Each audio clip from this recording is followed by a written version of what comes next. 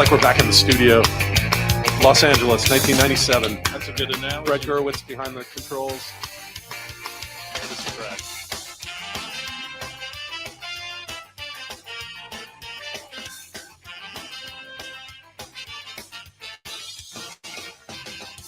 I don't need to tell the truth, but I never lie. I don't need to bow to you. You're just passing by. I never wanted to be the one you bitch and moan and come home to. But as long as you look good, I'll come back to you. Get inside my troubled mind with all of your threats. Sometimes I think I was blind. Not before we met. I never wanted to be the one that you depend on for your life. When you cry, it smells like soup. Sound like shonen knife. Never be about I said all night. I gotta ride. Each time I said all night. No, I just might. You make me stay all night. It's just that side of you tonight that makes me stay all night. I'm gonna stay all night. You're an evil little girl. I'm a twisted man, tearing through your perfect world.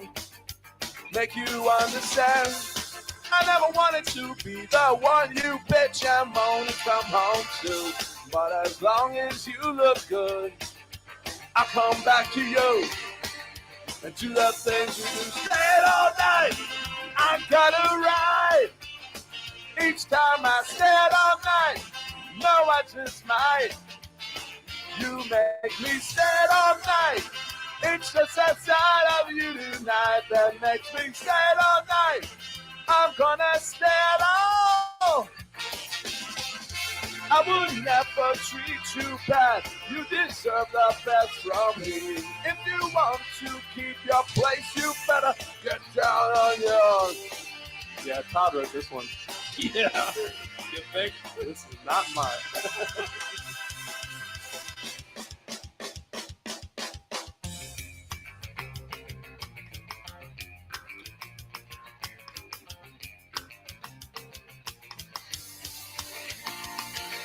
Stand all night, I gotta ride.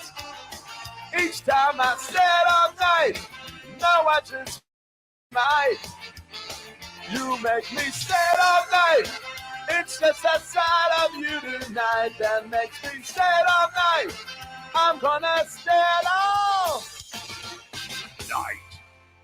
R.I.P. Todd. Text the round robin your questions, comments, wagers. Give us a reason.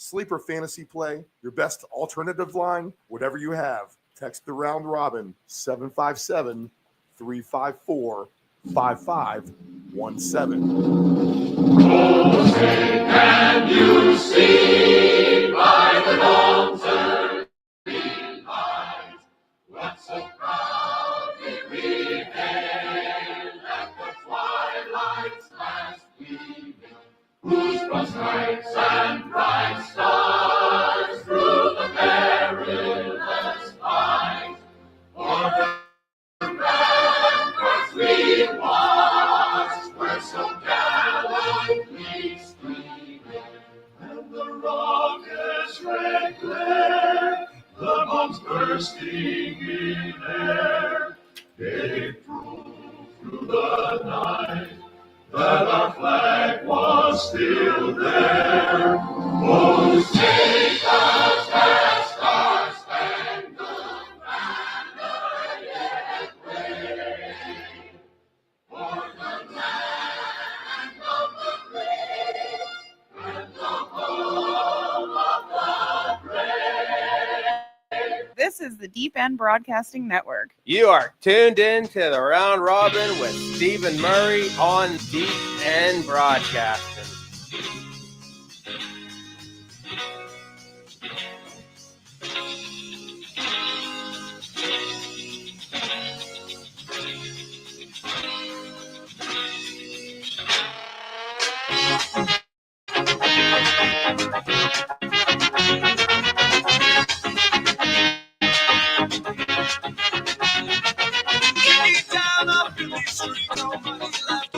Still thinking about the night before my brain is on the bed. Way up ahead, I see the crowd and flashing through red lights. I'd rather see the college outside. Always unscripted since day one. We are now in our fourth season of the Round Robin. I am Stephen Murray. We are coming to you from the Deep End Broadcast Studios in the lovely Virginia Beach, Virginia, here in the United States of America on this October the 26th, 2025 morning, just after 7 a.m. Eastern Standard Time. And we are your first live look at all of your NFL action on the wagering slate for this afternoon. Here we are, last Sunday of October football. It flew by just like that.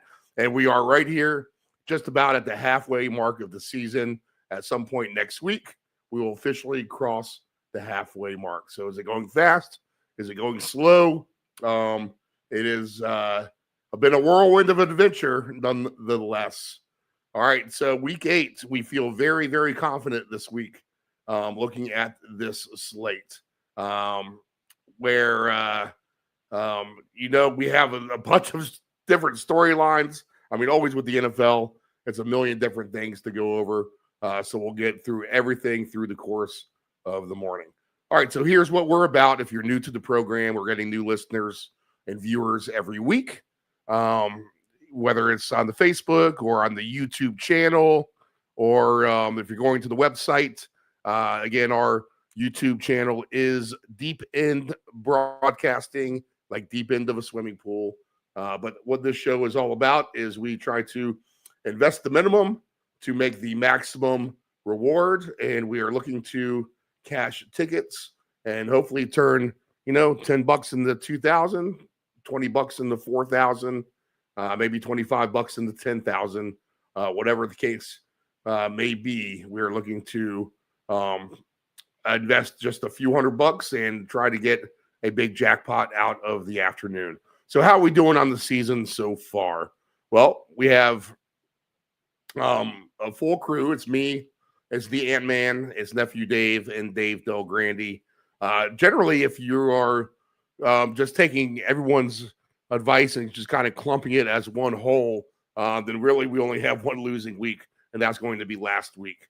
The Ant-Man's been on fire. He's won every week. His prop bets have been exceptional. Nephew Dave has cashed a few tickets as well. I had a real big week 2, which paid for basically everything up until maybe even now or even a couple weeks more into the season, and a bunch of pushes, a bunch of break evens, really, just kind of mishitting just a tad. Dave Del Grande has had some great calls himself. So, if I'm going to give us a grade, the Ant-Man's kind of carrying the weight around here a little bit. You got to give us at least a B minus anyway. And I think just for me in general, this is when we start to kind of get a real better feel of things, and we start to kind of go down the path and rack up some wins. I know we had a good end of October last year and a good beginning of the year, and decent November, and then a really, really good December as well. So we look to go down the path of success with all of you. All right, what makes us qualified to run this program, you may ask? Well, I myself, just alone here, have 65 years on both sides of the sports book combined. Now, I'm not 70 years old, but figure I've been doing this kind of thing since the early 90s, and I've been on the sports book management side of things for the better part of that. Never on the side of the book since I've done this program. So null and void here in the last 4 years of being on the bookie end of things, but a professional wagerer in my own right. Let's see, Dave Del Grande, he's been writing fantasy football columns since the 1980s. So he's qualified on this stuff. And the Ant-Man, he's been very good in his, shorter career. I'm thinking he's probably about 10 years in now of doing this sort of thing. and nephew Dave as well. All right, so what we'll do all morning is we'll break down the NFL slate. I'll go through it all with Dave Delgrandi. He is our guy on the West Coast. He works with Field Level Media. He covers the Golden State Warriors, but very football knowledgeable. He writes for Deadspin. He's Mr. Fantasy himself and the senior analyst at Stat Factor. We'll cue him up here in just a few minutes. I'll get his take on the NBA since he covers that. And since we just started that, we'll see if we can pick out a fun team or two to look forward to if you want to bet some NBA stuff. I like my Charlotte Hornets to score points here. In fact, I get home. How about this? I get home last night. I can feel a little bit of good mojo here. Use a no sweat bet. A no sweat bet is if you lose, you get that amount back in bonus bets or free bets. So they gave me $100 limit. I went ahead and used that, and we hit home 4 threes by Tyrese Maxey, 3 by Con Knuppel, the rookie out of Duke who plays for Charlotte, and 2 threes by Chet Holmgren. That $100 paid $1,000. So we're feeling good going into this NFL Sunday, and currently I am. How about this, guys? How about this? I got a couple good things working for myself, considering I've just ended up cashing big time on week 2. One, I have a pool that I'm in with DraftKings, in which we have 11,000 entrants, and it is pick 5 against the spread every week. You pick your own games. You got to submit 5 picks. You got to drop your lowest week. And I currently sit in 45th at a 70% hitting against the spread right now. If you are like a $1,000 bettor and you want one bet to bet on for the week, I missed 1 week a couple weeks back, but we are now with 6 picks combined over the season, 1 bet a week, just best play on the board, 5-1 overall. All right, so the best bet is 5-1. I got a few today. It's going to be hard to decipher which one I want to go with. We're still in Survivor Pool, and I also have a ticket for this. I have 250-1 odds live right now. I need 4 more wins, and that is my Patriots to sweep the division. And, we got to beat Buffalo 1 more time. Got to beat the Jets twice and the Dolphins once. If that's the case, then that $100 bill is going to turn into $25,000. So we have a few things working here on the show for the futures and pools and all that kind of thing. We're also in a guillotine league. Me and the Ant-Man are doing very successful with that. I've been having one of the higher rated teams in that as we go through the season there and eliminate people. If you don't know what a guillotine league is, a guillotine league starts with 18 teams, and basically it's like Survivor. The low score of the week of your fantasy team gets kicked off the island, and we keep going until we get to the last week and narrow it down to 1 team. When your team's eliminated, they all go to the free agent wire where all the other teams can bid on those players. So doing great in guillotine. I'm hitting that 70% clip in the DraftKings pool at 45th place out of 11,000. So that's great. Survivor pool's doing great. And if we can go ahead and sweep this division bet with the Patriots, then we're really on to something for a great profitable season. That alone will cover the season for the most part. Let's see here. Not for the most part, and then some, I should say. All right, so what we do now, we'll go through the weather, and we will go through the game lines. Another reason for the show is to get this updated information to you as soon as we can in the morning, so you can start to decipher your action. Then we'll bring on Dave Delgrandi, and then we'll go ahead and pop on the rest of the crew, the Ant-Man, Nephew Dave, and we'll go through the games, the slate of games once again. Usually our focus with Delgrandi is the AFC West and NFC West, but we have 6 teams on buys this week. let's see. We have, and I got scrolling down there on the ticker, but our bye week teams this week are deal with many of our teams in the AFC West and NFC West. And we have the Chargers who went off on Thursday night. So the bye week teams of our usual cast of characters with Del Grande include the Cardinals, Raiders, Rams, and Seahawks, and the Jaguars and the Lions, who we like to talk about a lot as well. So all those teams on a bye week here in week 8 of the NFL. So that just leaves one NFC West team, San Fran, in the early window, and the Chiefs, the night game. So what we'll do with Del Grande is we'll just go game by game down the list, and we'll see what we can come up with him. I know he's going to have plenty of quality picks. So the thing for you guys to do out there is to grab your pen, grab your paper, sit back and relax, whether you're going to drink your coffee on the patio or cook breakfast for the kids, or if you're traveling on the interstates, get that scrap paper ready in the passenger seat so you can jot some quick notes while you're driving. Keep your eyes on the road, people.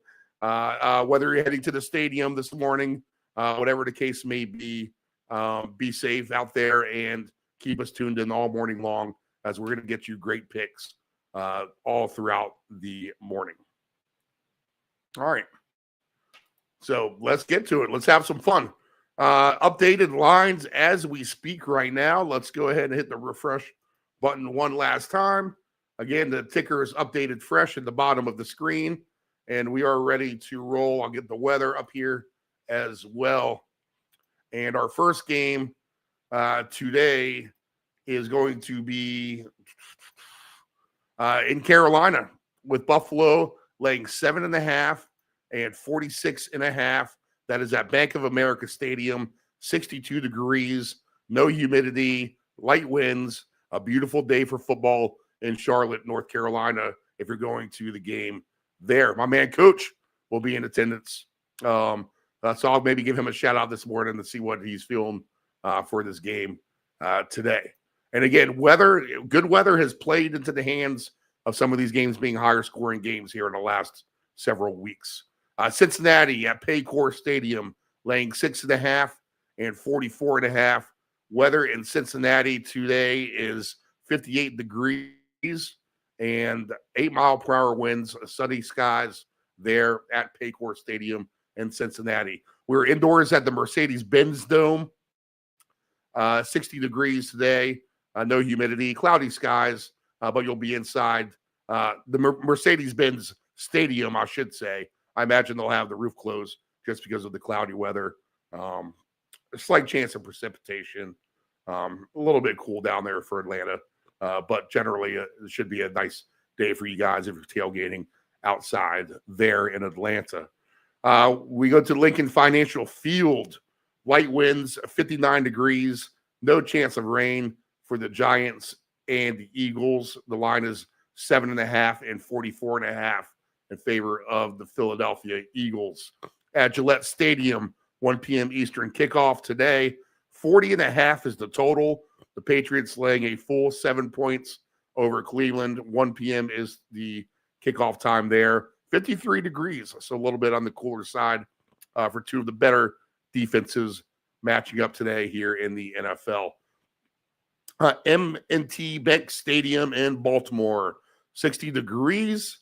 No humidity, a nice day to tailgate there with your sweatshirt, says the Ravens, without Lamar Jackson now, and the NFL is probing into their injury protocol.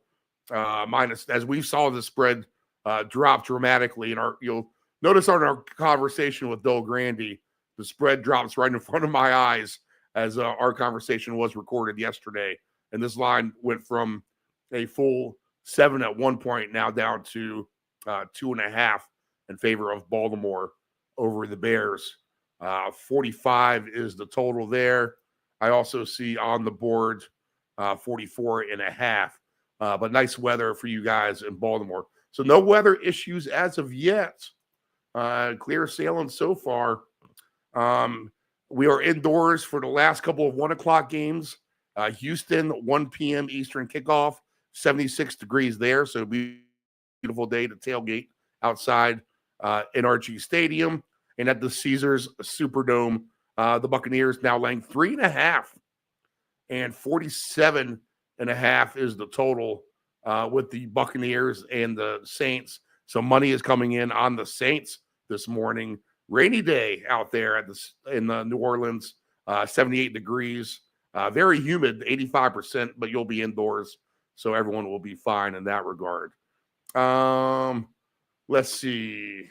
Moving to the late window, one game inside, and that's going to be Indianapolis and Tennessee at Lucas Oil Stadium. 14.5 the line for the Colts. 48.5 I see at one spot. I also see, 47.5. So that total is climbing in some spots. Be aware of that this morning. Money coming on the over for the Colts and the Titans. 4:25 kickoff there. Let's see. The Saints game is a 4:05 kickoff. So that's a late window game, not a 1 o'clock game. And then the highlight game for the 4:25, 4 o'clock window, late window, Pacific time, 1:25, is Dallas catching 3.5 at Denver, 50.5. And the weather in Denver today, 69 degrees, no humidity, light winds, sunny skies. So a beautiful day in Denver. Chilly evening in Pittsburgh at Acrisure Stadium, where the Packers come to town, and the Aaron Rodgers revenge game of the week. 8:20 p.m. Eastern Standard Time, 45 degrees. So a nice, crisp, cool evening in Pittsburgh. And then in Kansas City tomorrow night with Washington and Kansas City. We have the Chiefs now up to 13 in spots. Was 11.5. Now we're climbing to 13. 58 degrees and humid at Arrowhead for the Jaden Daniels list Commanders and Pat Mahomes and company and the Chiefs.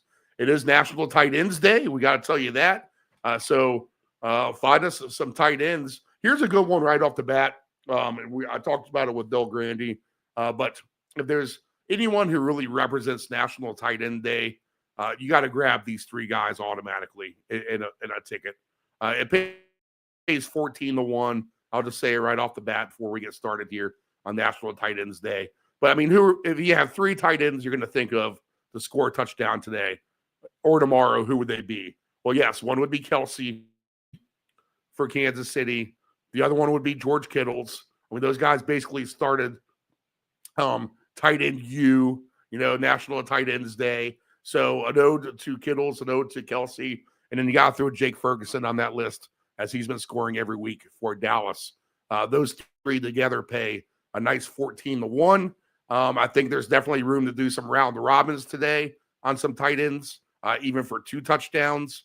I think we had 9 touchdowns by tight ends last year on National Tight Ends Day. So I think you throw them all in the mix here. And I think you take those 3 guys I just mentioned all for 2 touchdowns, Kelsey, Ferguson, and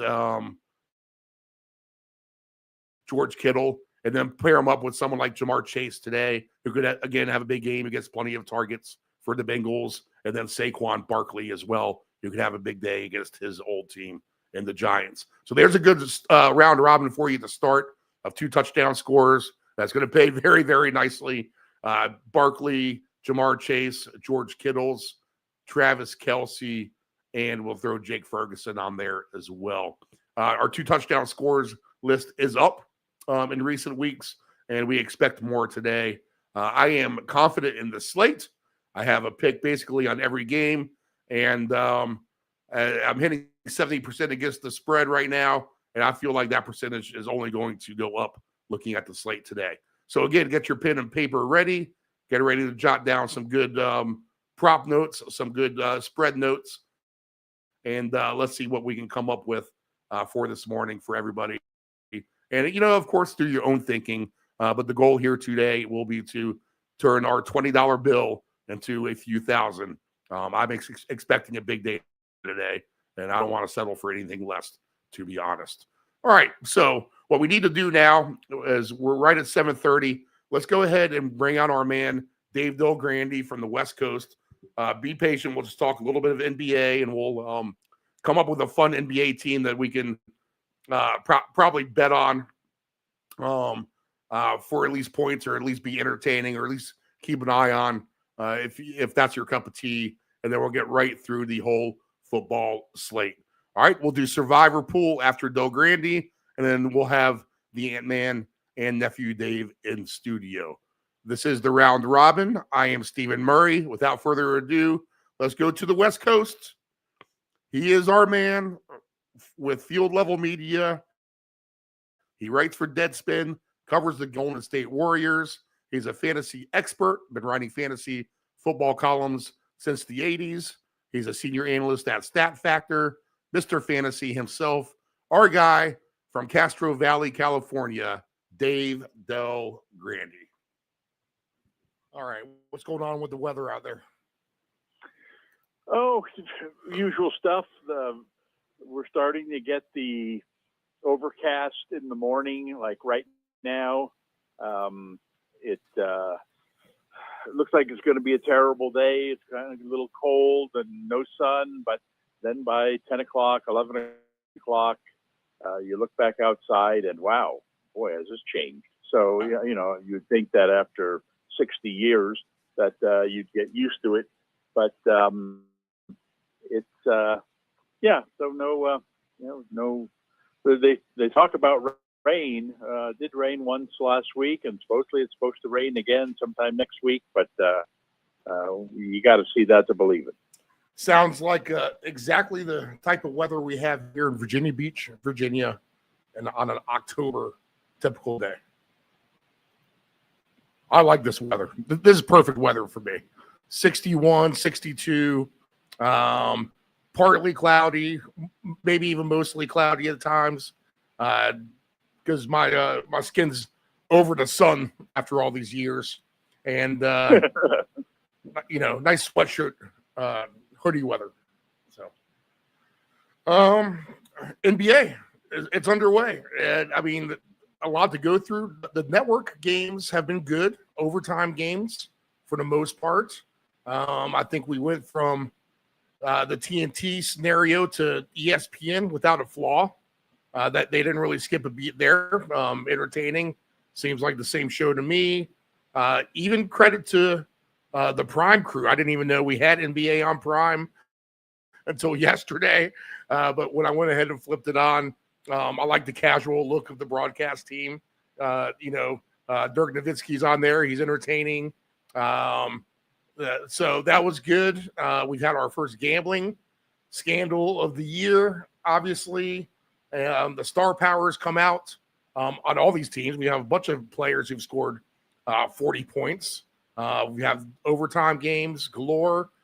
So a lot with the NBA, the sport that you cover here in the last few days. So your thoughts there? Well, first off, you're right about the transition to the new network. Oh, my goodness. What more could you ask for? I mean, you've come right out with a doubleheader on opening night where the first game goes into 2 overtimes. Incredible game. And then you get the Warriors and Lakers in the nightcap for those who, stayed up to watch it, which was a decent game. No LeBron, but Doncic put on a nice show. And then 2 nights later, you come right back with another doubleheader, and same thing happens. Here are the Warriors fans. We're waiting for the Warriors game to start against the Nuggets, big game, and lo and behold, the first game again goes 2 overtimes. The difference being the first night was a national broadcast. Well, they're both national broadcasts, but this was a exclusive night for the network. And so there was no local coverage of the game. You had to wait until the first game ended, unless you had Peacock, which most people don't. And so Warriors fans missed the whole first quarter of their opening night game because they had no other option. Now, on the second night, when ESPN had the game, they were allowed to telecast. It wasn't an exclusive thing. They were allowed to telecast on their local network. But same thing would have happened again. They would have missed quite a bit of the first quarter of the Warriors game. But who's going to complain? Those first games were incredible. Both of which involving the Thunder. And I kind of knew this going in, but there's a lot of good broadcasters out there, especially a lot of ex-players who are getting into it. Some big name guys. I mean, when you're trotting out there, Tracy McGrady and Vince Carter and Grant Hill, and it's many more than that. But it's nice to have star power in your broadcast booth. And you mentioned Dirk Nowitzki, same way. As long as they're competent broadcasters, which I didn't see any incompetent guys going. Even though, as you indicated, the games are all over the place. You got NBC, you got Peacock, you got Prime, you got ESPN. Oh my goodness, where are the games? Who's going to possibly be broadcasting these games? And they keep trotting out good guys. And women. So it's a. I think it's except for one thing. I think it's been a great start to the NBA season. Can you guess what my one complaint would be? I mean, I guess it's the obvious. I mean, gambling. I mean, scenario, or is that a big deal about nothing, and you're mad about something else? Is it A or B? Yeah, I think the gambling thing is way overblown. Yeah, we can talk more about that in a minute. We don't need to. I mean, we really don't need to. It's kind of dirty that the games are rigged so bad. That's the ugliest element about it. It's just the fact that that's the case. Not that the involvement per se, but. Well, it's okay, so we can discuss it now. But you know as well as anybody, in some ways, legalizing gambling is good for the game rather than bad, because these things have happened over the years. We just don't know about it. Yep. Because all the big money that's come in, because of getting tips from players or whatever it is, have all gone through private sources.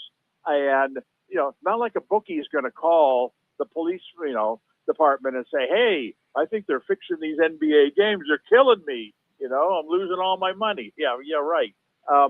But now, because it's happening to the casinos or to FanDuel or who's ever taking the bets these days, they're serving as a watchdog for the league. I mean, you can't make $1,000 bet anywhere legally without some kind of red flag going up. Right, exactly. Now there, the casinos, they know who the big the high rollers are. Someone comes in and wants to bet $10,000 on a game, they're not going to blink. If it's someone they recognize. But when somebody they've never seen comes in, and all of a sudden, gee, can I get $100,000 down on the under on so and so's point total? It's like, okay, what is going on here? And sure enough, they immediately call, they call the NBA or whatever, whoever the middleman is, and say, hey, I think something's wrong with this game. We're getting an incredible amount of action on something we never get action on. And then they look into it, and lo and behold, they've uncovered some of this stuff. Right. Now they got to take it the next step. They have to send a message, which they did with Jonte Porter. But they have to send a message with this new group of guys and just say, all right, that's it. There's no warning. We've tried to inform you going in and warn you that not to do this, and you weren't listening. And so there's no second chances here. You're banned for life. Now, there's a difference to me between what the players giving inside information and maybe even betting themselves, and something like Chauncey Billups rigging poker games. All right, first off, that has nothing to do with basketball. And so it's a completely different element. Now, it's not good. I mean, the NBA goes out of its way to try to keep its people away from other troubled people. And so, I mean, there's got to be a penalty there, but that's not the same as a player saying, "Hey, I'm going to pull myself out of the game after 10 minutes." Take the under on all my two different totals. things. Yep. Yeah, exactly. And so, I'm curious to see what the penalty for Billups is going to be. It's actually kind of a fascinating story about how they, these X-ray vision glasses, Right, and yes. the poker table that allows you to, mark cards. It's like, whoa, that. Why would Chauncey Billups get involved in something like that? Unless he owed the mafia money himself. And that's right, and that's the biggest issue here is that like I said, the NBA doesn't want its people, dealing with these types of people where I owe them a favor. Now I've got to do something stupid in a game so they can win their money back. Right. And so that all makes sense, but it's I don't know. To me, it's a different animal. It's not really to say that this had anything to do with the legalizing gambling is somehow related to Chauncey Billups, rigging poker games. No, there's no association between the two. He could have been doing this, and probably was 10 years ago before gambling was legalized. There's nothing to do with the legalization of gambling. I do think that the fact that I don't think people really understand this. How cheap. I don't know if that's the right word. These Vegas casinos and these big time odds makers are. It's not like you can go there and make. I mean, even if it's legitimate. I mean, even if you're just going to go down there and bet on the Super Bowl, right? You can't just walk in there and bet $100,000 on a game. Yeah, without them asking where you got. They'll ask you where you got the money. Right. They want to tell, it's like you got to do a credit check. Right. And so they're very, the casinos have learned long ago that sports gambling is very, very risky for them. They have a sure thing going, and they've had it for all these years.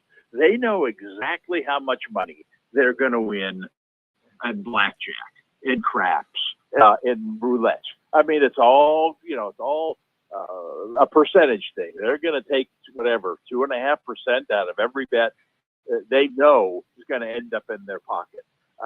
But in sports gambling, there are no sure things. There are no set percentages. They don't know that tomorrow every single person in the world is going to walk in there and say, "Give me the Warriors minus 4.5 against Memphis," and then they play the game and the Warriors win, and all of a sudden, the casino goes dark. And the people in charge say, "See, I told you we shouldn't get involved in this sports stuff. We need to stick to, our taking the money out of poker and blackjack and stuff." And so it is a risky thing. I can understand why they set really strict limits. They're very, very cautious about who's making these bets, and that's a good thing for the NBA. Because, like I said, they're nervous, and the NBA's nervous, so they can work together. Yeah, on that. It's the checks and balances that should keep right everything easy. And I don't know why people think they can continue to try to get away with it, and I guess it's done. But something else will pop up obviously at some point. But I'll give you one guess who would play Terry Rozier props before all this happened. Yes, me. I feel slighted. So let's send him. Let's send him up the river at least. Okay. He's going and without a paddle. Getting back to my one problem with the start of the NBA season is the amount of fouls that are being called. Okay. It's an epidemic. You know what? I have to kind of notice that subtly, not really until you say it now, but looking back, I'm like, yeah, there's a lot of fouls. Well, Sure and enough. it's not just that there's a lot of fouls being called. It's, there's a tactic that's become very popular in the league. It's even, Alyssa Thomas even made it very popular in the WNBA, and they hated it in the WNBA. And said, well, if you hate it in WNBA, you need to watch, Shea Gilgeous-Alexander and Jimmy Butler and Luka Doncic and Donovan Mitchell and Devin Booker. I mean, these guys have mastered I'm going to drive to the hoop and with no intent of going to the basket. I'm just looking for a moving target that I can run into, draw a foul, throw the ball up there, maybe get an and one, but at worst get my 2 free throws. It happens time and time and time again under the guise that, well, he wasn't in a set defensive position. There's no such rule as you have to be in a set defensive position when somebody's running down the court and just makes a beeline to come run into you. It doesn't matter if you're moving or if you're stationary. If someone's intent is to come down the court and just crash into you, it's the foul of the guy who crashes into you. And if it's not being called that way, it needs to be called that way because they've got to do away with this. It's just ridiculous, the number of free throws these guys are shooting. And like I said, it's not like they're going to the basket and the big guy's coming over to block the shot and he slaps them on the arm as the guy's going up for the layup. That's not what's happening at all. It's this very minor body bump caused by the offensive guy veering out of his way into the defender. And, and there's the whistle and, 2 more free throws. It's a terrible, terrible thing for the league. And they just need to, it'd be very easy for them, to enforce, just tell their referees, you need to determine intent before you call a foul. When the intent is all on the side of the offensive player to come in and, cause contact, well, then you cannot reward that guy. And then you start taking that away. I think it'll make the game a lot more entertaining. Yeah. Kevin Durant on Gilchrist the other night. In that game kind of was a little ticky-tack to me, for sure. Well, again, where it gets difficult for referees, and they've got a very tough job, is in the final seconds or final minute of a game where you hear the old standby.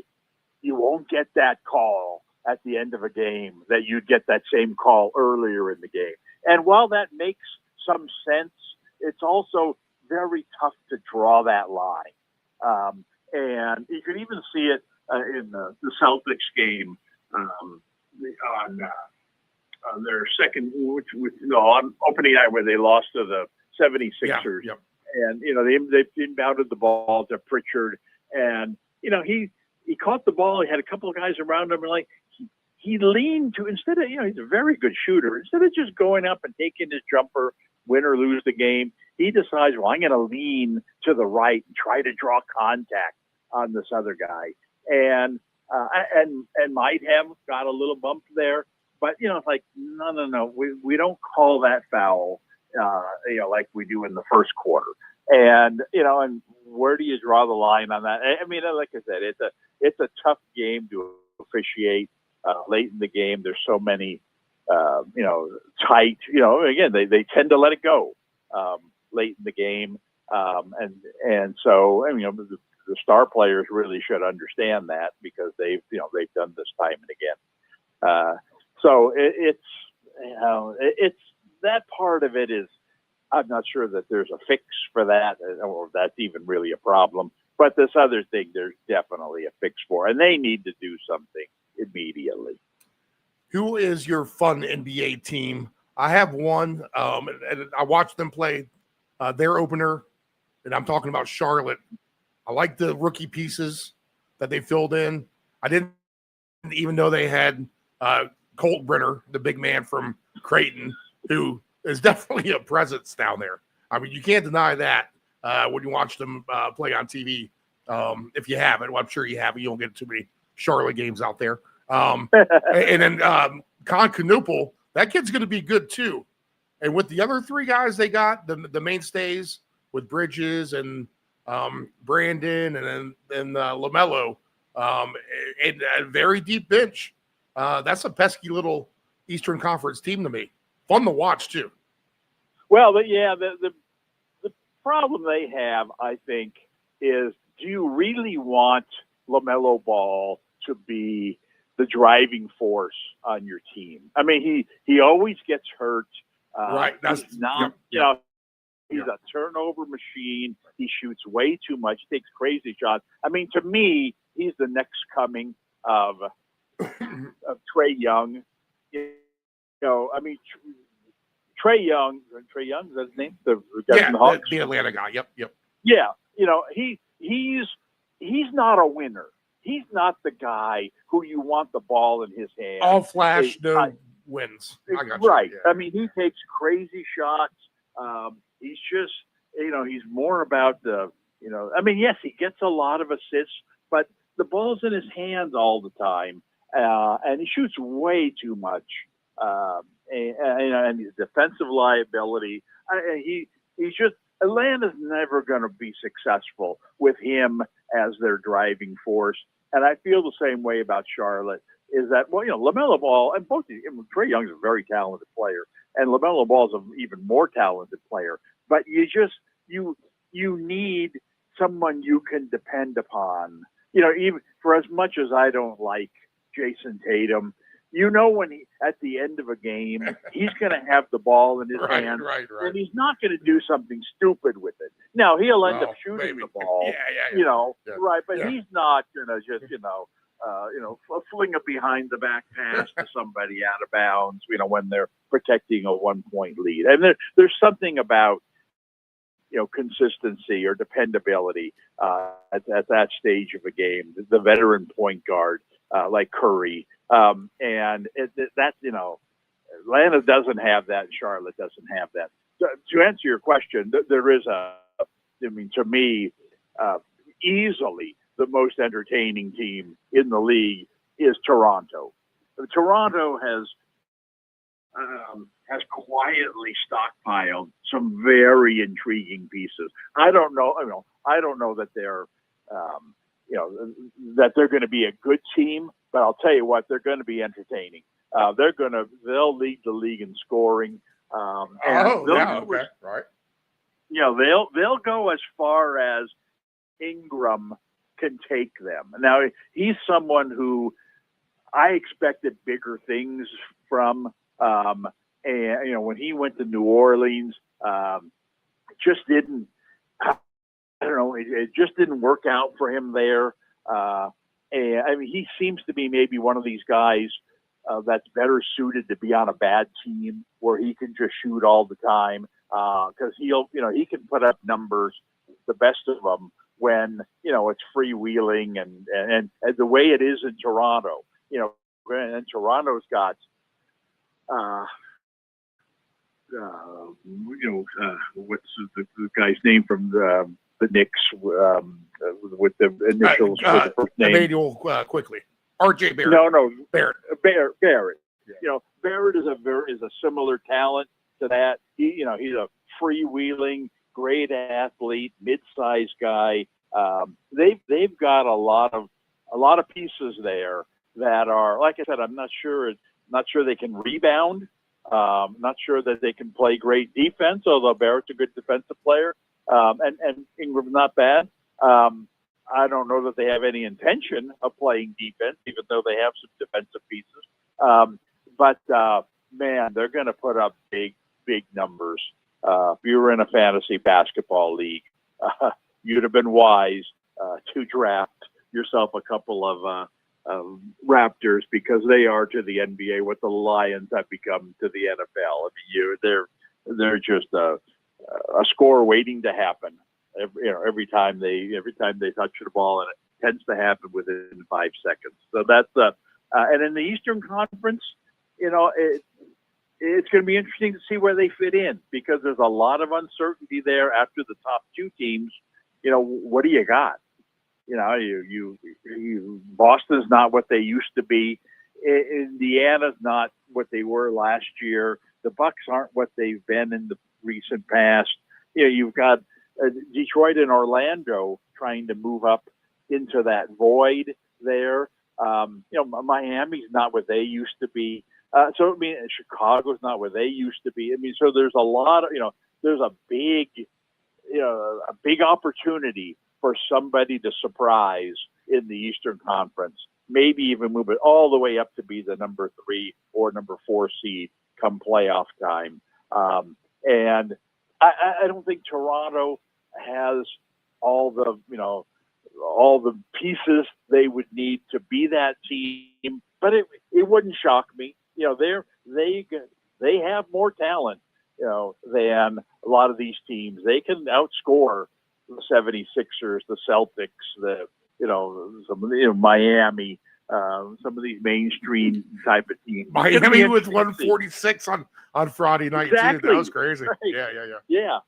Right. That I would say you talk about a team that probably won't be seen on television a lot. Canada's basketball team. You got to have the package. When you can. You got to have the package. Yeah. When you can, I strongly recommend watching some Raptors games because they're a lot of fun. All right, so some Toronto team point total overs, maybe even a little alternate if they're going to be a high scoring good team. Okay, give me one, before we get to the NFL, give me one team. If you're buying on Toronto a little bit, being a high scoring team, who are we going to sell on to be a terrible team who's not going to score a lot of points? Someone like the Pelicans, maybe they fit the bill. I think eventually the Pelicans will be a bad team. I think they're kind of fooling themselves early in the season that they're going to be. I think I think is going to be a bad team is Sacramento. Interesting. They just they don't have a direction. Right. They've decided. They got the Chicago Bull retreads. Well, right. They brought in, they're your classic. Let's just throw big money at the biggest possible names and not worry about the fact that they haven't done anything for 5 years. And so you bring in DeRozan and you bring in Levine, and now you bring in Westbrook and you bring in Schroeder, you bring in Malik Monk. What are we doing? It would be nice to have any of those guys, one of them in like a 5th or 6th man capacity, because they're all the same type of player. Especially Monk and Levine and even DeRozan. These guys can get you points. You bring those guys off your bench, and you're a good team. A team like the Lakers that could use a little bit of depth, and you bring one of those guys off your bench and he's getting you 15 points a night. That's an asset. But to throw them all onto the same team, on a team that already has Sabonis, who should be the focal point of the team. It's just a terrible. It was a bad mix last year, cost the coach's job, and now it's an even worse mix this year. And I just think it's, not that we're drawing early conclusions here, but even their, first home game, they're seconds away from losing at home to Utah. And I just think, in a low scoring game, mind you, I just think they're old, they're not entertaining, and they're going to be low scoring. I think this is going to be your classic. No, this is, and especially in the West, terrible team. Right. Okay, week 8, National Football League. Here we are, just about halfway through the season. And I would say, Dave, going into week 8, I feel as confident as ever with what's happening right now in the league and the games that we have on deck for us this morning. Okay, first things first on the NFL. I do have a DraftKings pool that I'm in, and it is pick 5 against the spread every week. And there are 11,000 entries, and I'm happy to report that I'm tied for 45th. How about that? Wow. 70% against the spread so far in the season.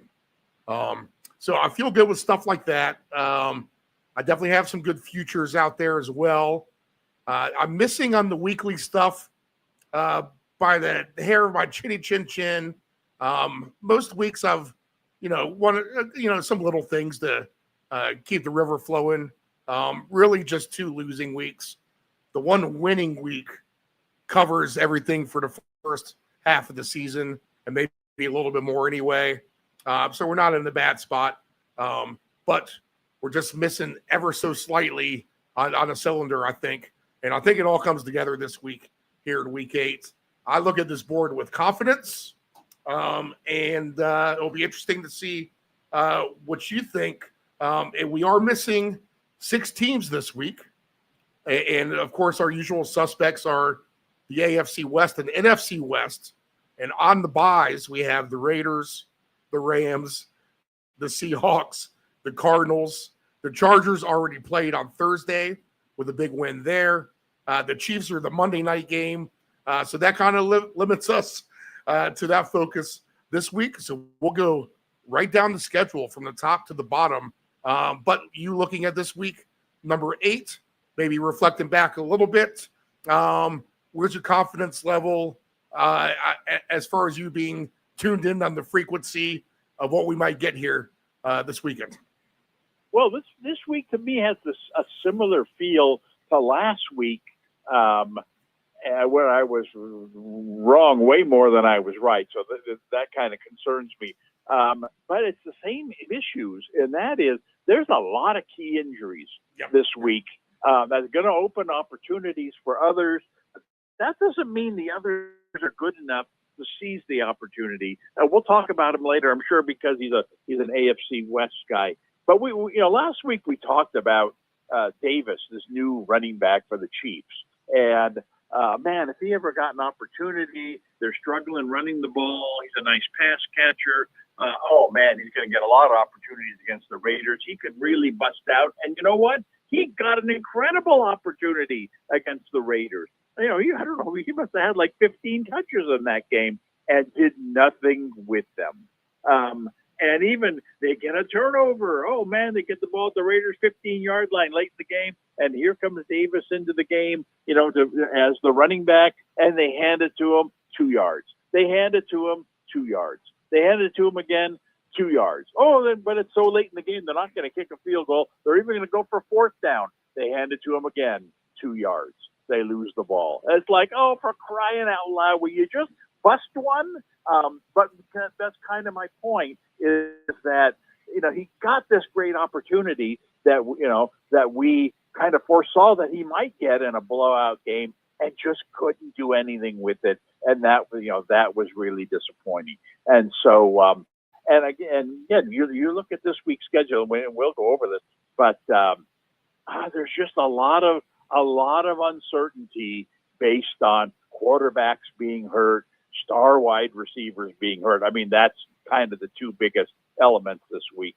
That it's I don't know. I don't share your confidence. I do see some, a couple of really nice opportunities, but overall, my approach to this week is, hey, look, let's shoot for quality, not quantity.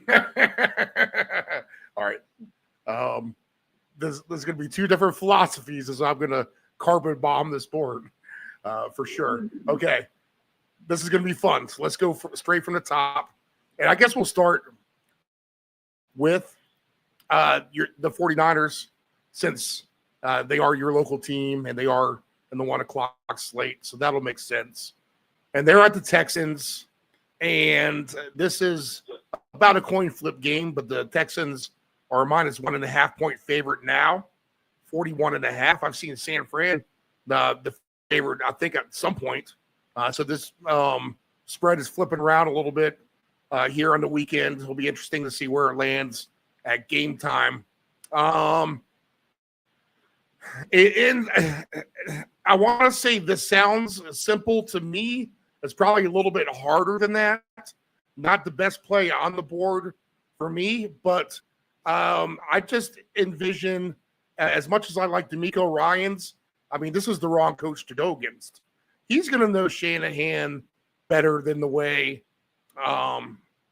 Shanahan's going to know Ryans better than Ryans is going to know the ever-evolving maybe playbook of Shanahan here. And with limited injuries, I mean, there's no Collins. CJ Stroud's looked terrible behind that line. San Francisco's been able to answer the bell. I was impressed with the way that they won against Atlanta. It wasn't flashy, but they were able to grind that out for a win. And even with a good Houston defense, I think the 49ers should be able to put up enough points here to cover the spread. And I wouldn't doubt if they won this game by a couple of scores, to be honest. Houston's shown me nothing except for that opportunity against the Ravens, which was a layup at the time. And, Houston's a little bit more healthier at that moment.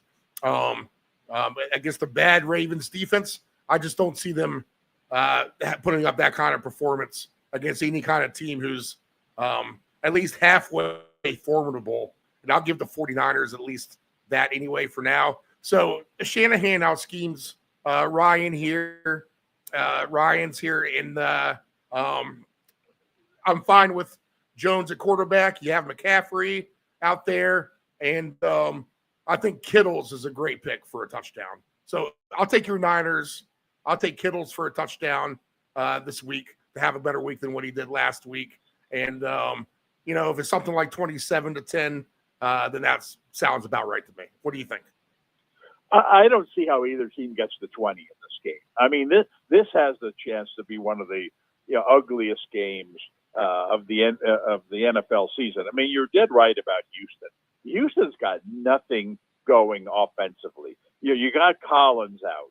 You've got Dell, who should be the number 2 receiver. He's not playing. You got Kirk, who should be their number 3 receiver. He's not playing. They got no one to throw the ball to. Well, that's okay. Let's just run the ball more. No, are you forgetting their star running back hasn't played at all this season either? They've got no running game. Their offensive line isn't good.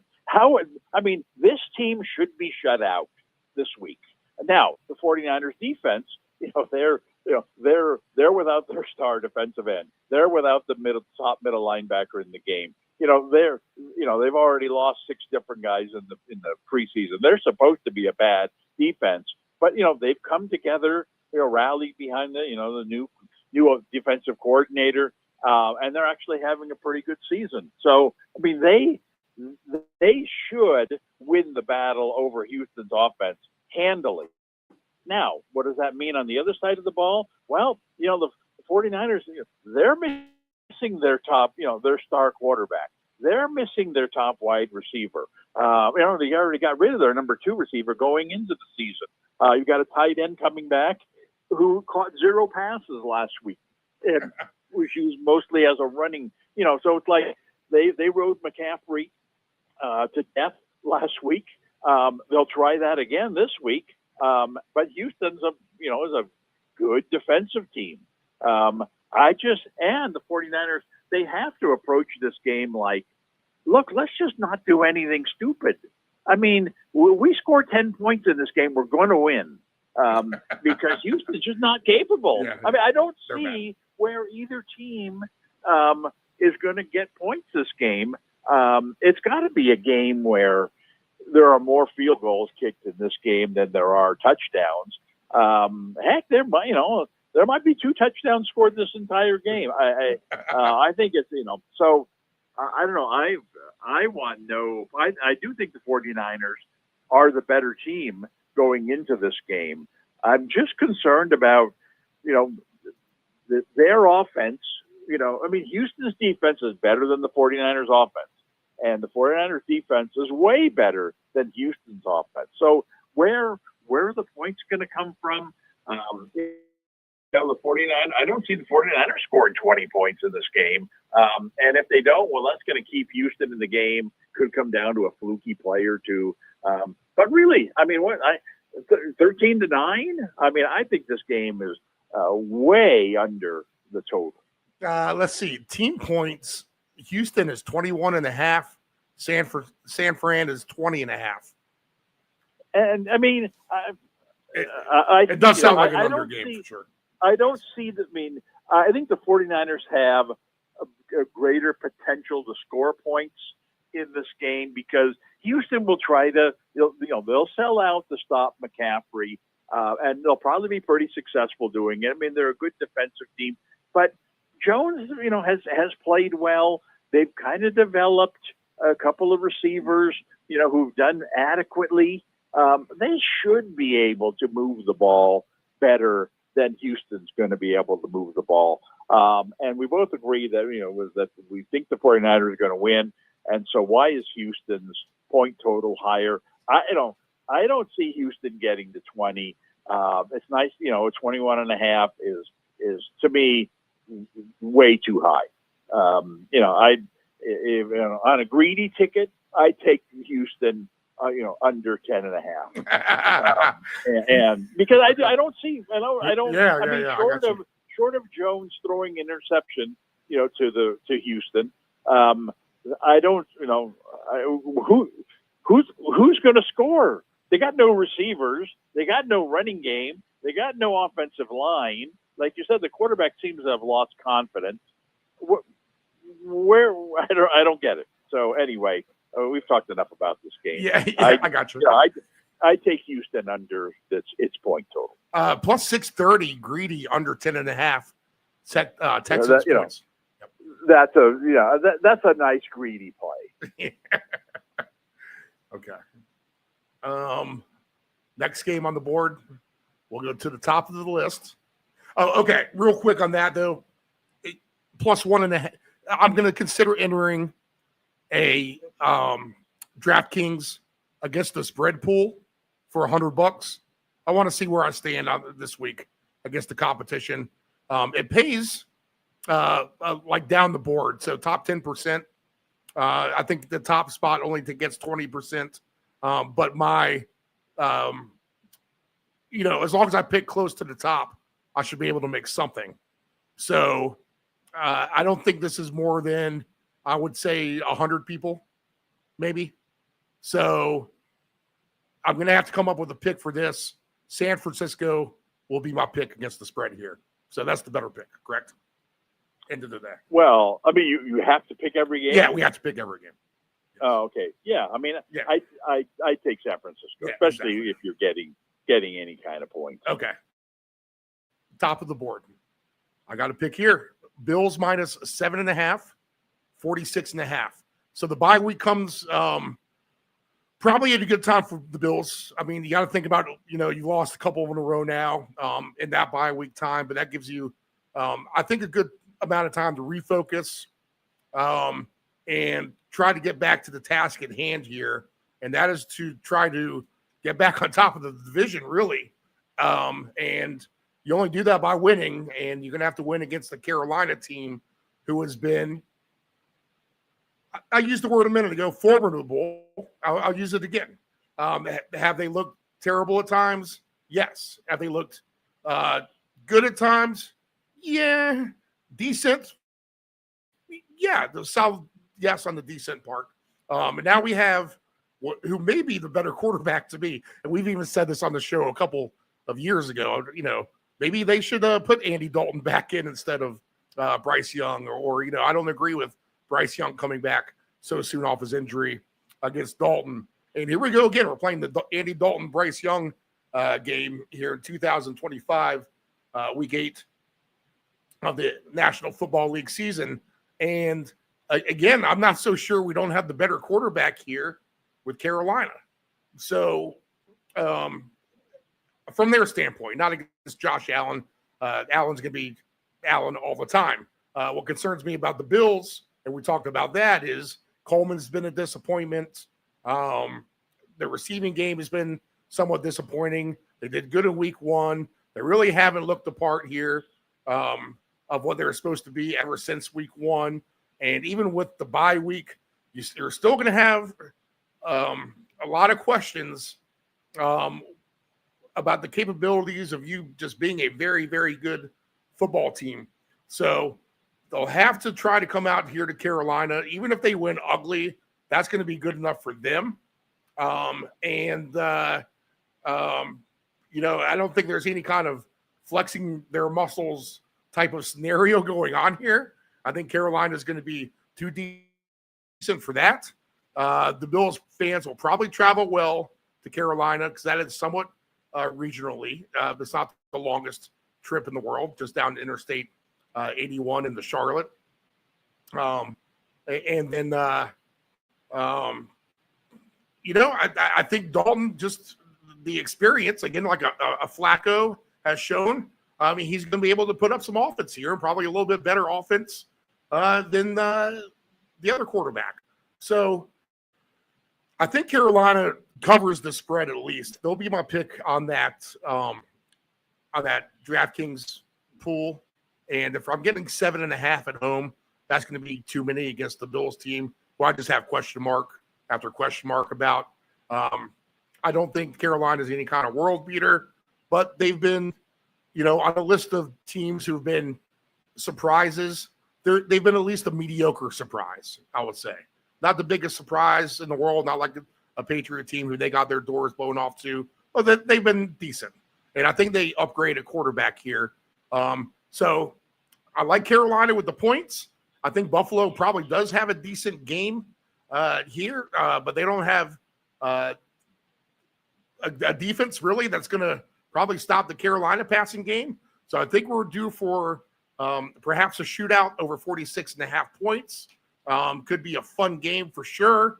And I think too many points for the Bills to lay here with just the way they've been. I don't care if it's been a bye or not. So does Carolina keep this competitive to you? And could you see this flying over the total? Well, there are several teams in the league as we reach the halfway point here or get close to it, where they really need to turn things around or it's really going to be over. I don't think any of these teams are out of it yet, even though you would think based on the talk around teams like the Ravens and the Bills, the Bengals, even the Chargers going into this week's game, you'd wonder, oh, wow, they're disappointing. This is not their season. We're not even halfway in yet. And yes, they need to turn things around immediately. Obviously, the Chargers, based on their game Thursday night, have a lot better outlook today than they did 3 days ago. I think that's going to be the case with Buffalo. I think their bye week came at a perfect time. You mentioned it. They've been terrible on defense. But Carolina is one of the worst offensive teams in the league. This is a godsend for them. They don't even have their quarterback. They've got a limited, backup veteran quarterback. I think this is a perfect way for Buffalo to turn things around defensively. Not that they're going to dominate the game, but I don't see them giving up 30 points in this game like they have to other teams. Meanwhile, Buffalo's offense should be able to dominate this game. I see Cook having a big game here. If you look at his numbers, I'm looking from a fantasy standpoint, he scored over 20 fantasy points in every game Buffalo's won this year and under 10 points in every game that they've lost. I mean, there's a message there that they need to get him more involved if they can. Obviously, you fall behind 2 touchdowns and it's hard to get your running back involved. I don't think that's going to be an issue here. I think they will use him this game like they do in games where they have the upper hand. I think he's a very strong play in this game, the strongest play in this game. And I don't know. I don't share your confidence in Carolina. They've had a great season, but Buffalo truly is 2 to 3 touchdowns better than Carolina. If they can, kind of flip the switch. And like I said, having that bye week and having a team like Buffalo that's, they've had title, aspirations this year, and they're nowhere near that. So I think, if the coach should have gotten that message across over the course of the last 13 days. And it's nice to come back in this game where, not like you're playing Kansas City in this game. And, no matter how hard we try, how much we want it, we still might lose this game. This is kind of a nice warm up. Okay, look, we're not playing well. We don't need to play our best, to beat Carolina. Just play a good, solid game. Let's get back to our roots. Let's run the ball. And I think, like I said, I think Cook definitely has to be on some tickets this week over his rushing total, touchdown or two, which is always a little dangerous with him because Allen does steal touchdowns from him. But I think they're going to win this game 31-13. And I think they're going to put up, four touchdowns in this game. And if so, I think Cook's got a decent chance to get two of them. But, to me, on a non-greedy ticket, I definitely take him to score an anytime touchdown. And I'd look for him to go over his rushing total, which I'm hoping is in the 70s. 71.5. So you'll like that. Good. Minus 145 for a touchdown. And then for two touchdowns. I don't, I don't like laying the $1.75, $1.45 necessarily. But which makes the rushing total to me the better play. But I would take both of those. I think both of those are, to me, like I said before, quality over quantity. My two plays in this game are going to be number one, over the 71.5, and then kind of the layup. He's going to get a touchdown in this game. All right. It's National Tight Ends Day, so if they're having fun, games out of hand, Kincaid worth a look. Plus 210. Well, he's been injured. I mean, I don't know his status, and they do use two tight ends a lot. So I don't know. I just don't know if he's ready to go. So no, I would pass on that. Pass on that. Okay. Next game on the board, I think has bloodbath written all over it, to be honest. Cincinnati and the Jets. Cincinnati's minus 6.5, 44.5. We have 10 days off by the Bengals. I mean, teams with bad psyches talking about how the Bengals have been able to turn things around with that win over Pittsburgh on Thursday night. Flacco throws the ball to Chase like it's going out of style. And here come the Jets, who have a bad defense. The owner basically throws the quarterback under the bus earlier in the week. We're on the backup quarterback who's dinged up himself. So there's an injury uncertainty, what the Jets might bring to the table. There's no Sauce Gardner. We're out on the receiver as well with receiver number one. He's down. So the Jets are very limited. Obviously, Breece Hall will get a lot of work. He's going to be beat up at some point. I mean, you got to wonder, is there a point where Breece Hall gives out from all the work he's going to end up getting?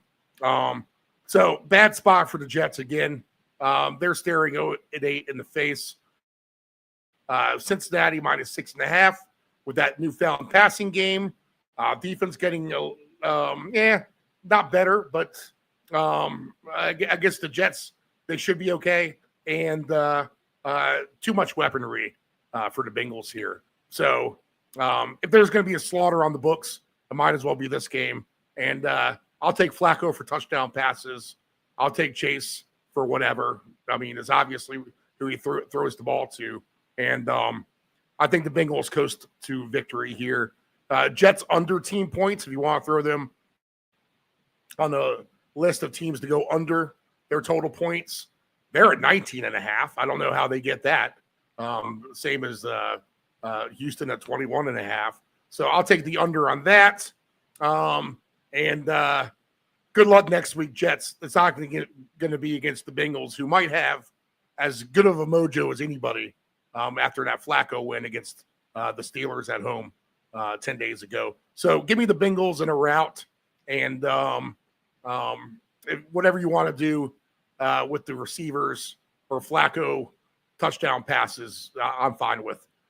So what do you got here? I couldn't agree with you more on this game. The only thing that I would kind of disagree with is, Cincinnati's defense isn't very good. The Jets offense isn't very good either. But in a game where Cincinnati should be putting up pinball numbers in this game, I just have a feeling we're going to see a lot of Jets meaningless touchdowns. I wouldn't want to be stuck on taking the under 19.5 and they're losing whatever 31-10 midway through the third quarter. Next thing you know, they get two cheap scores late in the game, and they lose 41-24 or something, and you're kicking yourself. And so I would say I'd focus this game on Cincinnati. Crying out loud, 23 targets, and this is against a good, sound defensive team that should have recognized about 5 minutes into the game that they're throwing every pass to Chase.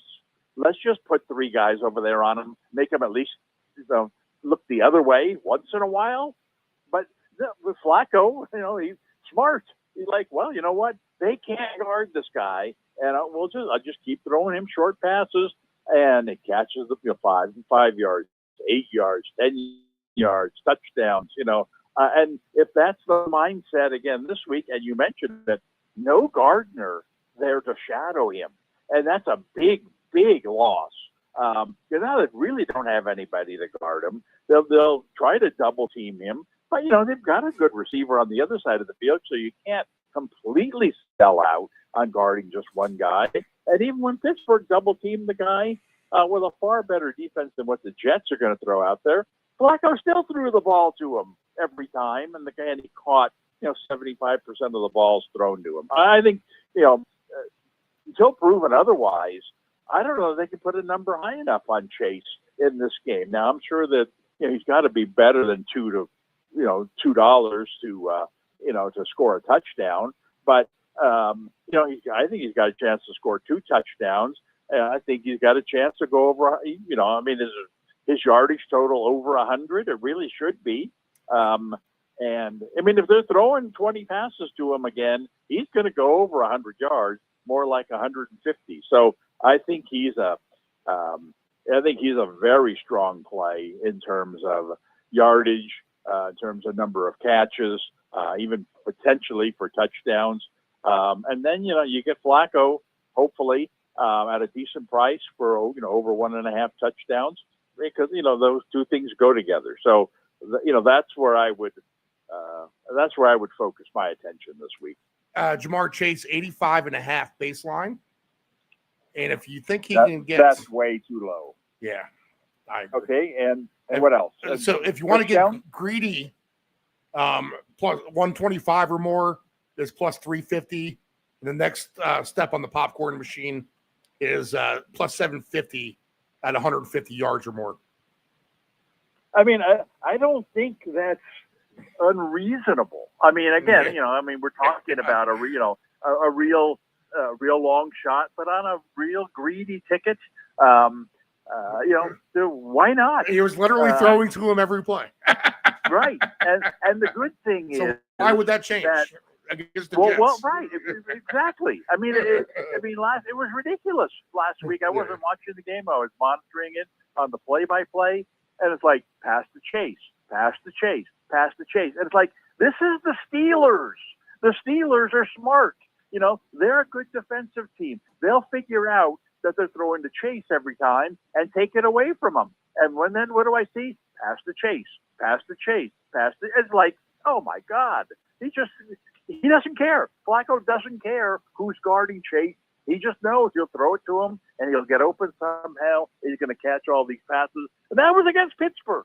This is against a far weaker defense without their top cornerback. It's just why would you? And like you said, I mean, before last week's game against Pittsburgh, oh my God, they should be firing their coach. This is a terrible season. They should tank the year, get a draft pick.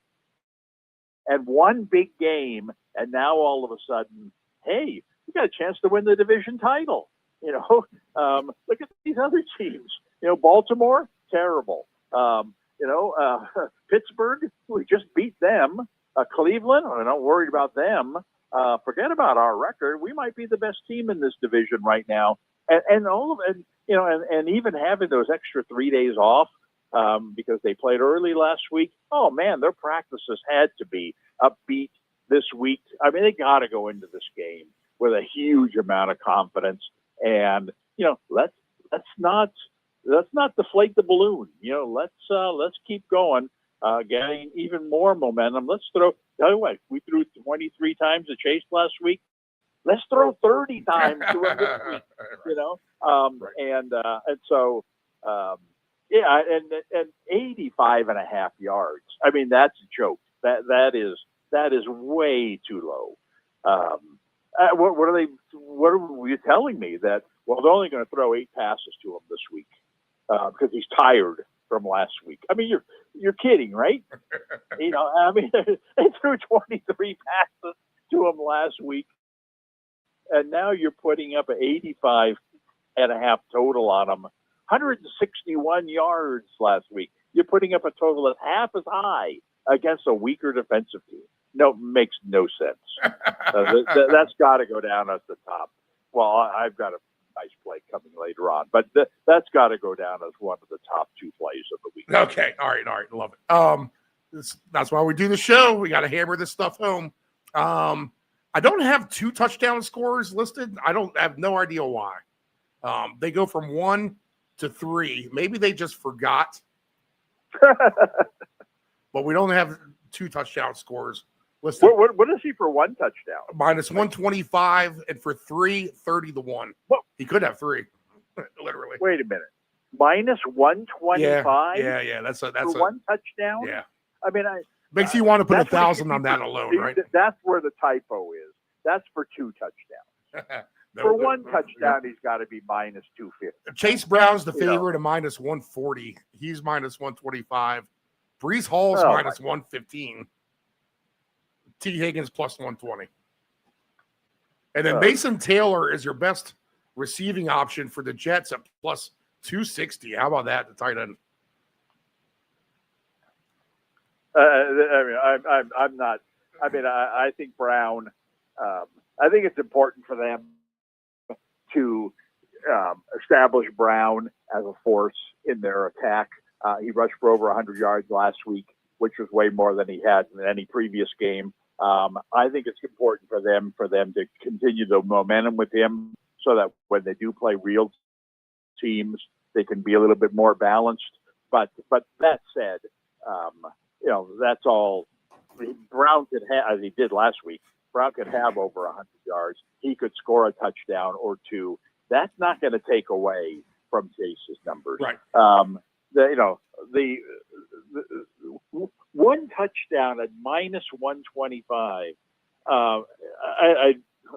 Play of the year. Play of the year. That's a head scratcher. I mean, that's a must play. I mean, and his receiving yards. I mean, both those things. On a very, very conservative, non-greedy tickets. But I do think, and like you said, I do think the potential's there. You want to get a real nice greedy ticket going. The one where you got the Houston under 10.5 points, the plus 630, and you throw on their Chase over 150 yards at a high price like that as well. You got whistles blowing on the other end of the line saying, "Uh-oh, this guy's trying to bankrupt us." What's he up to? So, and we're only 2 games into the list. Makes you want to put $1,000 on it, to be honest. Flacco over 1.5 touchdowns is minus 198. So if he gets 2, one of those is going to Chase anyway. So just take Chase at minus 125. There you go. Yeah, exactly. Yeah. there's something wrong there. I mean, if he's expected to throw 2 touchdown passes, which that line says he is, well, you're right. Where's he going with them? You know, one of them's got to go to Chase, which means, all right, well, he should be 2-1, to score a touchdown. Now they're 25. Get on that one early. All right, next game on the board. Your Chicago Bears, who I bought at +7 earlier in the week, is all the way down to -3.5 for Baltimore. So a lot of money coming in on the Bears here in the last few days. 46.5 is the total in this game. Now it looks like we get Lamar Jackson back, but I want to see it. I want to see him healthy. The Bears have good mojo going. You know what? I got greedy on some alt lines with them last week. I came up just half a point short, laying 12.5. They settled for too many field goals right there inside the 5-yard line. They had a 20-yarder, for Christ's sakes. That should have been a touchdown in my book. So shame on me for being greedy. But even with that, the Bears with a nice win at home against the Saints. I don't see a reason why they slow down themselves. They've shown that they can play on the road, even at neighboring DC during a night game at a full house there. So they've proven they can play in a decently loud environment. The Baltimore fans, it'll be interesting to see how they turn out at 1-5. I expect this probably have a decent amount of Chicago fans, considering the Ravens where they are with their record right now. So maybe not quite the home field advantage you would think of. They just locked out the spread right in front of me, right in front of my eyes. So something's weird with this game now because everything is off the board with the Bears and the Ravens. There it goes. It pops back on the board now. I think this is an opportunity for a Dunze again. The Ravens, if they're bad on the back end. And even starting at their quarterback number 2, you're talking about guys who aren't even drafted and going beyond that. So they have inexperience on that back end. And with the talent that the Bears have, I think that can be exploited. Maybe Lamar comes out and we have a super fun game here. It probably feels like 44.5 is too light because the Ravens tend to play over games anyway. And if it's going to be your high-flying Bears as predicted in preseason, why wouldn't we go flying over 44.5 here? So I think the over is fair game. But I give the Bears a good chance to win this game outright. The line now down to 1.5. How about that? Right in front of our eyes. So this has dropped a whole touchdown in just 2 points here in the last few minutes. Down to 1.5 with the Ravens, the Bears now. So that's interesting. Only plus 108 on the money line. Wow, I have the Bears literally at plus 270 on the money line right now from earlier in the week. So interesting stuff. Higher scoring game. Give me the Bears, and it's a green light for Odunze for me. I'm going to do a ticket with quarterbacks to throw 3 touchdowns. Flacco's already on that list. I forgot to mention that already. And you know what? We're taking a shot with Caleb since he's going to pay out good on that, and I expect the Bears to score points. So in my DraftKings pool, I don't know what they'll do with the line. I guess they keep it the same for everybody. But the Bears are going to be in play there on that. And give me the Bears for the outright win here. What do you got? Well, I mean, there's got to be some red flags here if this line is still moving down today. There's got to be an indicator. There's got to be news on. The only reason Lamar's not. Yeah, he's not going to play. Is Lamar's not going to play. Right. And that changes everything in this game. It certainly gives the Bears a chance. And then if Lamar's not playing, you wonder what the mindset is going to be with the Ravens. They haven't responded well to Lamar not playing so far. And I mean, they were totally uncompetitive in the Houston game, and even in the Rams game, and they ended up losing that game by a couple of touchdowns, right? And so This is an important game for Chicago. I mean, this would be a terrible step backward if they weren't able to take advantage of this Right. opportunity. And so, but I'm not completely sold on them. If Lamar were playing in this game, I would think Baltimore would win this game in a bounce back kind of situation. They are, or should be, at least a far better team than Chicago. But they haven't responded well when Lamar's not playing. Are we even sure he's not playing? I understand where you're coming from and everything you said. You're probably going to be right, but for me, the uncertainty of Lamar, I'm sitting this one out. I see Lamar off the board. He's pulled off completely, so that must be injury news. I don't see trickling down quite yet as we do this interview. Okay, next on the board, Cleveland at my Patriots.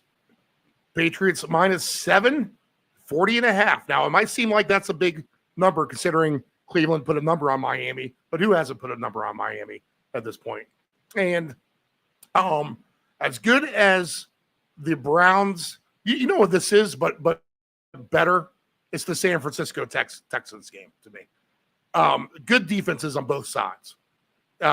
In fact, the better defense, Cleveland here, is going to be on the road against a team who has shown great offensive prowess. Not good, but really, really good, if not great. And what Cleveland's going to bring to the table offensively is that running game where we saw Judkins get 3 touchdowns last week. Impressive, right? Well, the Patriots stopped the run well. So they have that going for them. And defensively, on the back end, they're strong. I was trying to actually answer this myself. And I was trying to identify the weakest unit on the Patriots, where they had many, many weak units in the previous years. And, the offensive line's much better. I mean, this kid grades out, the rookie grades out top of the league at left tackle. I mean, so the line's playing well. They gets hit a little bit, but not a lot. The receivers have answered the bell. Their youth has finally shown itself. I mean, Butte who was formerly a number 1 draft pick and a really good player before he got hurt in college. I mean, he's really come out to emerge now, so much so that he's not relying on the tight end. He can't throw it to the outside weapons. I mean, you got Diggs getting involved. You got DeMario Douglas getting involved. So the receivers look good. Oh, here's Stevenson. He's been our biggest problem because he fumbles. But look how hard he runs. And he's running guys over and moving the ball.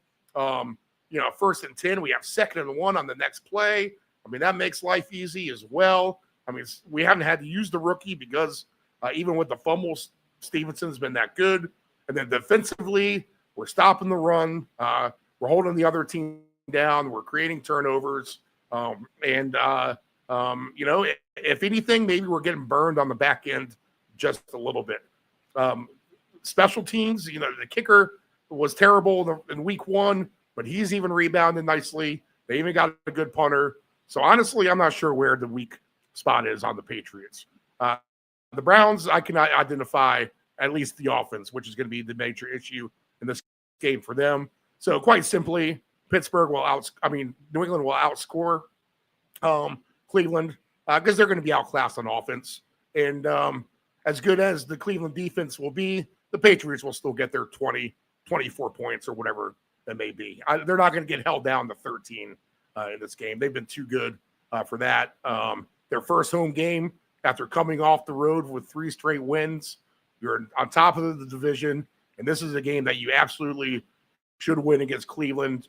Will I lay the number here? Yeah, I probably will. I won't get too crazy, though, as I could see this being a 24-10 game or whatever it may be. But New England's going to bring a defense to match this Browns defense, and the offense is going to be the difference at the end of the day. So Pats win this game. If I got to go props-wise, somewhere, I mean, they're not going to run into the teeth of the defense. So I think the receiving props are all on here. And you might get a Ramondre Stevenson over 10.5 receiving yards. Looks pretty cheap to me. DeMario Douglas is at 19.5. That looks cheap to me. Hunter Henry's at 35.5 on national tight end today. That looks cheap to me. So give me a few of these lower hanging fruits on the receiver props, and the Pats should be able to win this game at home. What do you got here? Yeah, I agree with pretty much everything you said there. I mean, I respect Cleveland for having an improved season, mostly due to their defense and their running game. But this is, New England having, they're the surprise of the league. And they're still, to me, under the radar. This is they should be 2 touchdowns better than Cleveland. They do it quietly, and which is working for them because they sneak up on every opponent. Well, there's no sneaking up on this one because this is not a quality opponent. But this is a game where they really should dominate this game from the get-go, and not by scoring 35 points, but by just easing away. It's 7-0. It's 14-3. It's 21-10. And they end up winning, 27-10 or something. So it's hard for me to find who's going to be the big points producer in this game. I mean, Mays had a really nice season.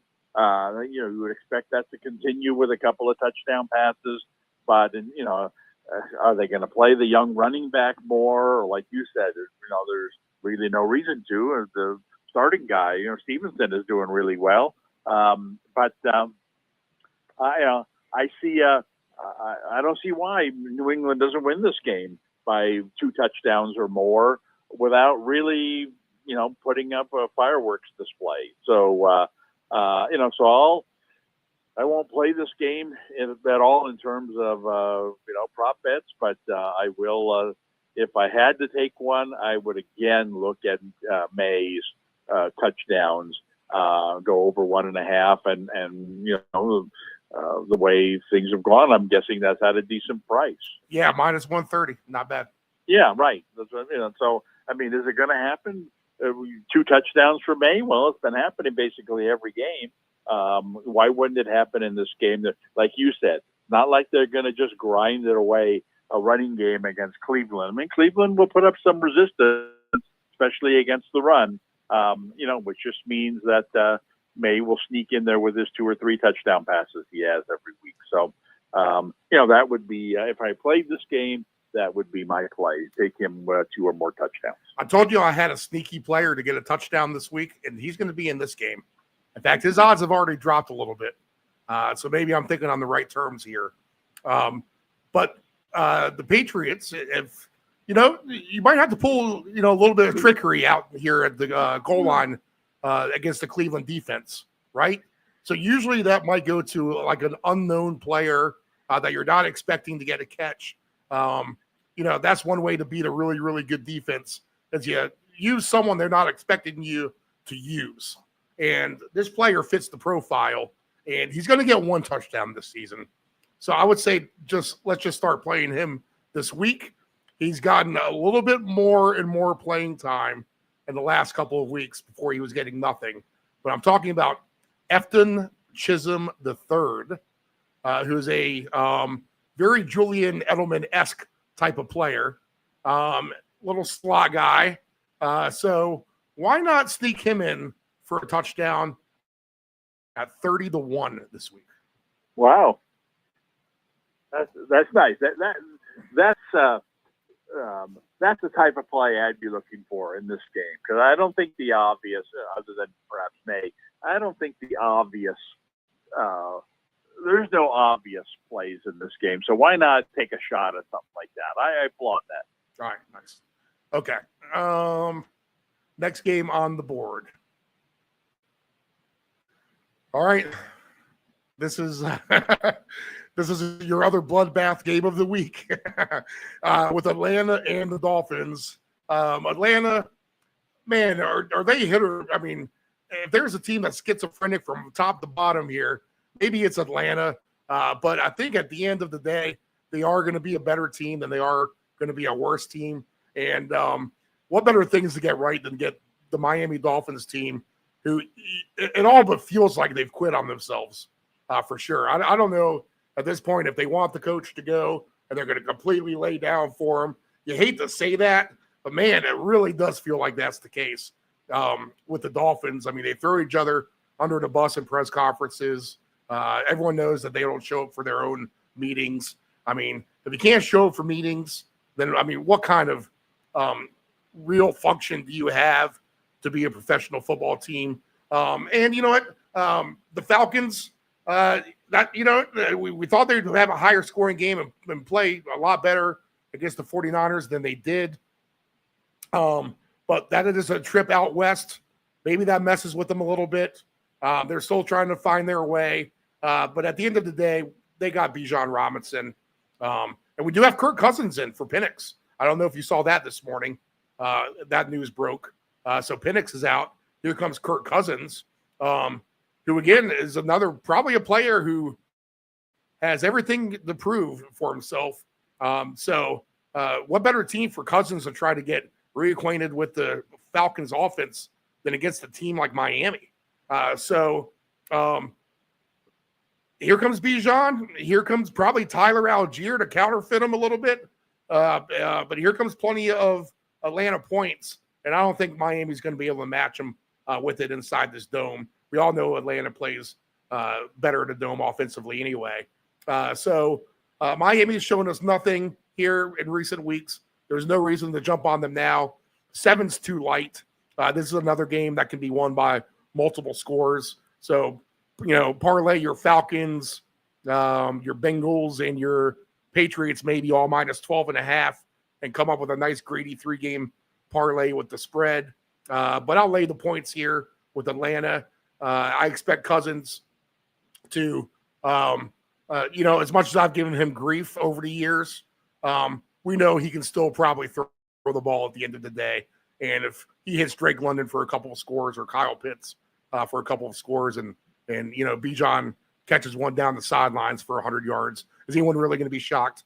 I don't think so. So Falcons in a route here, parlaying with the Bengals at least. And then, if you want to get super greedy on the third team, throw the Patriots on there. But this is your other bloodbath game of the week to me. So what do you like here? Well, I like something in this game so much, I actually had to look up the line earlier in the week, see if it was out of sight, and it's just something where, you know what, you got to lay too big a price. And so I would be hesitant. And I looked at the price, and I can't believe it's actually true. So, you're going to have to come up with the number here before I tell you just how strong a play this is. But the way, first off, we talked a lot about the Atlanta game against 49ers last week. And the way that the Atlanta puts a lot of pressure on quarterbacks, plays man-to-man defense, basically challenges you, which should have been a successful strategy against the 49ers that doesn't have a strong offensive line, doesn't have a mobile quarterback. But I thought the Atlanta coaching staff was intimidated by Shanahan. They didn't rush the quarterback last week. They sat back in his own defense. They let McCaffrey run them to death. They let the quarterback pick them apart. They just weren't aggressive in that game. That made no sense to me. Their whole strategy in that game was a complete failure, and they ended up losing that game, a terrible game. And I expect them to get back to their aggressive ways this week. Again, you got a non-mobile quarterback, a guy who's been mistake-prone. What better quarterback to run, to set your targets on than a guy like Tua, who's had 3 interceptions each of his last 2 games. Oh, he can't throw the ball anymore. It's terrible. And so it's like, okay, Tua will have an interception in this game. That's guaranteed. Okay. So, he'll probably have more than, the only reason I would say he won't have more than one is they may end up pulling him, or he may get hurt because he's going to be under siege right from the get-go. But he will definitely have an interception in this game, and that's the line I was looking for. What is it? Is it going to be minus 250? The guy's thrown 3 interceptions each of the last 2 games. So to ask him to have one is like, well, what's that going to be? Minus 250, minus $3. But I saw a line that was was like $1.40. Let's It's like, see. no, that can't be right. Looking up now. Tua to throw an interception. I have mine as 168. Okay, well, that's more like it. But it's going to happen. I mean, it is. It's almost like, well, do you have to take him up to 2 interceptions in order to get a good price? Like I said, I'm non-greedy. I would throw the interception at minus 168 as a free bump on any parlay. You're free. This will give you this winner for free because it's. I mean, if I could play, will it happen in the first quarter? I would take it because I really think they're coming after him strong. He can't get away from it. They'll try to run the ball like the 49ers did last week, but I just think they're just going to flood the backfield with people. And Tua, mentioned. He doesn't just throw interceptions; he throws multiple interceptions. Right.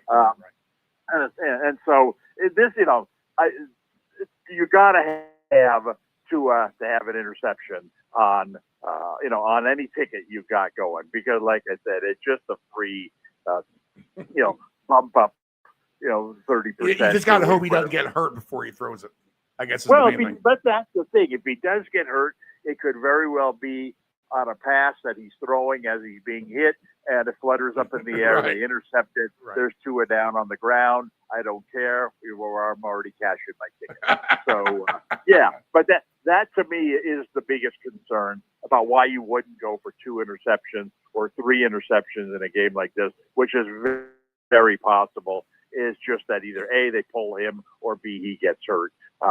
And I think it's a good bet that he'll have his interception, his first one, before any of that happens. On the other side, what's Atlanta going to do offensively?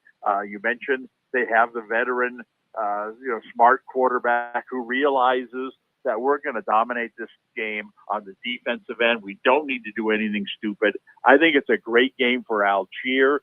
Problem is he's kind of banged up. And he's not 100%. I don't know, how much he's going to play. He's a tough guy, so I would expect him to play. But this is his kind of game. The veteran quarterback, we play conservatively. So Bijan, sure, he's going to get his touches. But Algier tends to get a lot of touches in games where the Falcons are winning. I looked up a stat on him. Last 3 times, he's had 10 or more carries in a game. He's had a touchdown. Again, if he were healthy, if I was confident that he was fully healthy, there's no doubt he's going to get 10 or more carries in this game. So he'd be a nice play to score a touchdown. He'd be a nice play to get his yardage. I just think that, the farther Atlanta's ahead, the more they're going to play conservatively with this backup quarterback.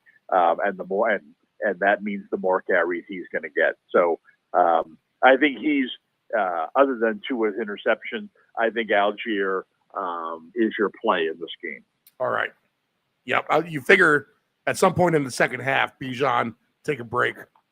Algier is running in. And they do that anyway. It could be the first quarter inside the 10-yard line. Okay, Bijan, nice 50-yard catch down the sideline. We'll bring in Algier to cap it off here. Catch your breath. What are his numbers in this game? Let's see here. Yards and TD. Rushing props for Algier, 40.5. Bijan's 87.5. And TD for Algier? HAN 60.5. I'll just throw it out there since we're there. Touchdown. Algier plus 125. Yeah, I mean, I like both those numbers. Yeah. If he, again, my only concern is he's listed as a hip and knee soreness, which probably just means he's not practicing full time. And he doesn't seem to be the kind of guy that you would say, you know what, let's play conservatively with him because he's our star player. We need him down the line. No, he doesn't have that kind of status, so that's not a concern. And the other thing is, he's not the kind of guy guy who's not going to show up on Sunday morning and say, "Oh, coach, I'm feeling great today." Count me in. And so, disguising the fact that, my hips hurt me a little bit, but I ain't going to tell anybody that. Once he gets the green light to play, I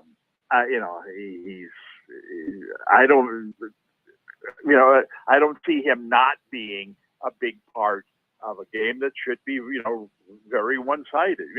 Like you said, you got ahead in this game. Why are we risking Bijan? We're up 3 touchdowns in the second half. We've got this big clock churning back that we can just hand the ball to regularly, and 40 and a half, get a touchdown. I think both of those are very strong plays. We've seen this player run it before on the tush push type of scenario. And same as kind of the Efton Chisholm, the third angle.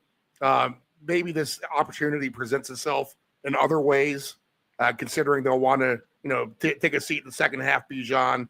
Maybe Algiers, you're banged up a little bit. Let's put Felipe Franks under center and let him run that sneak. So 30-1 for him for an anytime touchdown if you're looking for something random. Well, but maybe play that in game at a little better odds too. Well, that's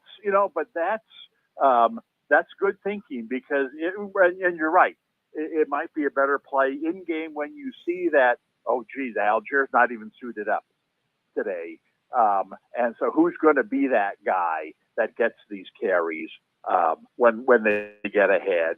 And wow, got a guy 30-1 to score a touchdown. And so he becomes a greedy ticket type thing that just emerges in front of your eyes because you're the first to respond to the fact that Algiers out. Who's going to be that guy, and you've got a guy in mind. So that would be worth tuning into the start of that game or even the Algiers got a big enough name that if he's not playing in this game, it'll be reported as part of the pregame, even ESPN that tells you who's active or inactive or the injury status on guys. He's big enough name that they'll say, "Oh, Algiers out today," and nobody will care except for you, because you're okay. I'm ready to jump in on this other guy at 30-1 to score a touchdown.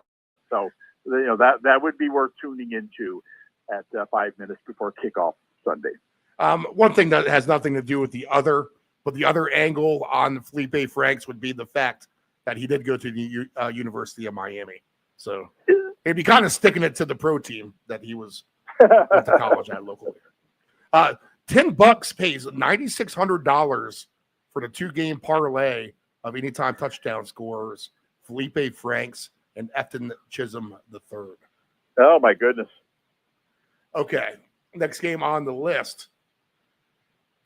I'm curious to get your take here, only because of what happened last week in that wacky game.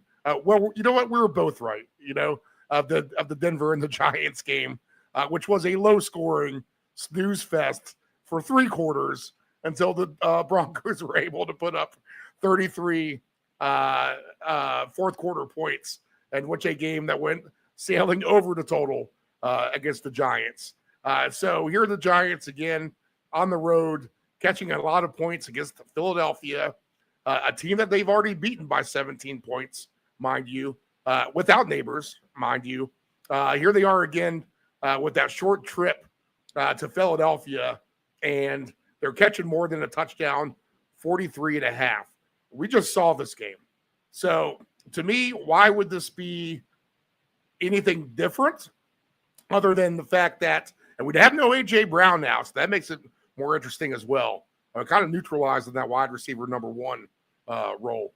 So why do I have the feeling they're going to try this Barkley thing again? I mean, we've heard of him, right? Saquon Barkley against his old team, and try to get that running into full gear. But that hasn't happened yet, really. And the Giants, they're just that pesky little gnat that you're trying to swat away in a hot, humid summer day sitting on the porch, and it just won't go away. You just can't kill it. And you just want nothing more for it than get away from me, Giant Nat. Get away from me, Giant Nat. But here they are. Scatterboo has a lot of mojo working for himself.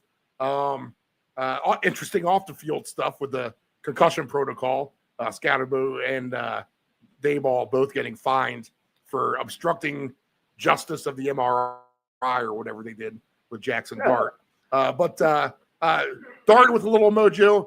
He makes some mistakes as a rookie, but you got to like his moxie. You got to like running back Scatterbo. The Eagles, I just don't think – I think Eagle fans think they're just going to easily shrug their shoulders and say, you know, we are the Super Bowl champs. We'll be fine. It doesn't matter. We lost to these guys by 17 points. We're going to dominate them this game, and this is going to be ugly.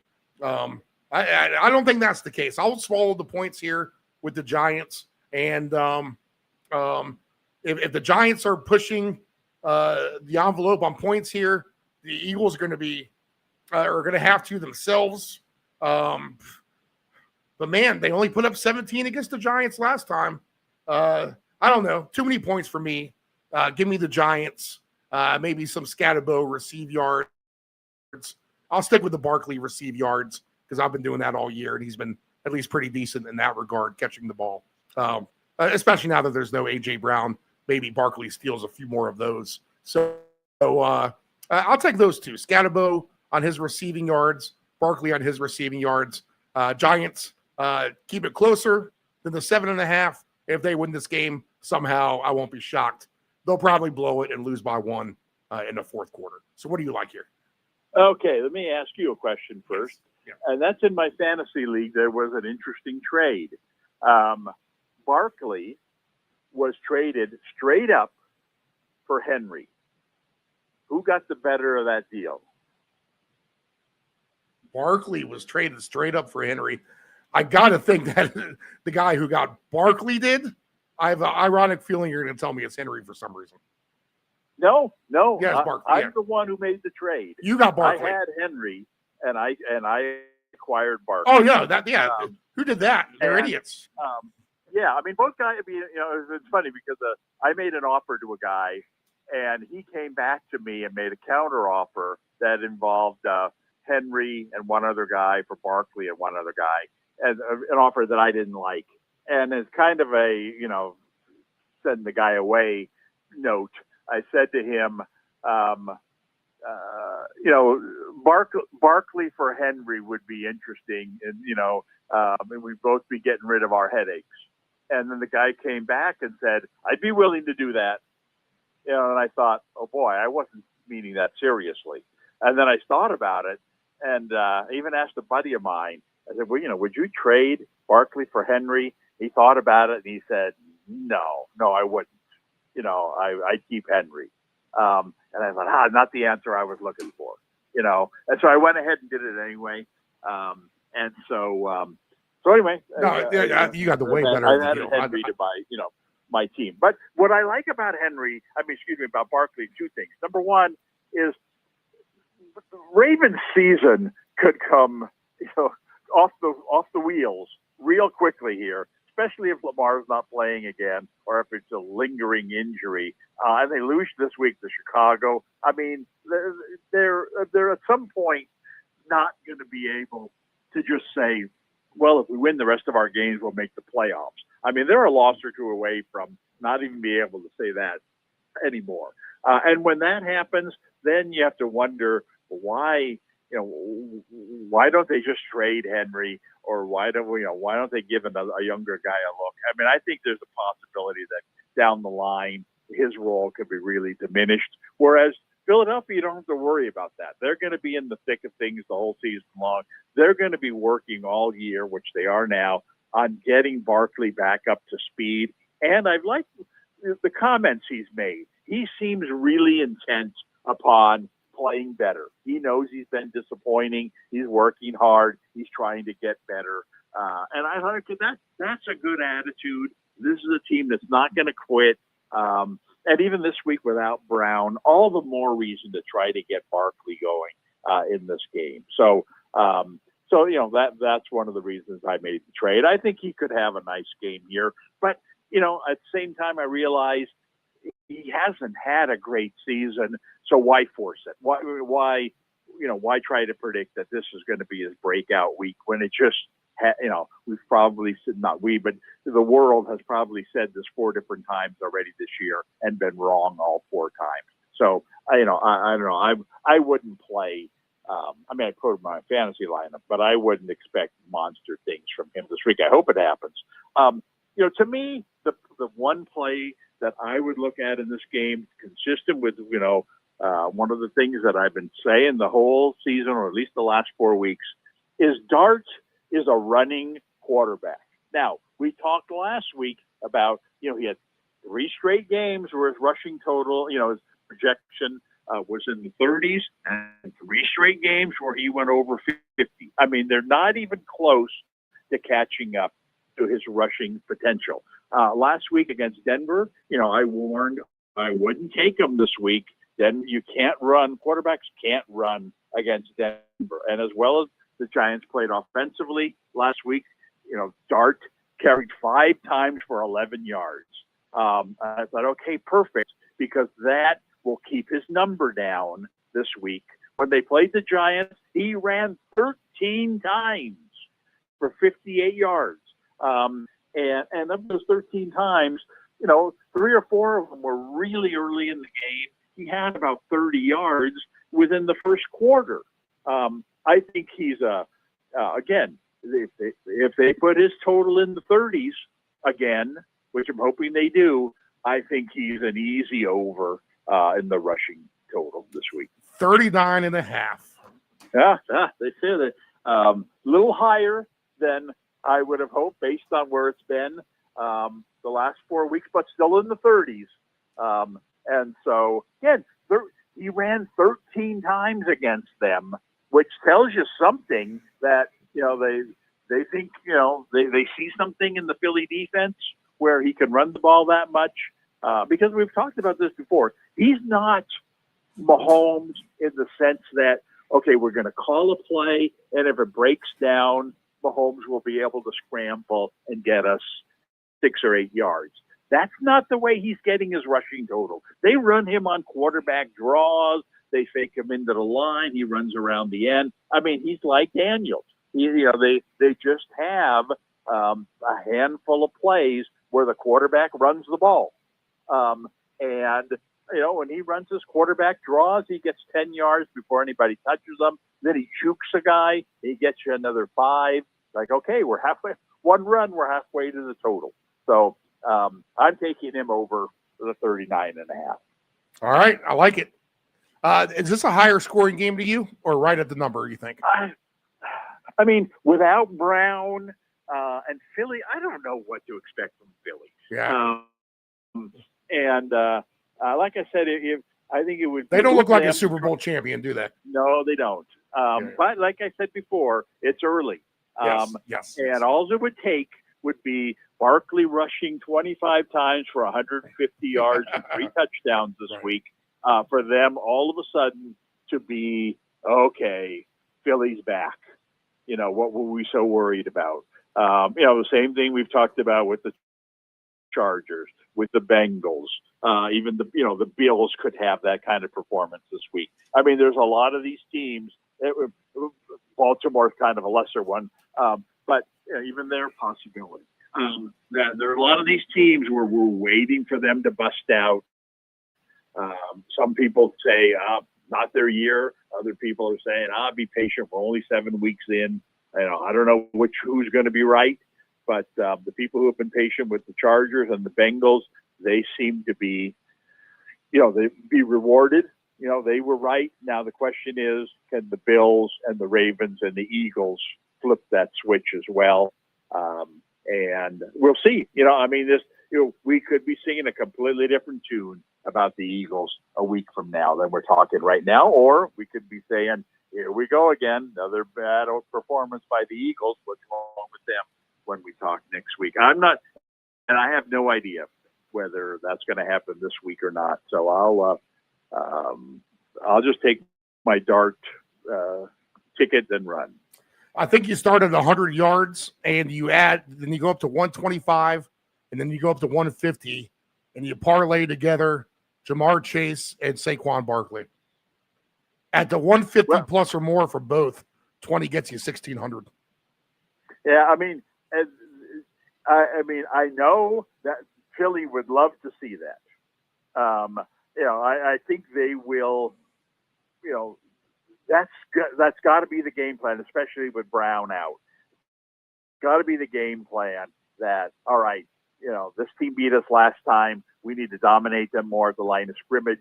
We have one less passing option, and we need to get our running back going. And so let's give them the ball 10 times in the first quarter and hope that we bust a couple, we get a little momentum, and then next thing you know, he ends up with 150 yards and you're cashing that ticket. So I think the game plan is consistent with your logic there. Okay. Yeah, that's a fun way to approach things, at least. If you're going to follow two superstars to try to get the job done tomorrow, or then, might as well be these two, at least anyway, in this early window. Okay. Done with the early window. Let's get to the late window. In this Tampa Bay game and Saints game is interesting to me a little bit here because the Saints have been, they lost to the Bears by 12, but still somewhat competitive against the Bears. Just kind of made that, they shot themselves in the foot on the road there. And, that's going to happen to a bad team. But it's not like they got completely slaughtered. They're still a little bit better than what everyone gives them credit for. And they're not catching a tremendous amount of points at home here against the Buccaneers. They're only catching 4.5, and I love Baker more than anyone. We've been on his back when no one was on his back here when this show started 3 years ago, 3 years plus now, here in our fourth season. But another tough spot for Baker here, and I just think has to do with the injuries. I do like the young talent at wide receiver. And they got Ibuka back last week, but I'm wondering just how healthy he was because he really didn't do too much in that game. And this is a tough spot against the division opponent who's, probably going to come out and play with some enthusiasm like they did the last time they were, at least 2 times ago when they were at home against the Giants. They played the Patriots tough for that first half and then kind of gave it away in the second half. But I expect them to be competitive in this game against Tampa Bay. I don't want to lay the 4.5. Maybe Baker comes out and throws it all over the place and they win this game by 3 or 4 touchdowns. I don't know, but something just tells me that at least for now, the jig is up on Tampa Bay a little bit with these injuries. I like to see Wirtz back there. He got his offensive lineman back. But let's see. Do we have Irving back in here? Let's see. Do I see him listed anywhere? Yeah. No Irving. So we still got White. Maybe a little bit undermanned here on the road. The Buccaneers probably win, but I would not lay the 4.5 here. If they win this game by a field goal, and I expect this to be a competitive game because the Saints just aren't as bad as we think they are, and the Buccaneers are going to have to try to skate a little bit. No more Evans for the season, so they get Godwin back. They're really going to have to rely on Ibuka here to really try to be that alpha dog of a receiver now. Buccaneers win, but I think they skate by. What do you think? Yeah, I agree. I think the Saints could win this game. You're right.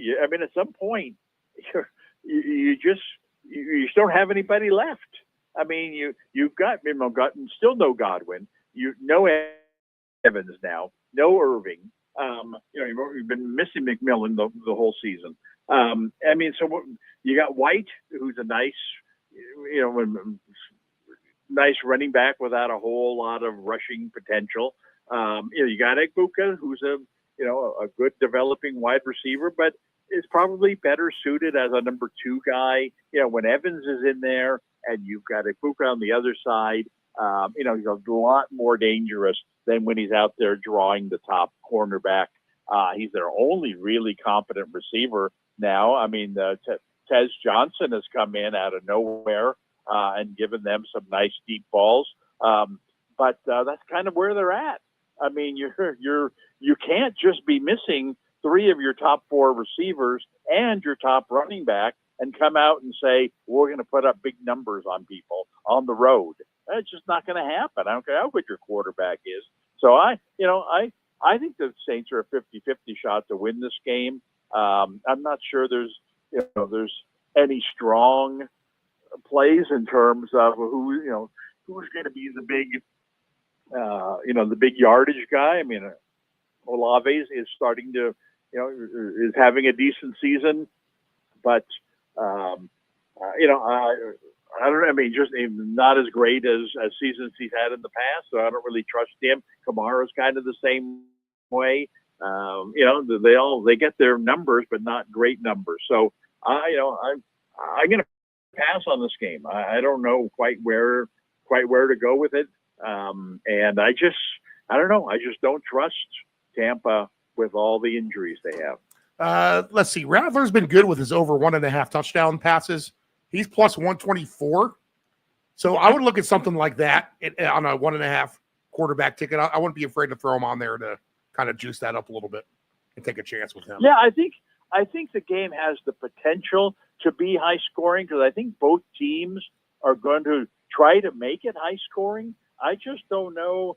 The world has underestimated Baker for several years now. So it wouldn't shock me if somehow, some way he finds a way to throw 3 touchdown passes, 2 of them to guys we've never heard of before. He just seems to do it every week. So I wouldn't, if I had to play, if I had to, project the score in this game, I wouldn't be surprised if this game ended up 28-24, or something where both teams scored in the high 20s and went over the total in this game. It's just that I just don't. Is it going to be Kamara scoring a touchdown? Yeah, probably. Is it going to be Olave? Yeah, maybe. Is it going to be Ibuka? Maybe. Is it going to be one? I mean, there's just too many maybes in this game. And, again, I reiterate, quality over quantity. I really like the list so far. There will be a couple more plays moving ahead in the list here. I don't need anything from this game. All right. Are the Colts still overrated to you? Oh my goodness.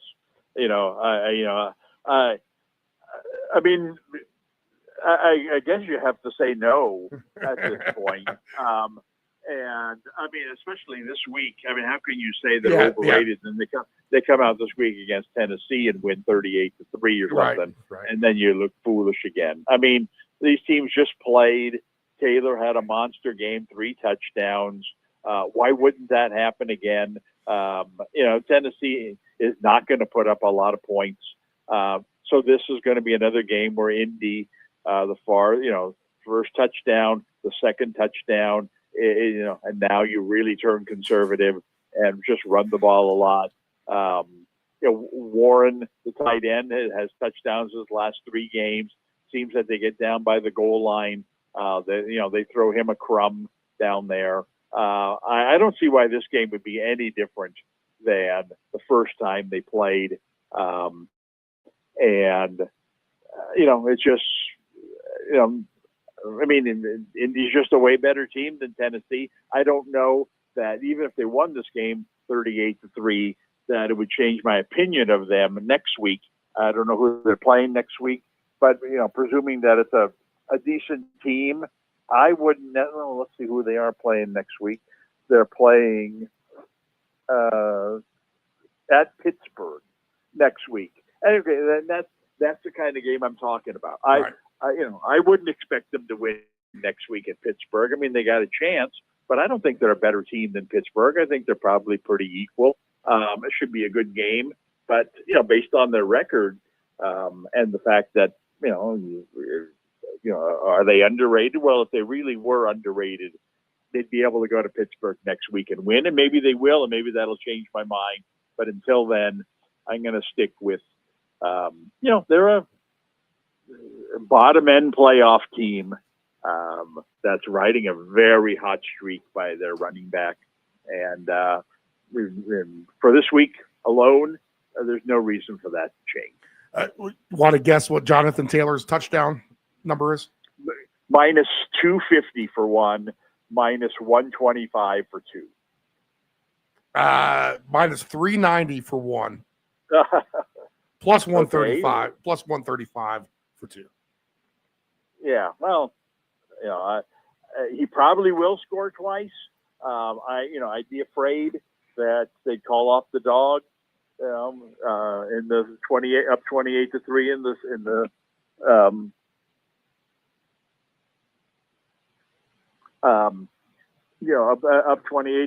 the third quarter. And he's only got one touchdown because Jones ran one in and they threw one to Warren. And then you don't cash your two TD ticket. That's a 50-50 proposition. The line says it's a 50-50 proposition. So I'll probably happen, but like I said, I've got the bigger fish in my pan right now. The better play to me would be, this tight end fits the National Tight Ends Day award more than anybody. There you go. Tyler Warren's going to get a touchdown, and they're going to give it to him because they're going to be able to give it to him because they're playing against Tennessee, and there'll be plenty of opportunities. All right, Taylor, you ran your three in. Let's just throw it to Warren and give him this cute little National Tight Ends Day photo op at the end of the game. And what's he like? Even money? Plus 110. Yeah. So that touchdown in each of the last three games, and like you said, he's going to have an opportunity this year. And Taylor's already got his one TD, maybe even two. I was like, okay, this is boring. Let's fake it to him one time and throw it to our tight end that we throw to a lot down here. Let him keep his streak going. So yeah, that would be an interesting play to me. And if you're new to the program, Tyler Warren is one of Dave Delgrandy's watch out for this guy preseason players, where he completely predicted everything that this guy's been doing. Well, and more. You know what? Watching the preseason games can be dangerous. But this, was something that I saw in the very first preseason game was that they came right out, with a high draft pick. So you knew that, the guy had some potential, but they came right out the first time they had the ball in their first preseason game, and they threw three passes to him the first 5 times they snapped the ball. And I remember one of them that he caught and made a nice move down the field, looked like Kittle a little bit. And I thought, wow, if they're really going to throw the ball this much to this guy. And this is a team that doesn't have great receivers. We're bringing in this new quarterback. So I thought, yeah, this guy's got a lot of talent, and maybe this may be a great opportunity for him. All because, what I saw in the very first series of the preseason. So, don't let anybody ever tell you that the preseason is a waste of time. Yeah. That's only not 95% true. I'll give this recommendation to the audience as well. You know how I like to parlay these bloodbath games together. So if we have Cincinnati already on a ticket and we have Atlanta on one as well, and we got lucky with the Patriots and they were fortunate to win by 2 touchdowns or more. Great.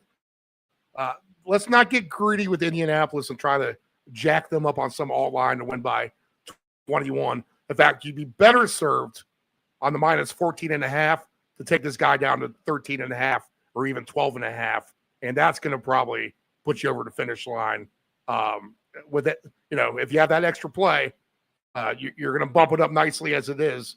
Let's get a little more conservative on this last spread, and let's get this less than 2 scores or 2 touchdowns anyway to cash the ticket home.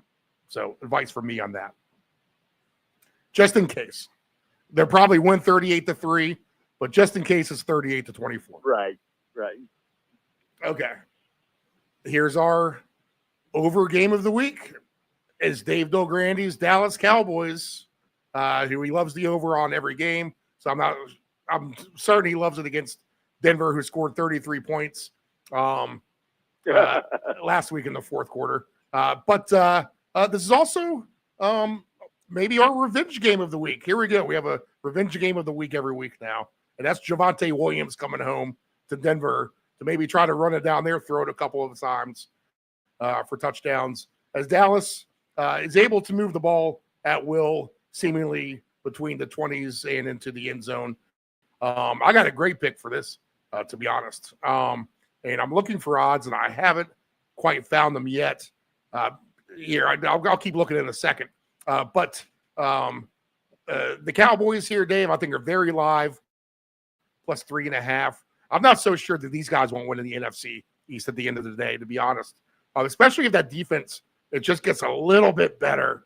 And they did last week, holding Washington to 22, if you call that better. But they were able to score 44, and which is a game that went easily over the total. When I said 54.5, I'm afraid. He said, don't be afraid. Go over. And sure enough, they had 40 points by halftime or whatever it was, maybe more. So why wouldn't it be the same thing with Dallas this week, as their games, no matter who they play, are over games? Well, the Denver defense may make you hesitate a little bit, but if the Giants can put that many points up on Denver like they did last week, then I think the Cowboys certainly can put a run for their money in there as well. You expect maybe Denver, who has yet to show the first game of playing 4 quarters of consistent football, has not shown itself yet. So in week 8, can they make that happen? 50.5 seems light. You would think this is a green line on both sides offensively. So why not? Ferguson probably scores again. Cortland Sutton probably has a little bit better game than he had last week himself. Maybe my guy Harvey scats it out of the backfield. He seems to be doing a little bit better every week as well. He's still getting his receiver numbers. So happy with him. And you know what? Why not? We're down by the goal line. Let's shove Javonte Williams in there a couple of times and remind him we got a pretty good quarterback from them at the end of the day. So give me Dallas, I think, to maybe win this game, but I think they cover to 3.5. And I think this is a higher scoring game and probably a fun game. Dave Del Grande's super over of the week. What do you think? Yes, and you're right on. I mean, this is if I had to pick one game to watch this week, this would be it. I mean, Dallas is, I'm not a big Dallas fan by any means, but they've made the season interesting. Every game they play, they're putting up pinball numbers on both sides of the ball. And Denver, surprisingly, has played high-scoring games. You would not have expected that from them this year, although the quarterback last year showed signs of it. But I think this is a pinball game. I think the 50.5, I think you mentioned, I think it's, again, way too low. I don't see which team doesn't score 25 points in this game. It could easily be both teams in the 30. I think it's going to be a tight game. I think you're right that if, taking any kind of points that they're giving in this game, I would take, because I think both teams are not only capable of winning this game, but also capable of backdooring. It could be 35, 20, 24 minutes ago, and then the team, Dallas drives down the field and scores one last time, gets your 2-pointer, loses 35-32, you cash your ticket. So I think this is, you got to have something going in this game. I think there are a couple of really nice options, with Surtain, on, Denver's defense. You worry that Lamb, might be held in check a little bit, but that just opens things up for Pickens. Pickens is having a great season. He's catching long balls. Dak trusts him on the high, deep long balls. We see 2 or 3 of these a game. He always catches a couple of them. I think he's a great play to score a touchdown, maybe even 2 in this game. I think on Denver's side, Diggs is out for Dallas's defense, which just means not only weaker coverage on the top receivers, and Denver's not really top heavy on receivers, but it means lesser coverage on the Denver's depth of receivers. And I think this is where you could catch a nice price on your boy Mims or Franklin, one of those guys. Mims. Your boys, Mims, my boy's Franklin. And what I like about Franklin, got 10 targets last week. I've been waiting for him to kind of erupt onto the scene, just because the competition there isn't great. But, Sutton is serviceable. Mims is serviceable. So I can understand why they're getting more balls than him. But in a game like this, where they don't have a running game, they should throw the ball 40 to 50 times in this game. I can see all three of their receivers, top receivers, getting 10 targets, and Nick's throwing for 400 yards. So I think that presuming Franklin's price for a TD is higher than Mims, I would look at him to get a TD. I would look at Pickens to get big numbers in this game. I just think that you got to have something going in this game. And I just, you're right about Williams, and Williams he's a guy that could steal a touchdown or two, gives Dallas an honest running game. But I still think this is a game where you're looking at maybe 6 TD passes between the two teams. So give me some Pickens for a touchdown or 2. Give me Franklin for a TD. Maybe even Mims for 1. I mean, I think that there's a wide variety of ways you can go in this game and be successful. Let's see here. Pickens is plus 185, Franklin plus 240, Mims plus 250.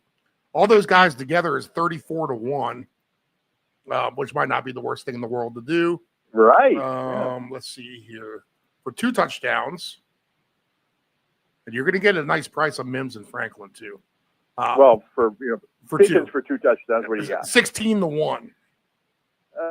Wow. I mean, that's a nice greedy ticket play. Because you've got this great shutdown corner. Taking I wouldn't say taking the number 1 receiver out of the game, but limiting his potential, which just means that.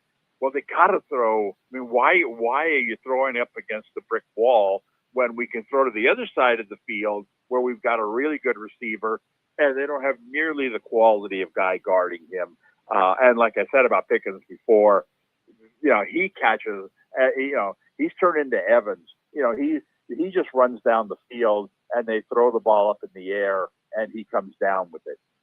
And so I think he's a 16 to 1. Wow, that's got to be on your greedy ticket. But plus 185 to score a touchdown, I think that's a really, really strong play as well. Let's see here. And if you figured Pickens might be the obvious choice because CD's tied up a little bit more, Flournoy, we've been calling him Flournays around here. Flournoy has been he was at least out there and pattern last week as well. So it's not like they're exactly putting him back on the bench because Lamb's been back in.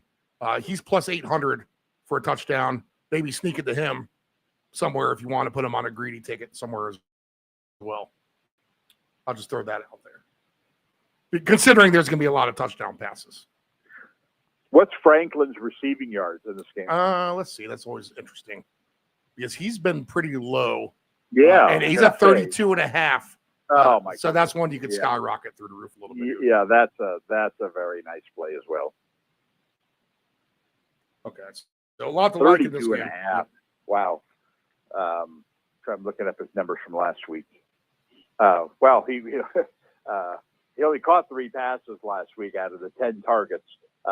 So I'm more impressed with the fact they threw 10 times to him. So you throw him 10 times this week. And 32 and a half, we're gonna be over that by the middle of the second quarter.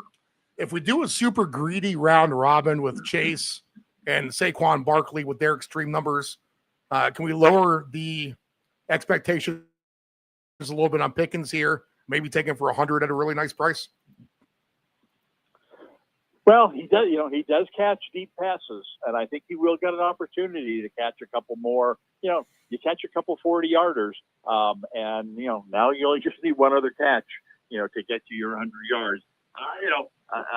To me, I mean, in looking at the rest of the schedule, I don't see any other game where I would even if Daniels were playing for Washington, maybe I'd put the Washington-Kansas City game in that neighborhood. But I don't see any other game where you're going to come within 10 points of the number of points that are scored in this game. So, like I said, you behoove yourself to have a couple of things going in this game. So sure, why not? Throw in Nix's Russian totals. Because Denver is not. If he's going to drop back to throw 45 times, he's going to take off. He's one of these. He finally started running last week too. Finally. Yeah. 24 and a half. That's cheap for him.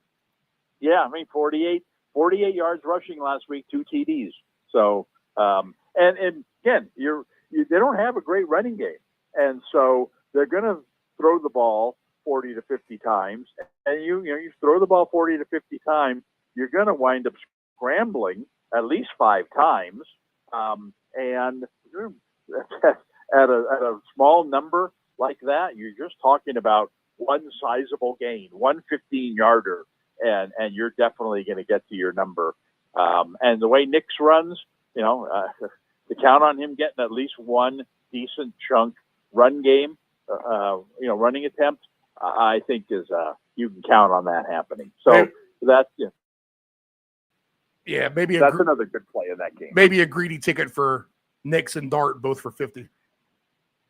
All right, we get to the night games, and Green Bay is at Pittsburgh. The Aaron Rodgers.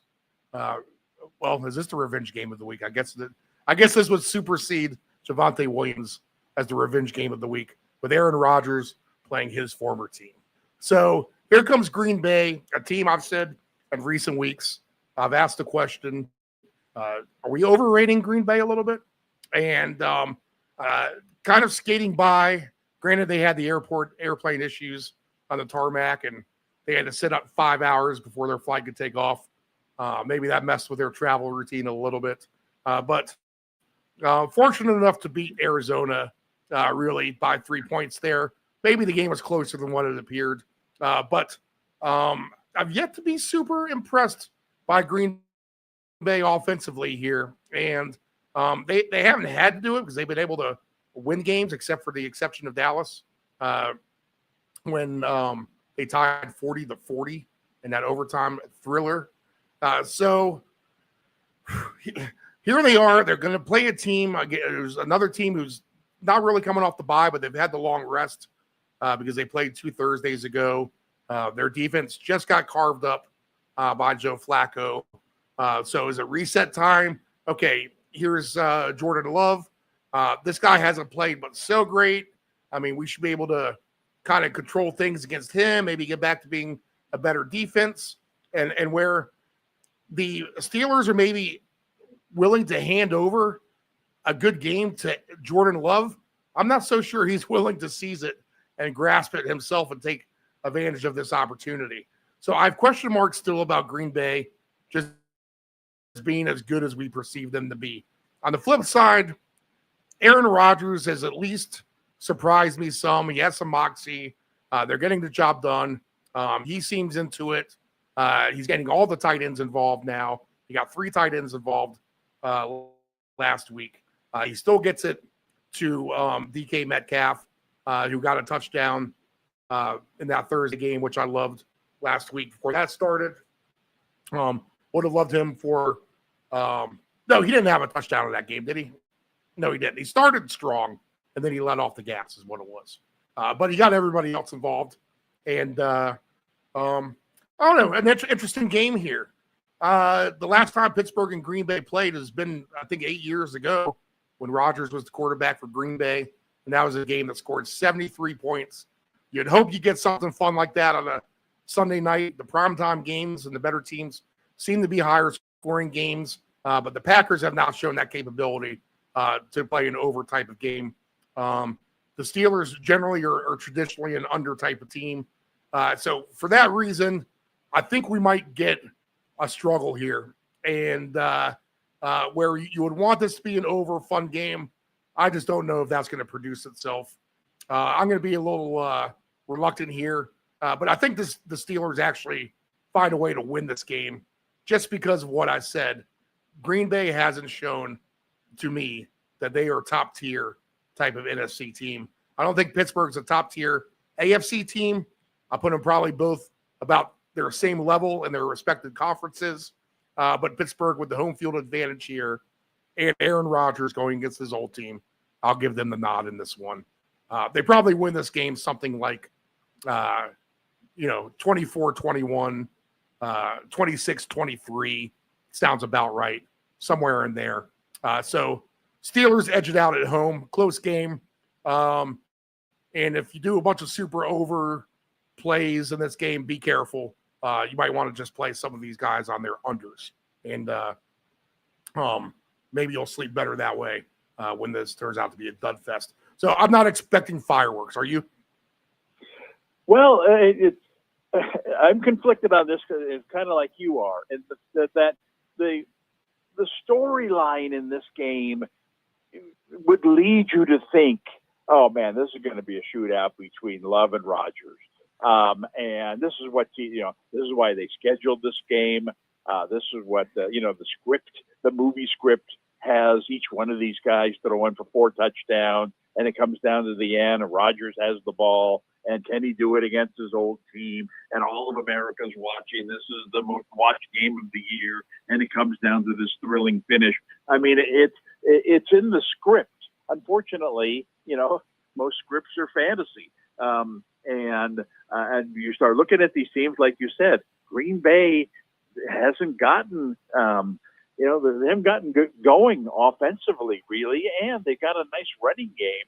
So it's not like they're going to pass the ball crazily in this game. That said, they get Watson back, I think, this week, and he could be a difference maker in their passing game because he adds that number one threat to a group of receivers who are all good but aren't really number one caliber. But now all of a sudden if Dobbs is their number 2 guy, and now Wicks is injured, but the rookie, if he's now your Golden, if he's now your number 3 receiver, and then you got Kraft who you throw the ball to a lot, it just makes everybody else a little better, even if Watson doesn't even get the ball thrown to him. So I think there's the potential that Green Bay will be a better passing team moving forward.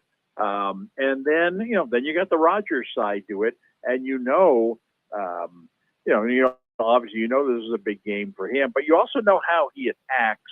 Green Bay is a pretty good defensive team. They're coming after him with their big pass rush. And what's he going to do? He's going to lob the ball out to Warren in the flat. And Warren's going to get his 8 catches. And they'll move the ball methodically, take some of the steam out of the pass rush. So you throw those things together, and Green Bay can run the ball. Rodgers is going to throw short passes. That's not the script. That's not going to get you the 35-31 game. That's going to get you the 24-21 game. That'll be rather ordinary. So I don't know. I think there's a possibility that this game could meet expectations, could turn into this great shootout between Love and Rodgers. We've seen a lot of these night games. Somehow, some way, they turn really entertaining. Obviously, it wasn't the case last week with the 49er game. So maybe it's just more wishful thinking than anything else. I'm hoping to see a real entertaining game. And my only play in this game would be, the one thing that I'm most sure about in this game is Rodgers is going to throw the ball to Warren. And I think I would look at him in terms of number of catches and even number of yards. And if they're reasonable, That that's the way Rodgers likes to attack teams that are coming after him, and so that would be the two plays I'd look at in this game. All right. Rodgers to Warren is Warren receive yards, right? 20.5. And what about, is he in catches? Oh, catches. Let's see here.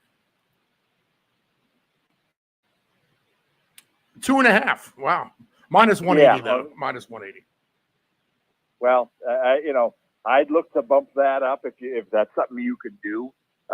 Sure. I think you could go easily to 4.5 there, even to 5.5. I looked up, did some research on how Green Bay's done against running backs. Gibbs had 10 targets in the opener against Green Bay this year, and they haven't really played, other than that, a really good pass catching back. Not that they're going to throw the ball 10 times to Warren in this game, but I wouldn't be surprised. I mean, again, that's the way Rodgers plays.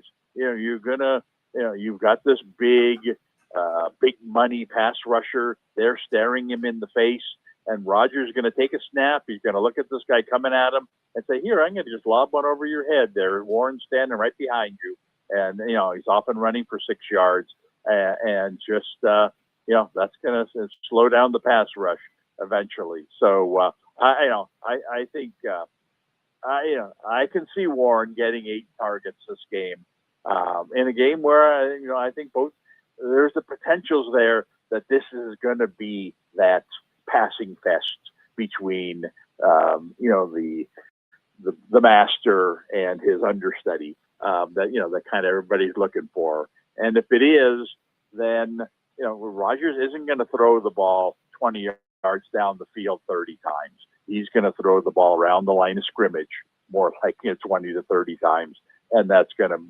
these numbers on Warren are very, very low. 5 receptions plus 280. 6 is plus 550. Yeah, there you go. I mean, I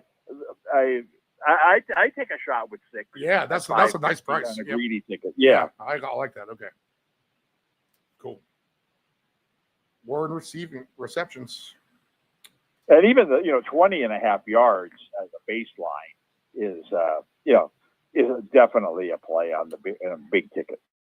Let's see here. If I take Jaylen Warren with 6+ catches, and I go all the way back to the beginning of our day here, and I go back to Jamar Chase with his catches, because 8's his baseline, and we know he's going to go beyond that, correct? So let's just say Jamar Chase gets 12 catches. Is that unreasonable? No, not unreasonable. All right, so 44 to 1 last week. 44 to catches. Yeah. 44 to 1 for him and Warren on that ticket. Yeah, I mean that's I think that's a nice play. And you don't need to hit 6 different legs, to get your numbers there. You're just talking about 2 guys, both of whom are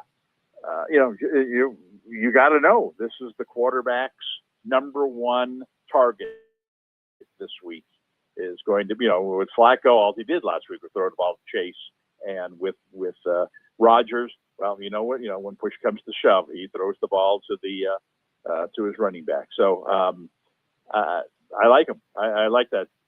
I like that parlay. All right. If there's any one fan base jumping off the ship right now, it's the Washington fan base after losing to Dallas last week. They're now catching 11.5 at Kansas City. Now we might get McLaurin back, and we might get Debo back, but there are going to be question marks as far as their full health is concerned. We do not have Daniels, so we're back to Marcus Mariota, and we talked about the Chiefs. They've kind of got the feeling they were getting ready to go on a run here. They get the Monday night crowd at home. This is a tough spot for Washington. It really, really is. That being said, 11.5 might be too much because the Chiefs do play down to their opponents a little bit like they did at Jackson. I mean, how did they lose to Jacksonville after you looked at what Jacksonville did last year? I mean, right? I mean, you got to ask Yeah. yourself that question at the end of the day. The Chiefs win this game, but the bettors might be disappointed. This could be 31-20. And if you laid out 11.5, you're going to be disgusted with yourself. So I'm not going to lay the points with the Chiefs here. Although if you want to take him as Survivor, be my guest, because I'm sure they'll win this game. National Tight Ends Day maybe is a day too late, but I'm sure he'll find a way to give it to Kelsey. Because it's why not? Because it's Monday night. So Exactly. maybe your good 3 tight end parlay. If you want to take 3, you take Warren, you take Kelsey, and I think honestly, Goddard fits the profile well. There's no AJ Brown, and he likes to throw it to Goddard. So if you want to take 4, maybe throw Goddard in there, and Jake Ferguson's an auto play, correct, for Dallas. So those would be my 4 tight ends if you're going to do it. But Chiefs win this game 31-20. What do you like? Yeah, I agree. I mean, it all comes down to Mariota. Because I do think that McLaurin and Debo are both definitely going to be in there this week. So they have their, they got their receivers, healthy. But the question is, can the quarterback get them the ball against a pretty good Kansas City defense?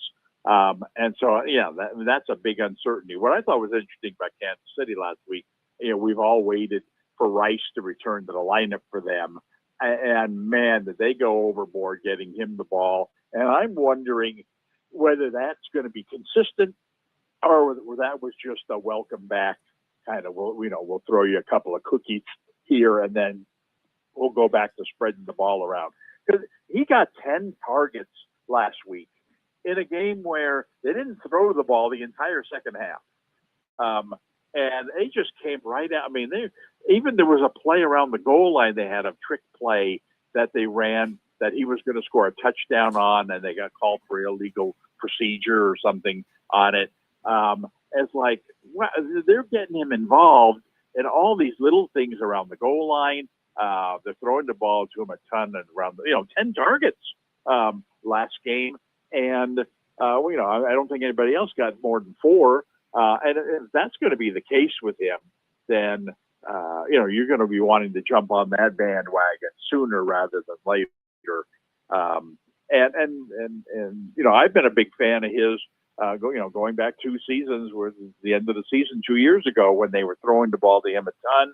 They come out last year, they're throwing the ball to him a ton, and now he's back from his injury. And first game back, they threw the ball to him a ton. I mean, I don't think it would be any surprise if he turns into what Tyreek Hill, was there for a couple of years, where he's just every game he's going over 100 yards, and every game he's getting his 8 to 10 catches. And against the Washington defense, that's very, very average. That might be, generous. If you're looking, if I were looking for a play Monday night, I'd take a shot with him in some way, shape, or form, because the numbers on him are only going up. Let's see here. Rice. Now, maybe we could put him on if we're looking for a 4th player for that round robin, with Saquon, Jamar Chase. Let's see. We threw Pickens on there as well. Maybe we throw Rashee Rice on here. Maybe he can go crazy. Plus 680 for 125. 100 yards is 3-1. Plus 1280 for 150 yards or more for Rashee Rice. Well, I'm not sure he's that kind. I mean, last week you only caught 42 yards. I mean, 10 targets, but only caught 42 yards worth of passes. So, I mean, he's not one of these guys that they're just going to streak. They've got the other speed receivers to open up down the field. I think they use him almost more like they used Kelsey in the past.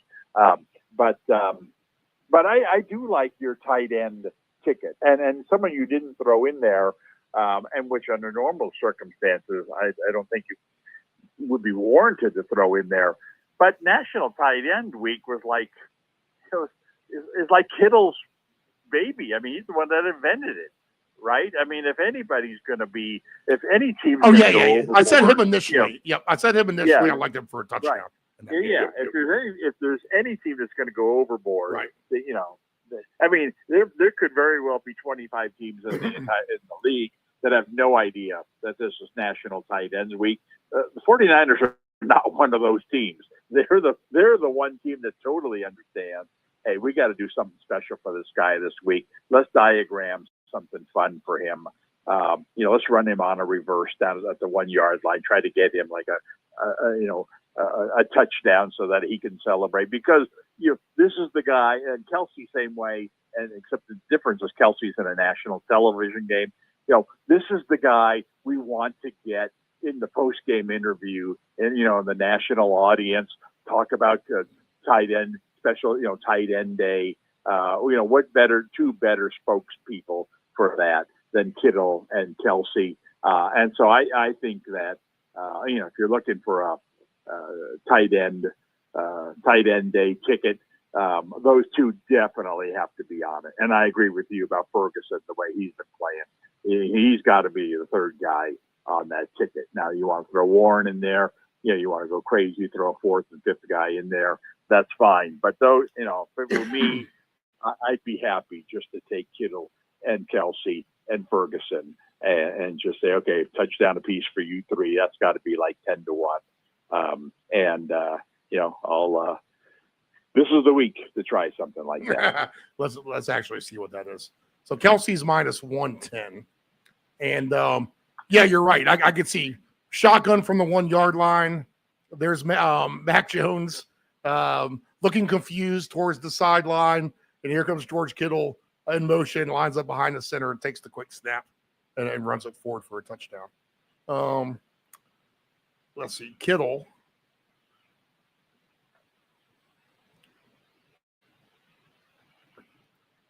is, and I actually have Kittle on my list for 2. Now, I know I know points are going to be hard to come by probably in that game. And maybe the one thing that scares you off of Kittle is that the Texans defense is playing that good that the Niners are just trying to figure out a way to win. And who cares about Kittle? We need to win this game. So maybe that makes you think he won't get in. But you got to imagine it's going to be something like 27-10. If that's the case, then Kittle's probably does. Well, I do think of all teams in the league, yeah. Like as I said, the 49ers are the one team that, this date is circled on their calendar. And when Shanahan looks at his calendar, then why in the world did I circle, October 25th on my calendar against Houston? What's different about that game? Oh, that's that tight end game where we have to get, that's George's game, the day everybody's going to be watching him. We got to do something special. It's like it's his birthday. We got to do something special for him. So I think that you're right.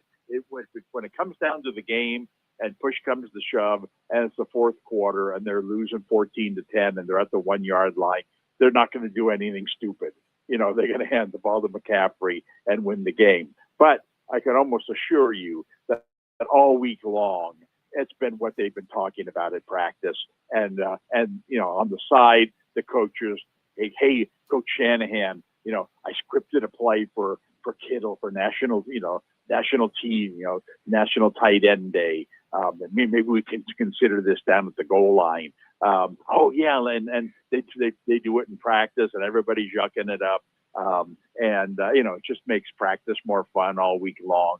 And, we're going to do something for you, George. Don't worry. We'll get you in the end zone somehow, some way this week.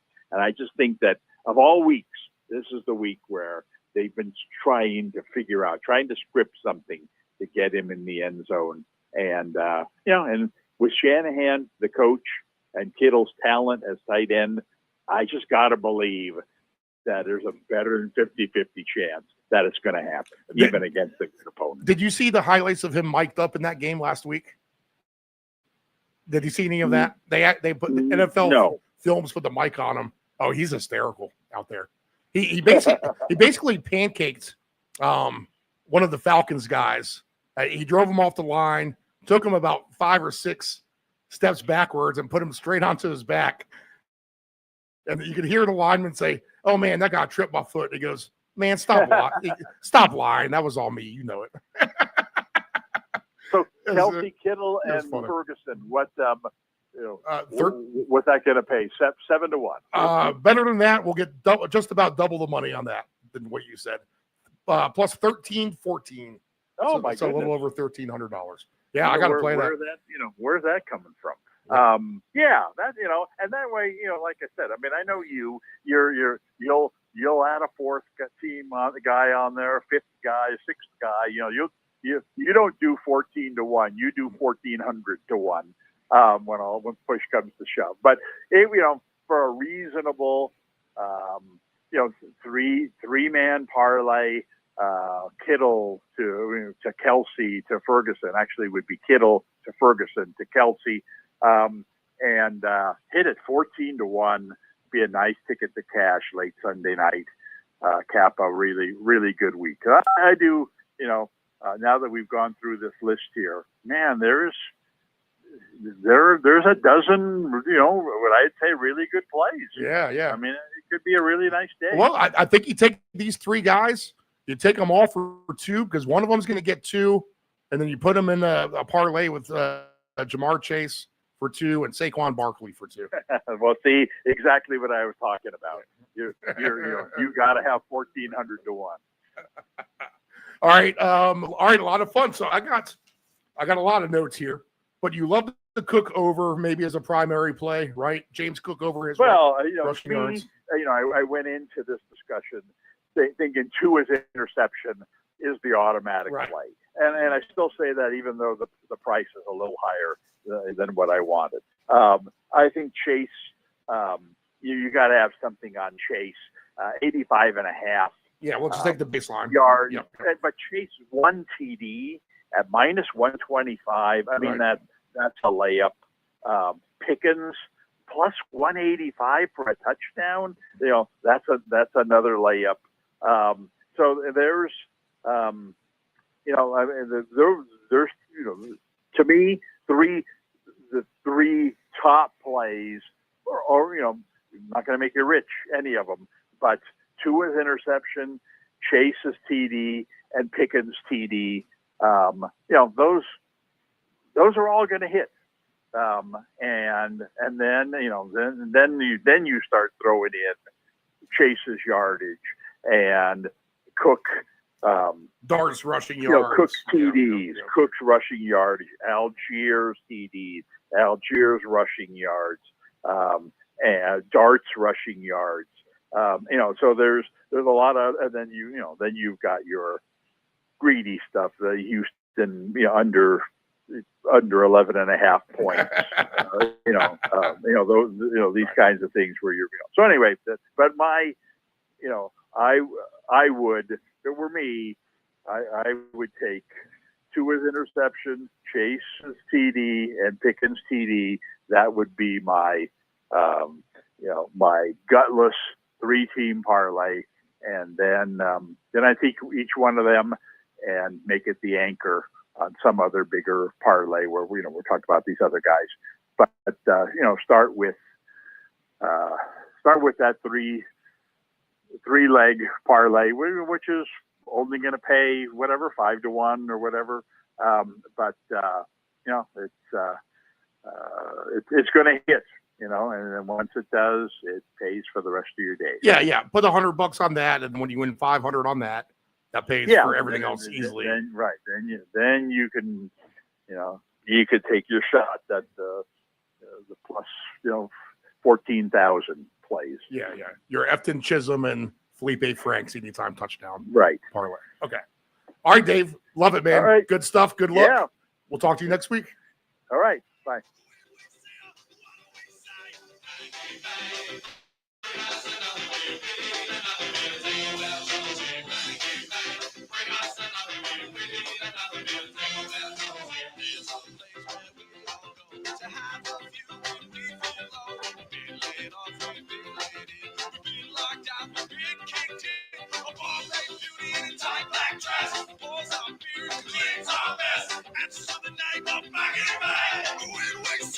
What do we say? Maggie May, bring us another beer. We need another beer. Take away our clothes. Maggie May.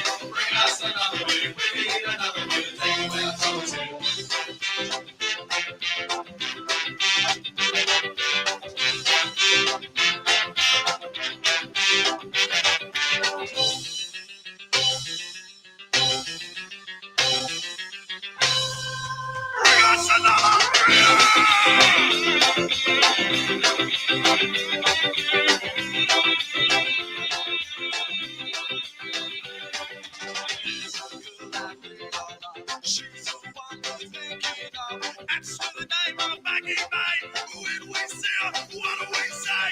Maggie May, bring us another beer. We need another beer. We're so here. Maggie May, bring us another beer. We need another beer. We're so here.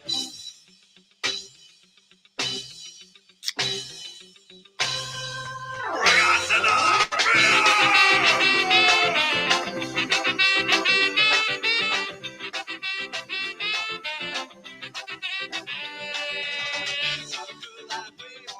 She's the one we're thinking of. That's the name of Maggie May. When we see her, what do we say? Maggie May, bring us another beer. We need another beer. We're so here. Maggie May, bring us another beer. We need another beer. We're so here. Maggie May, bring us another beer. We need another beer. We're so here. Maggie May, bring us another beer. We need another beer. We're so here.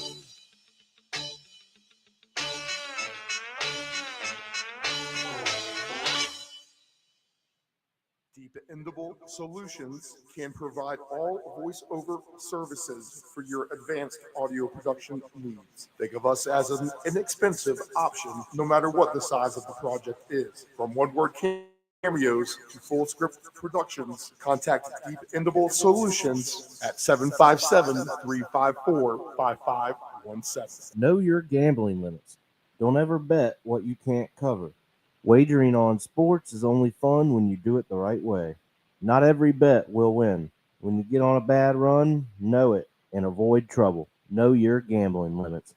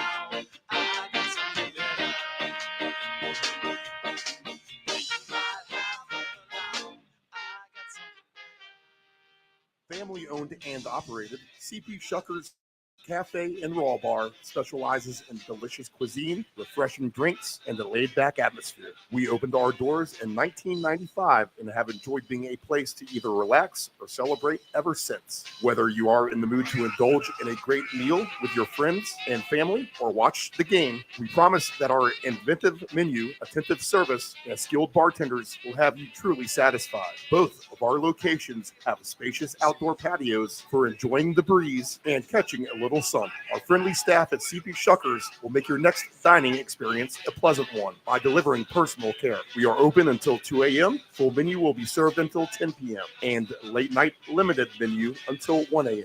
For larger parties, please give the location of choice a call. Pacific Avenue, 757-425-8676 or Shore Drive, 757-412-2929. More information at cpshuckers.com. Thank you for your continued support and have a shucking good time. Control your alcohol. Don't fight.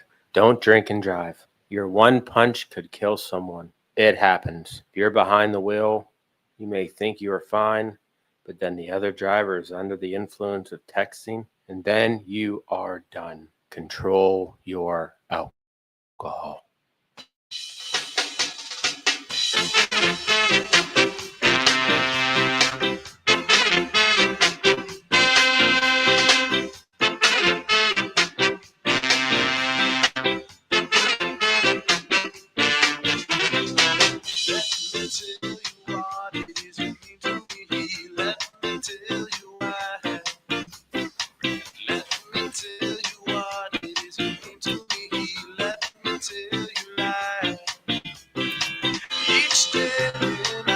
All right, everybody, get your pens and papers ready as we will get ready to go through the slate of games as we have a busy week 8. Seems busier than having 6 teams in a bye anyway. It just has that feeling. Hopefully we'll get some really good early 1 p.m. window games. It was a little boring last week, I'd say. This is the Round Robin. You are on the Deep End Broadcasting Network, broadcasting live from our Deep End studios in the lovely Virginia Beach, Virginia, the United States of America.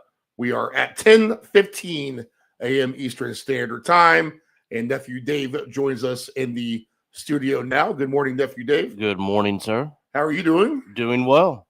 Your Oklahoma Sooners. Rough day yesterday. Oh yeah, in all aspects, but you know it happens. So here we are, Sunday morning, ready to do it again. Capitals get thumped. That is a very forgettable game last night. That's coming off a back-to-back, right? Off the back-to-back, in which they did the thumping. They did the thumping the night before. Right. So you know, little give and take there. Not the end of the world, early season, but man, that's embarrassing when you lose like that. Oklahoma, Steve. I'm just not so sure what to say there. Defense, you know, kind of a letdown in that game, but also they had every opportunity. Quarterback missed a couple key throws there towards the end of the game. So very disappointing, but hey, it is what it is, Steve. You know, what can we do? All right. So we have a fun NFL 8 going on.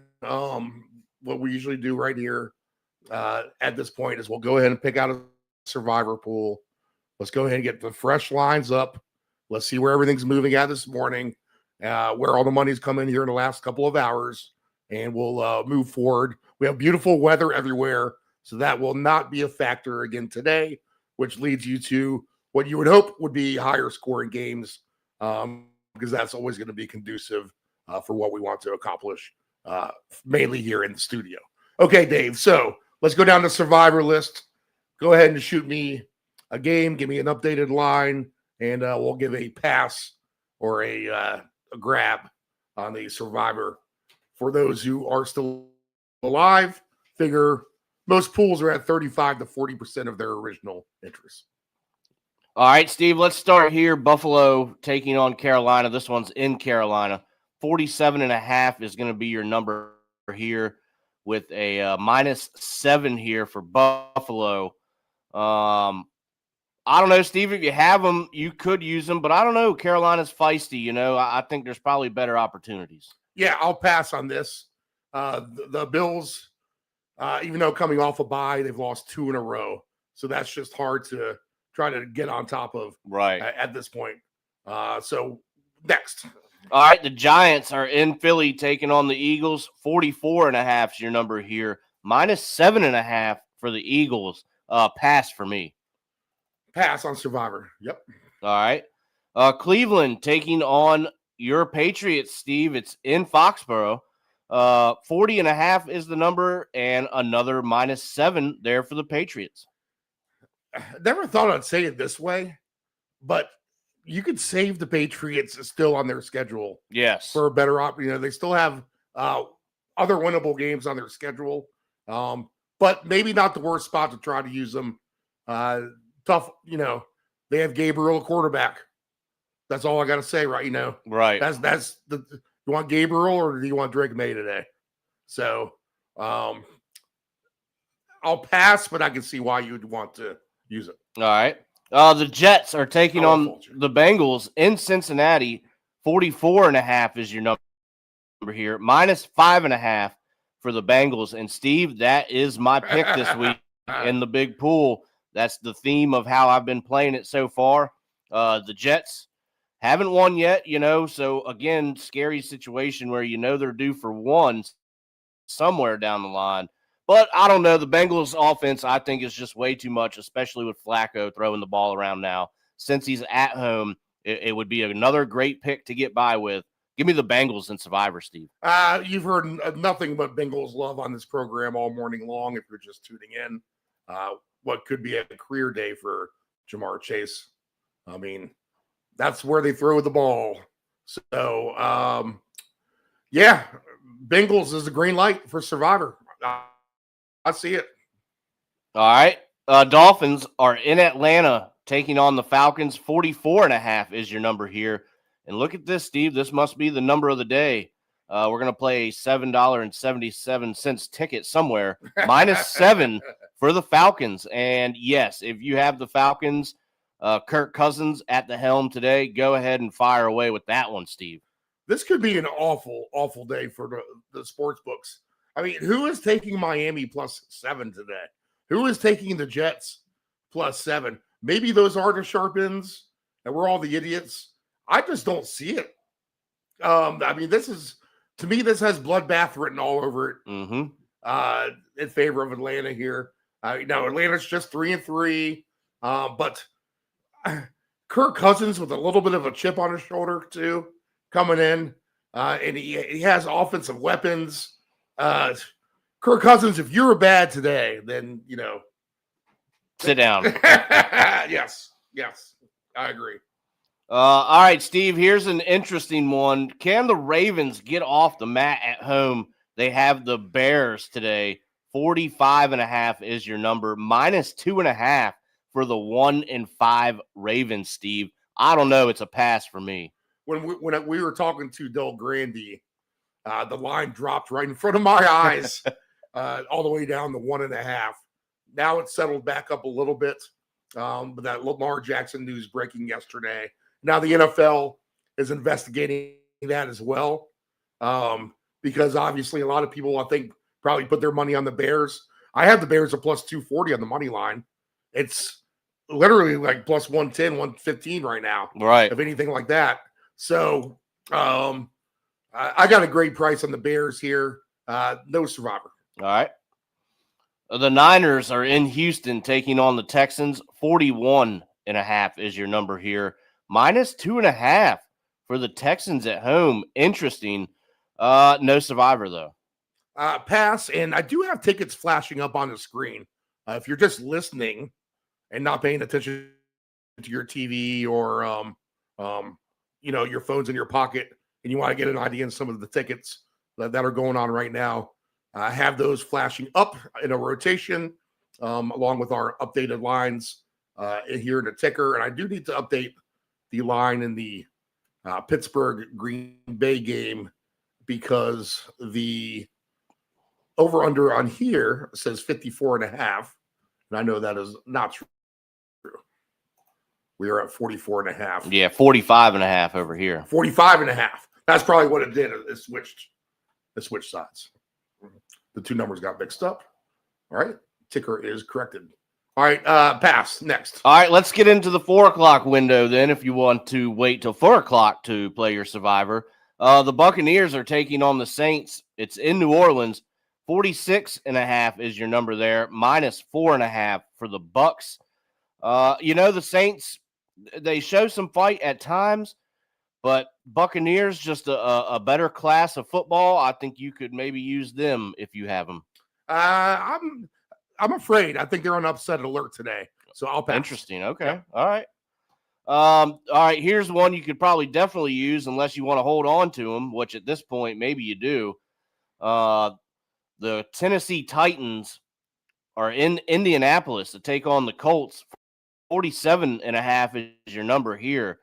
Huge 14.5 here for the Colts. -14.5. That is, man, Steve, that one could get ugly fast. I think a lot of people have taken the Colts already against the Titans, against the Raiders. I'm not sure how many people have the Colts left. Right. So taking the Colts today is probably a pretty good strategy, knowing that most of the field probably has used them. You would think. So my focus is on the Colts. I'm going to throw at least one Survivor on the Colts. I have a second, and I think we already passed it. I think I took the Bengals with you. So Bengals and Colts are my two Survivors today. All right, I like it. Here's an interesting one. The Cowboys are in Denver to take on the Broncos. 51.5 is your number. So there's a bigger number for the day. -3.5 for the Broncos at home. Steve, good game, no Survivor. Good game and no Survivor. All right, we got the night game. The Packers taking on the Steelers. 45.5 is your number here. -2.5 for the Packers on the road. Pass. All right, Monday night. If you're saving it for Monday night, I guess I could understand it maybe. Washington is in Kansas City to take on the Chiefs. 47.5 is your number there. -11.5 for the Chiefs at home. Again, I understand it. They're getting hot. So I don't know if you want to save them or go ahead and get by. Washington is getting Samuel and Terry McLaurin back, but the quarterback is hurt. Defense is really, really struggling, so I don't know what's going to happen there. If you wanted to use the Chiefs, Steve, I think I could understand it. Yeah, I think so too. But you still get your wide receivers back. I think this point spread's gotten out of hand for a Monday night game.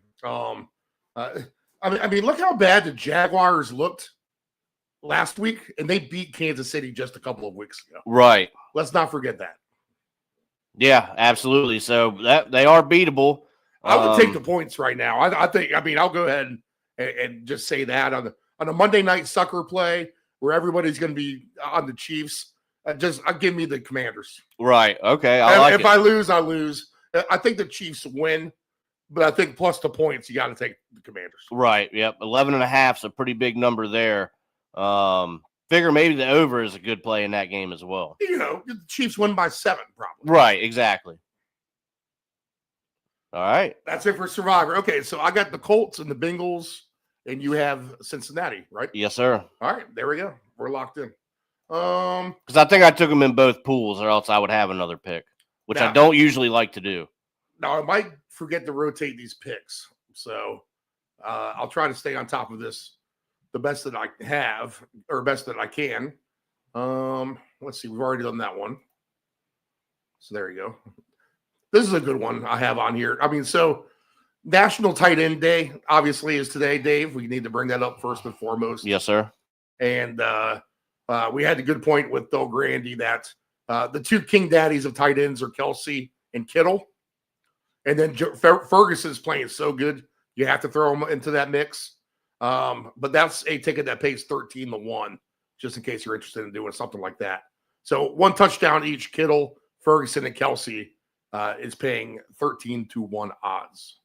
All right, so that's a ticket up on the screen right now. I'm feeling good about week 8 going into it. So what's your general perception? Yeah, Steve. I mean, we got a little bit bogged down last week with some of these games. But I think we're in for some good stuff here. So much so, Steve, that I finally played my touchdown field goal prop ticket. It's been a while since I've fired one in, but we've got one today, Steve. So would you care to take a guess on those games? So how many, is it 3 games total? I like to do it in the 4s on the round robin. Okay. 4 teams for a touchdown and the field goal each half, and it's in the round robin format. I'm going to say that you have the Giants and the Eagles as one. Yes, sir. That is the first one. I'm going to say that you have Dallas and Denver as the other. No, sir. Really? Yep. This is a 1 o'clock window ticket. Okay. So Steve, the second one would be the Bears and the Ravens. Okay. So you're going to rely on Huntley here to try to get it done. Let's see. Did you do 49ers Texans? Yep, that's the third Really? one. That's the third one. You're confident in some points there. And then I guess it must be Miami and Atlanta. No, sir. The fourth and final pick for that Bills ticket and Panthers. would be the Cleveland Browns and the New England Really? Patriots. You're giving the Cleveland a lot of credit today. All right. You're coming in from a different angle than I am for sure on some of these. I don't know how Houston scores anything, to be honest, today, Dave, with no one around. But the over-under, it has gone up, and so has their team point total. So that, I mean, that's going against what I'm thinking right now. Their team points were at 21.5. It's now up to 22.5. So, people are thinking like you a little bit. Well, if that's the number, you're asking for 10 points a half is the deal here, and that would be close to the team total. So I'd say that kind of tracks a little bit. Now I don't think I think the Patriots just blow them out. But Steve, it's just 10 points a half. Understood. Yep, I get you. I got you. All right, let's start at the top. All right. And we will go Bills and Panthers. Bills, I want to see where you're sitting on this one with the spread. Bills minus 7.5, 47.5. So what's your first instinct on this one?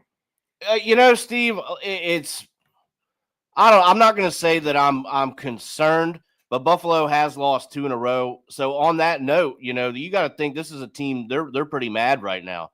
And a team of their caliber losing those 2 games again makes my point to where they're looking to win a game here, Steve. Now Carolina has been feisty. They don't just give it to you, and they're 3-3 as well, aren't they? Yeah. So they're a 500 team right now, and they're not just going to give it to you. I do think the Bills win here. I could see a scenario where Carolina covers. Maybe 47.5. Also, Steve, is a little low. I have it at minus 102. I think this game could get past 48. Certainly, the Bills can get a bunch of that, and Carolina. I'm thinking if Carolina can get to 17, then this game is going to go over the total here. But I do like the Bills to get it done on the road. I agree with you. I think when you get a higher scoring game here, I think the Bills will bring a good effort, but I'm not so sure this isn't an upgrade at quarterback here to Dalton, who is the backup. He still might be the better quarterback at the end of the day. We've said this on the show a few times now when Dalton's come in and played well, and then it's time for Bryce Young to come back. They put Bryce Young back in, and we're like, whoa. Why are you taking Dalton out? He's actually, makes this team more dynamic. He came in a scenario at Seattle where the Carolina Panthers were a big underdog a couple years back, and they whooped Seattle with Andy Dalton at quarterback. So I expect a good effort from him at home today. The passing touchdowns, he's plus money if you want him over 1.5. He's plus 144. Josh Allen minus 126 for 1. On their alternate touchdown passing, Dalton is plus 550. I mean, I think that's a great number for a guy who's going to come out and sling it. If you want to parlay that with just Josh Allen for 3, Those two together, if you're looking for a ticket to build for quarterbacks to throw 3 passing touchdowns, I have Dalton involved on my tickets already. I did not involve Josh Allen, only because I'm worried about them a little bit. If Carolina can pull the outright upset today, which I think they have a shot to do. I mean, if Carolina won this game, I would not be surprised. Right. That would not shock me one bit. I'm not going to bet that, and I'm not even going to take the points with Carolina. But they fall into a system where you would play that today, a plus 7.5 at home. Anytime you have a home team getting 7.5 or more, you got to take them unless they're playing a Detroit Lions-ish type of team. I'm not willing to call the Bills a Detroit Lions type of team. They do have weaknesses. Offensive line, for one. The defense isn't great. The wide receivers are underachieving. So a lot not to like about Buffalo. And I think it's a tough task. But the weather's going to be nice. And I think you do get a good effort from both sides here. So I see how this could go over the total. Also, if you're going to get points, you're going to get yards. So your low hanger receivers are this. You have a Tyrell Shavers. He's the guy from Buffalo. Gets a couple catches a game. Is at 14.5. Tommy Tremble on National Tight End Day is just at 11.5 receiving yards, Dave. Wow. So note that. Yeah, because Andy Dalton is going to get him involved for sure. You got to figure as he'll spread the ball around like a veteran does. Let's see. Chuba Hubbard is 11.5. Dowdle 11.5. They're low. Coker's 24.5. James Cook 13.5 is probably low. So there's a lot you could move for receivers. McMillan is 57.5. That might be low. I would even look for him on an over. I know Anthony likes Xavier Leggett. Yeah, they say it the weird way. Dowdle's rushing today is 50.5. Chuba 41.5. Josh Allen 30.5. I don't have a number on Dalton for his 2 yards rushing or whatever it would be. They don't have that. Touchdown scores today. Cook's at minus 155. Allen is even money. McMillan's plus 190. That's a good number. Dalton Kincaid, how healthy is he? He's at plus 220 on National Tight Ends Day. Keon Coleman's plus 230. Dawson Knox plus 390 on National Tight End Day. If you wanted to just try to do a Dalton Knox combo, that's 15-1. Josh Allen, if they're having a good day, may try to make that happen. Tommy Tremble 7-1 on National Tight End Day for him. 2 touchdowns today. James Cook 4-1. Josh Allen plus 650. Rico Dowdle 10-1. McMillan 16-1. Chuba Hubbard 17-1. Dalton Kincaid 19-1, 20-1 for Shakir, 22-1 for Coleman. Leggett's 35-1. Coker 75-1. Dawson Knox 50-1. Tommy Tremble all the way down to 125-1. So there you go. We like to build a ticket with you guys. It's won once already this year. Came close 2 weeks ago. I think we had one guy get 2 last week, and then I think everything else was pretty quiet. No, wait a minute. Did we cash? Small? No, we were close. It was the kid on Ted Johnson. If he would have gotten one more touchdown, it would have won $16. Right. That's what it was, Dave. So it was one of the favorites hit for the 2 touchdowns. I forget who it was. We build a touchdown madness ticket with you guys out there. Want to throw someone on here. I'm sick of using tight ends on my 2 touchdown tickets here in the last few days, to be honest. So I don't want to look at tight ends. But at 125-1 for Tommy Tremble to get 2, I guess we need to throw him on there, to be honest. All right. So we'll throw him on as a super long shot for 2. All right, next game. This is your bloodbath game of the week, number 1, with the Bengals minus 6.5, 44.5. 1 o'clock Eastern Standard Time is the kick at Paycor Stadium. Plain and simple for me. Give me all the Jamar Chase props. I'll take him up to 150 yards receiving at 8-1. I'll take him for 12 catches at another 8-1. And I'll parlay him with all kinds of guys throughout the day. The guys who have potential to have big days. For example, when we get to the Eagle game, I'll take Saquon Barkley in a parlay with Jamar Chase. So Jamar Chase and a bunch of open parlays for me. I'll take him for a touchdown. I don't have 2 touchdowns listed for some weird reason. I mean, is he that automatic to get 2 touchdowns? They just don't want to offer it at all. He's 33-1 for 3 touchdowns, which he could get. Here's an either player to score 2 touchdowns, which I don't like. Let me see. Is my 2 touchdowns back on the board here? I have him at 475. Yeah, okay. Yeah, I don't know why this site's messing up on that. So almost 5-1 for you, Dave. Yep. That's fair game to me. Give me the Chase receptions as well. His baseline receive yards is at 85.5. I'll go over that. T. Higgins, 54.5. Chase Brown, 13.5. Isis is at 19.5. Noah Fant, 25.5. Mason Taylor's your number 1 jet receiver today. The tight end, 40.5. Brees Hall, 20.5. Then you have guys like Arian Smith, Alan Lazard, Tyler Johnson, all with low numbers. So maybe, I don't know. By all means, go take a Tyler Johnson. Alternate over 40 yards if you think the Jets are going to be moving the ball in garbage time. Maybe that's a sneaky play. Right. I don't know. Let's see. Other 2 touchdown scorers in this game. Oh, yeah, I don't even have them listed. You have them listed. Yeah. Anyway, let's keep it simple. Bengals in the blowout and Jamar Chase for me all day long. What do you like, Dave? So, Steve, yeah, I agree with all that. It's pretty one-sided here when you look at the information that they're giving you right now. But the other angle I would be interested in going, either yards or receptions, would be our guy Andre Isis.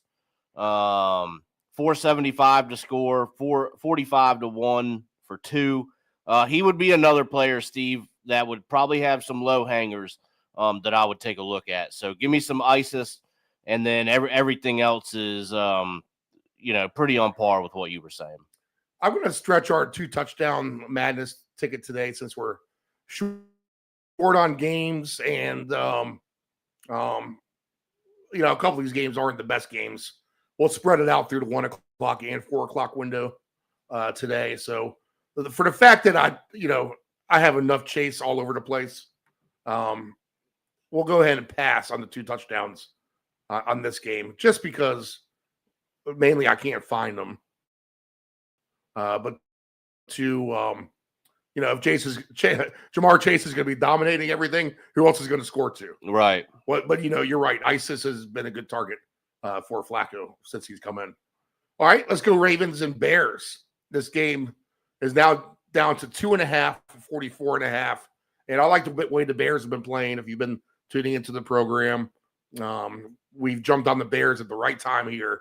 And I'm not ready to get off that wagon yet. They've been nice, and I think they can keep it going, mainly because the Ravens don't have a defense. And I think with no Lamar today, that crowd is going to be flat. You're going to get a lot of Bear fans in attendance. And I think you get Chicago with the opportunity to win a good road game here, good road test. If they can pass this test, and they're officially on fire a little bit, maybe not on so much going to be under the radar anymore. So that being said, I mean, the way the Bears win is they are aggressive down the field, and that means it's game on for Odunze. It's game on for DJ Moore. As you hope to see this Colston Loveland get involved at some point. He's at 32.5. Eventually he will. Luther Burden's receive yards. Luther Burden the third at 19.5. again, Loveland getting this tight end breakout at some point. DJ Moore, 36.5. Roma Dunze, 55.5. I mean, I could make a case for all these guys going over today. We don't have no, we do have DeAndre Swift, so he's trying to shake things off. The number 2 running back, Mononga guy, right? Yep. Is at 28.5. He's been good. Strong running back there.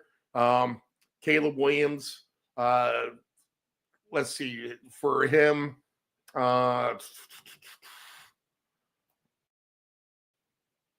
his touchdowns, passing, let's see here. Baseline over 1.5 is plus 114. So another quarterback with a plus number over 1.5, if you want to build a ticket that way.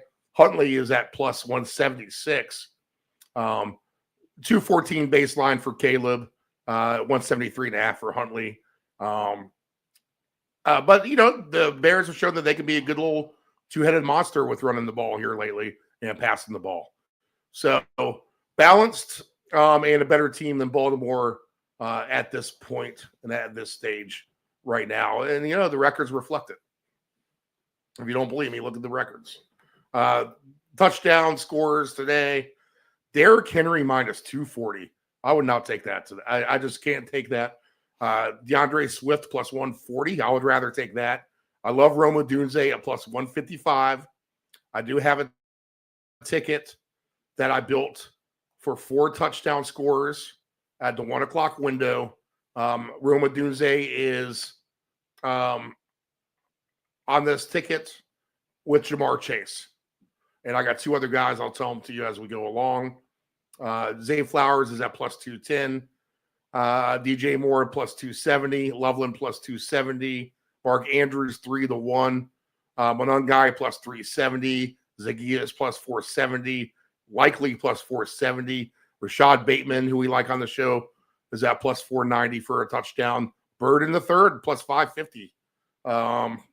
If we go down to 2 touchdown scorers, and we'll pick one from this game for sure. Henry's just plus 230. Swift is 10-1. Adunze 12-1. Flowers 20-1. DJ Moore 27-1. Loveland 27-1. Huntley 27-1. Andrews 33-1. Likely 60-1. Mononga 35-1. Caleb Williams 40-1. I just think it's Bears all day, and they'll score plenty of points here, Dave, and enough to upset the Ravens. So, prop-wise, game-wise, what might you be looking at? Yeah, Steve, I agree with you here. This is a good opportunity for the Bears with the struggling Ravens here. But here's the thing. The Bears' secondary is decent, and I think that's where the defense kind of shines a little bit for them. But they struggle against the run. They really do. So, you know, you wouldn't take the Derrick Henry stuff, and I'd probably agree with you. So here's what's going to happen is we're going to get a sneaky little Justice Hill touchdown today. There you go. Plus 650 for him to do so. I mean, come on, I could see it. Little screen pass. Yeah, sure. And he goes down the side, or he gets, you know, Henry gets subbed out, and there goes Hill. And the Ravens, they finally get 7 points, and it's from the guys you probably wouldn't, you know, think of. So I'm going to go with the Justice Hill touchdown today. They're going to have to get something going. They might struggle throwing the ball, so they might put the emphasis on the run a little bit here, Steve. So where we're going to go against the grain a little bit, where you would think it's the usual Derrick Henry, but we're going to go with Justice Hill today. And again, a good chance here for the Bears to really to go 5-2. All right, good angle, Dave. That's what we need is some fresh picks. For our 2 touchdown madness, I either want to throw on Kyle Mononga or Luther Burden the third. Burden the third is 80-1. Mononga is 35-1. What do you think? Go with Burden. All right. So him and Tommy Trimble alone for 2 touchdowns. $1 pays $10,000. How about that? Yeah, that's what we like. All right, so let me start loading this on my phone. And the next game, I'll get your thoughts on this one first. as I get back to the NFL menu.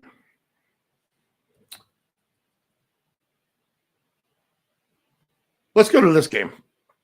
49ers Texans minus 2.5, 41.5. Dave, you said you have these guys on your touchdown field goal ticket. So let's talk more about that. Where are you going to see as defense going to help put up some points here? The sneaky offense. What do you got here? Yeah, Steve. It was just good odds to do so. I know the 49ers will probably help that cause. I'm just hoping that, Houston somewhere down the line, Woody Marks or somebody like Jaden Higgins really gets involved. And you've got Hutchinson. He's not really any slouch either. They got the weapons here or a couple personnel guys that can do so. This probably is more of a defensive struggle. But, couldn't you see it? 23-20 or something like that. The defense is good for the Texans, so hopefully they kind of keep the offense there in check. And we're not asking for a blowout here. It might get tight in that prop window. 49ers definitely with the better personnel here in this game. McCaffrey, Kittle. You got to play Kittle today. There's Kendrick Bourne. Could he get involved today as well? He's been very nice for the 49ers. Right. So the 49ers, Steve, again, is not the team I'm worried about doing it. It was just nice odds. If Houston, can't get 10 points, then, really, you kind of deserve the record that you have there. So, Steve, I don't know. It's close. 41.5 is the number here. I could just see this kind of defensive, okay, they score on each other and then they're kicking field goals in the second quarter with about 4 minutes left or something like that. So the defense, I think, maybe even kind of helps that cause a little bit, Steve. I think the 49ers win this game by a couple of scores here. I'll be worried about the Houston offense getting anything going. But let's look at their numbers. Quarterback-wise, because Stroud's going to be paying good. And just to think back about Stroud, how the mighty have fallen, right? Right. Over 1.5 plus 108 for him, which is actually kind of low. I would thought he was going to pay more, to be honest. Mac Jones plus 146 for 2. So I think that's fair as well, to be honest. I played that. Yep, I played that. The passing touchdowns for Stroud, 3 is at plus 400, and Mac Jones for 3 is at plus 550. Your low hanger receivers, Kyle Juszczyk is at 5.5. Xavier Hutchinson, who did nothing for me last week, 28.5. Woody Marks, 19.5. Jalen Noel, 36.5. Jaden Higgins, 31.5. 48.5 for Dalton Schultz. Kendrick Bourne, 33.5. Juwan Jennings, 41.5. Kittle, 52.5. McCaffrey, 47.5. There are just no receivers out here for these teams. Young buck receivers for the Texans. Maybe that's what makes them better offensively here today, is that these young bucks can step up. Rushing prop wise, Stroud's at 15.5. Mac Jones, 6.5. Nick Chubb, 32.5. Marks, 37.5. McCaffrey, 66.5. That seems a little bit low for McCaffrey. Right. Touchdowns in this game, and I'm going to be taking Kittles. I'll tell you that right off the bat. Minus 140, plus 150. Schultz, plus 155. Marks, plus 165. Guys like Higgins or Noel, if you think they can score on the outside for Houston, are getting a little bit better than 3-1. And yes, my Odunze, Jamar Chase ticket has Kittles on there. And I'll just say that Barkley is my last one on there as well. There you go. But those 4 together, I made a nice, decent-sized chunk. I feel like all 4 of those guys literally will score today. Maybe I'm overhyping Odunze on that part. 2 touchdown scores in this game.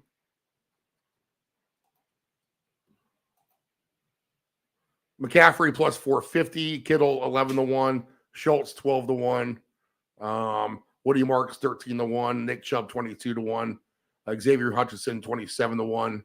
Juwan Jennings 30-1, Jaden Higgins 30-1, Jalen Newell 33-1. There's Kendrick Bourne 65-1. Want to throw him on the Let's play him. All right, so we'll throw Kendrick Bourne at 65 and a half at plus 6,500 on this ticket with Trimble and Luther Bird in the third. Interesting. This is we played some Touchdown Madness tickets, but this is definitely the definition of Touchdown Madness, as we're going to incorporate already 125-1, an 80-1, and now a 65-1 all together. Let's see. 10 cents on those three pays $67,000. 15 cents wins you just over 100 grand. Why wouldn't you play something? Yeah, well, now we're getting there. All right. Next game on the board. As we near 11 o'clock Eastern, we got, let's see, 2 more 1 o'clock games. Oh, no, we skipped my Patriots. I need to get the state of the art of the union of the New England Patriots over the Browns. Well, I told Del Grandy this. I'm sitting back trying to think of the weak spot on the New England Patriots, and I actually can't. And it might sound funny and stupid, but let's review. The offensive line is much better than what it was in previous years. The left tackle rookie from LSU grades out one of the top of the tackles in the league. So excellent draft pick, number 1 overall. Drake May is as good of a quarterback as anybody in the NFL right now. And although Ramondre Stevenson keeps fumbling and we want to get rid of him, he still runs over guys at 9 yards a clip on 1st and 10, making it 2nd and 1. The defensive line's stellar. The linebackers are really good, causing turnovers. The secondary is really, really good. And the kicker who sucked at the beginning is now automatic, it seems like. And the punter has been excellent, pinning players back. So that's a good balanced football team to me. And the fans are happy. Let's just kind of keep it rolling. And obviously there's something about peaking too early, but for a team that's young, which is trying to get better and better every week, and that's exactly what they're doing, is they're getting better and better every week. So if that's the case, they're going to be too much to handle for the Browns today. And I think they win this game somewhat convincingly, to be honest. They'll win by a couple of scores, maybe 17 points, maybe even a little bit more. But I'll bet 16.5. And I'll bet 12.5. And I get it. Junkins is good, but you're as good as the Cleveland defense is. The Patriots are right there. They don't give up anything on the ground. They give you nothing on the ground. And I don't expect Gabriel to be able to do it through the air, to be honest. He's a great candidate to throw an interception on our interception list today. All right. And the Bears have been opportunistic. You got to throw Huntley on there too, I think. All right. And you might as well throw Fields on there too. So there's 3 guys right there, in addition to Tua, who did we talk about the Falcons here? We didn't talk Not about yet. It. Nope. Yeah, that's the next game. But Tua will be on the interception list. Oh, yeah. He was the first one on it. So Patriots, you know what? I'm going to have a fun bet with these guys. Let's see here. I'm going to take some Patriot receivers. Give me over Stevenson over his 10.5 on the alt line. Give me Demario Douglas over 19.5 on the alt line. Give me Butte over 30.5 on the alt line. And I'll probably root for those 3 guys to give me Hunter Henry for a little bit on the alt line for him. So I'll root for all those guys to get yards through the air, as I think that's where Cleveland's most vulnerable, to be honest. Let's see. Drake May's passing numbers. Let's see. Over 1.5 is minus 126. Minus 186 for Dylan Gabriel. The alternate, that's just for 1. 3 for Gabriel's 12-1. 3 for Drake May is at even 3-1 right now. I had it at plus 290, so that has gone down a little bit. Rushing prop wise, I mean, both teams are trying to run into the teeth of the defense. So I don't know if that's wise on either team's part. Stevenson is 46.5. Judkins has been good, but he's going to have to earn it today. And if he does burn the Patriots on the ground, then he's a really, really, really good running back. So keep that in mind. If the Patriots defense looks bad, it's probably because Judkins looks more so than we know he's good, but maybe he's that good, you know? Maybe he's Saquon Barkley-esque or something. Drake May, 28.5 for his rushing yards, 18.5 for Travion Henderson, Gabriel, 5.5. Travion Henderson's on hold for me until further notice. Right. I'm sick of losing on him, to be honest. I'll jump on the Stevenson train a little bit. Give me the low hanger receivers. Patriots win this game. Something like 27-13. But Dave thinks you can get probably because it's paying good. Same reason he took San Fran and the Texans. He's got him on the touchdown and field goal parlay. So give me the offense of angle for you, Dave, here for Cleveland. Is it Judkins? Well, it's Judkins. Don't forget about Njoku out there if they can get it, within the 30-yard line or so. And then you have Jerry Jeudy as well. Don't forget about him. Fanning Jr., he's played nicely for them. Now, look, Steve, I couldn't agree more with you. The Patriots have earned my trust definitely here a little bit more in the betting markets. But I'm playing that. You know how that ticket goes. It's very difficult. But Cleveland does have the personnel if they can just find some kind of way to do it. So I love the Drake May. I have him for 3 somewhere. Got a pretty nice price on that. And then, Steve, you'll enjoy this in my 2 touchdown ticket. We're going to go little Demario Douglas today. Oh, yeah. Good. So he's paying good to do that. I love the Patriots continuing to get better. And they got a real opportunity to get even better today. And really take a next step there in leading that division. So, yeah, Steve, I like the Patriots as well. Minus 12.5 is a spread that I played in one of my spread tickets. So give me the Patriots, and maybe the Browns can just kind of dink and dunk and help out for that prop ticket. Judkins for 2 is plus 650. Ramondre Stevenson plus 750. Diggs 13-1. Hunter Henry 15-1. Kayshon Boutte 27-1. Travion Henderson 33-1, Jeudy 35-1, Drake May 35-1, and Njoku 35-1. I mean, Dave, if it's not broke, let's not fix it. Right. And throw Kayshon Boutte in there. Yep. As a semi-ringer type of play for this thing. I like it. All right. Next game on the list, Miami and the Falcons. This is your bloodbath game of the week, number 2. -7. Dave, I don't know if Miami's quit or not on their team. You never want to say that a team's quit. I do wonder about the psyche there for that team. I agree. If they're missing meetings and stuff like that, guys just don't care. And they don't care, then, I mean, what kind of professionalism is that showing? At least the Falcons are trying, learning a tough lesson maybe on the road last week. Not blitzing Mac Jones enough and letting McCaffrey pick them apart, really. So maybe Atlanta learns their lesson. You figure they're going to be better at home. They're going to score points. You have a quarterback who has a chip on his shoulder here now as well, who's very motivated against maybe a quarterback who's, let's say this. I mean, after Miami, what other NFL team is really going to give Tua a chance? I think he almost gets the Colin Kaepernick treatment a little bit. Oh, absolutely. Maybe because of his injury. But, two, maybe because, they see what kind of fiasco this is down in Miami, and they don't want to put up with it. And 3, he has a dead arm.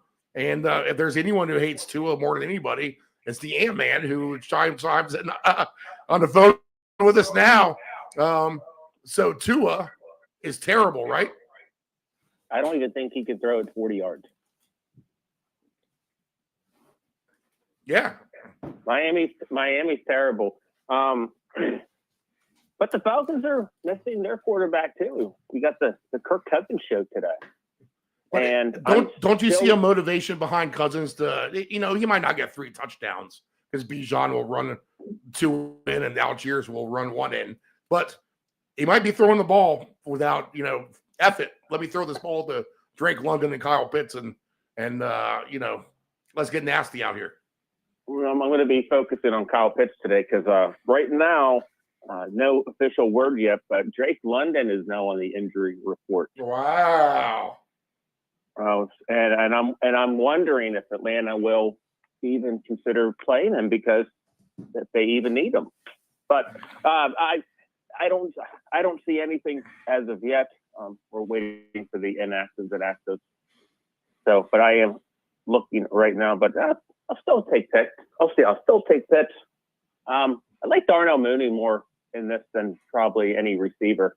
But yeah, of course, Bijan and then throw Algier in there because if Atlanta's up by 2-3 touchdowns, Algier's going to get his.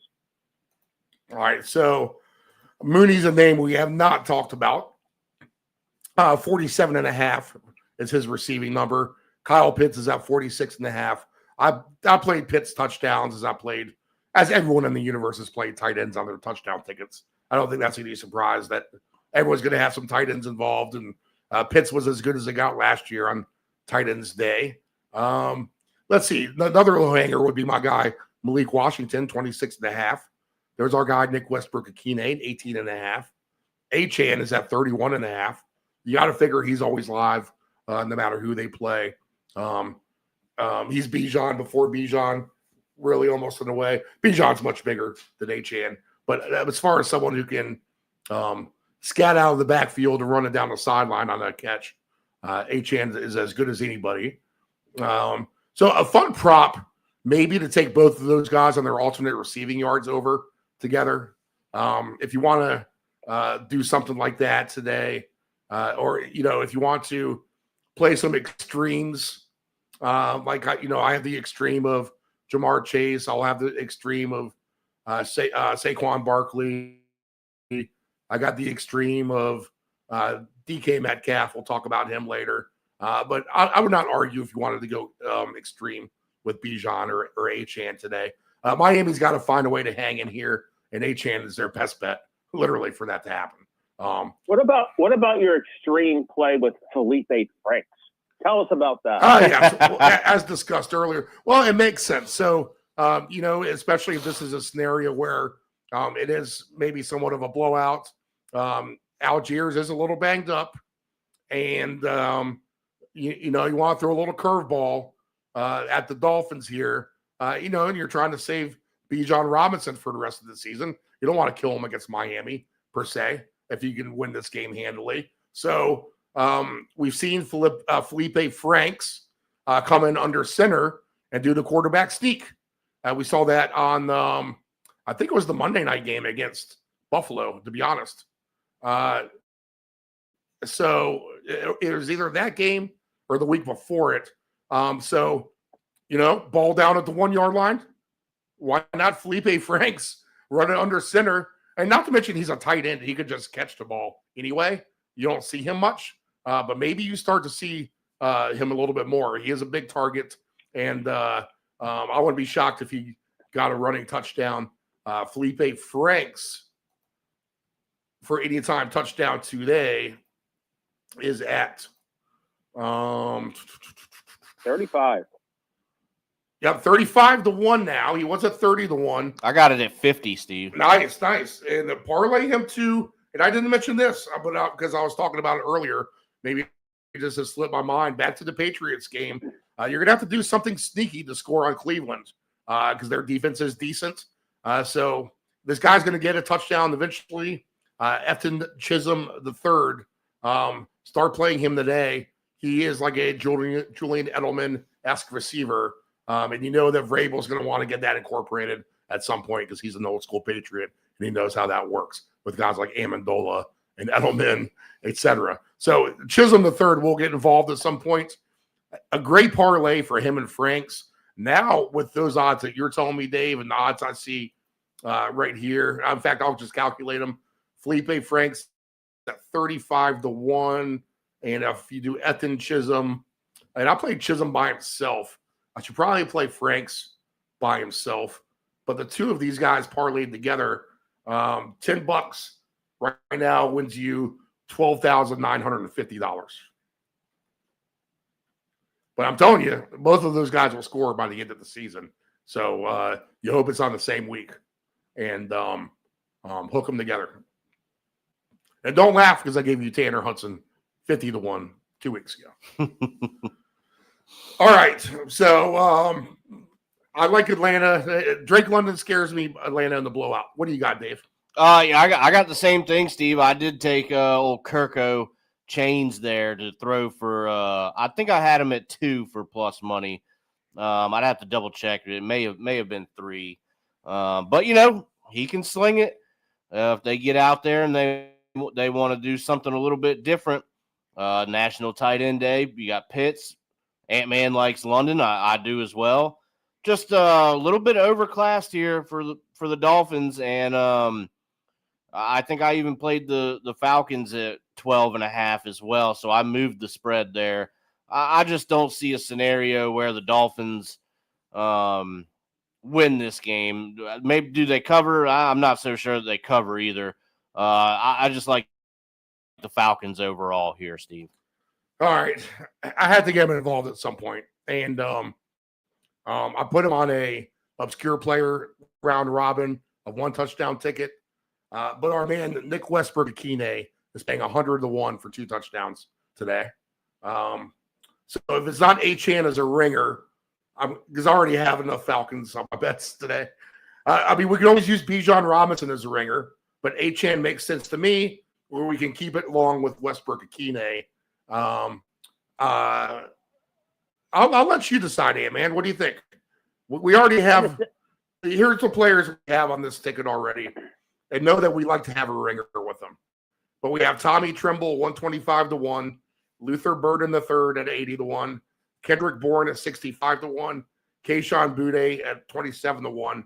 So what's our next step in this game? Is it Westbrook-Akine, Bijan, or Achane?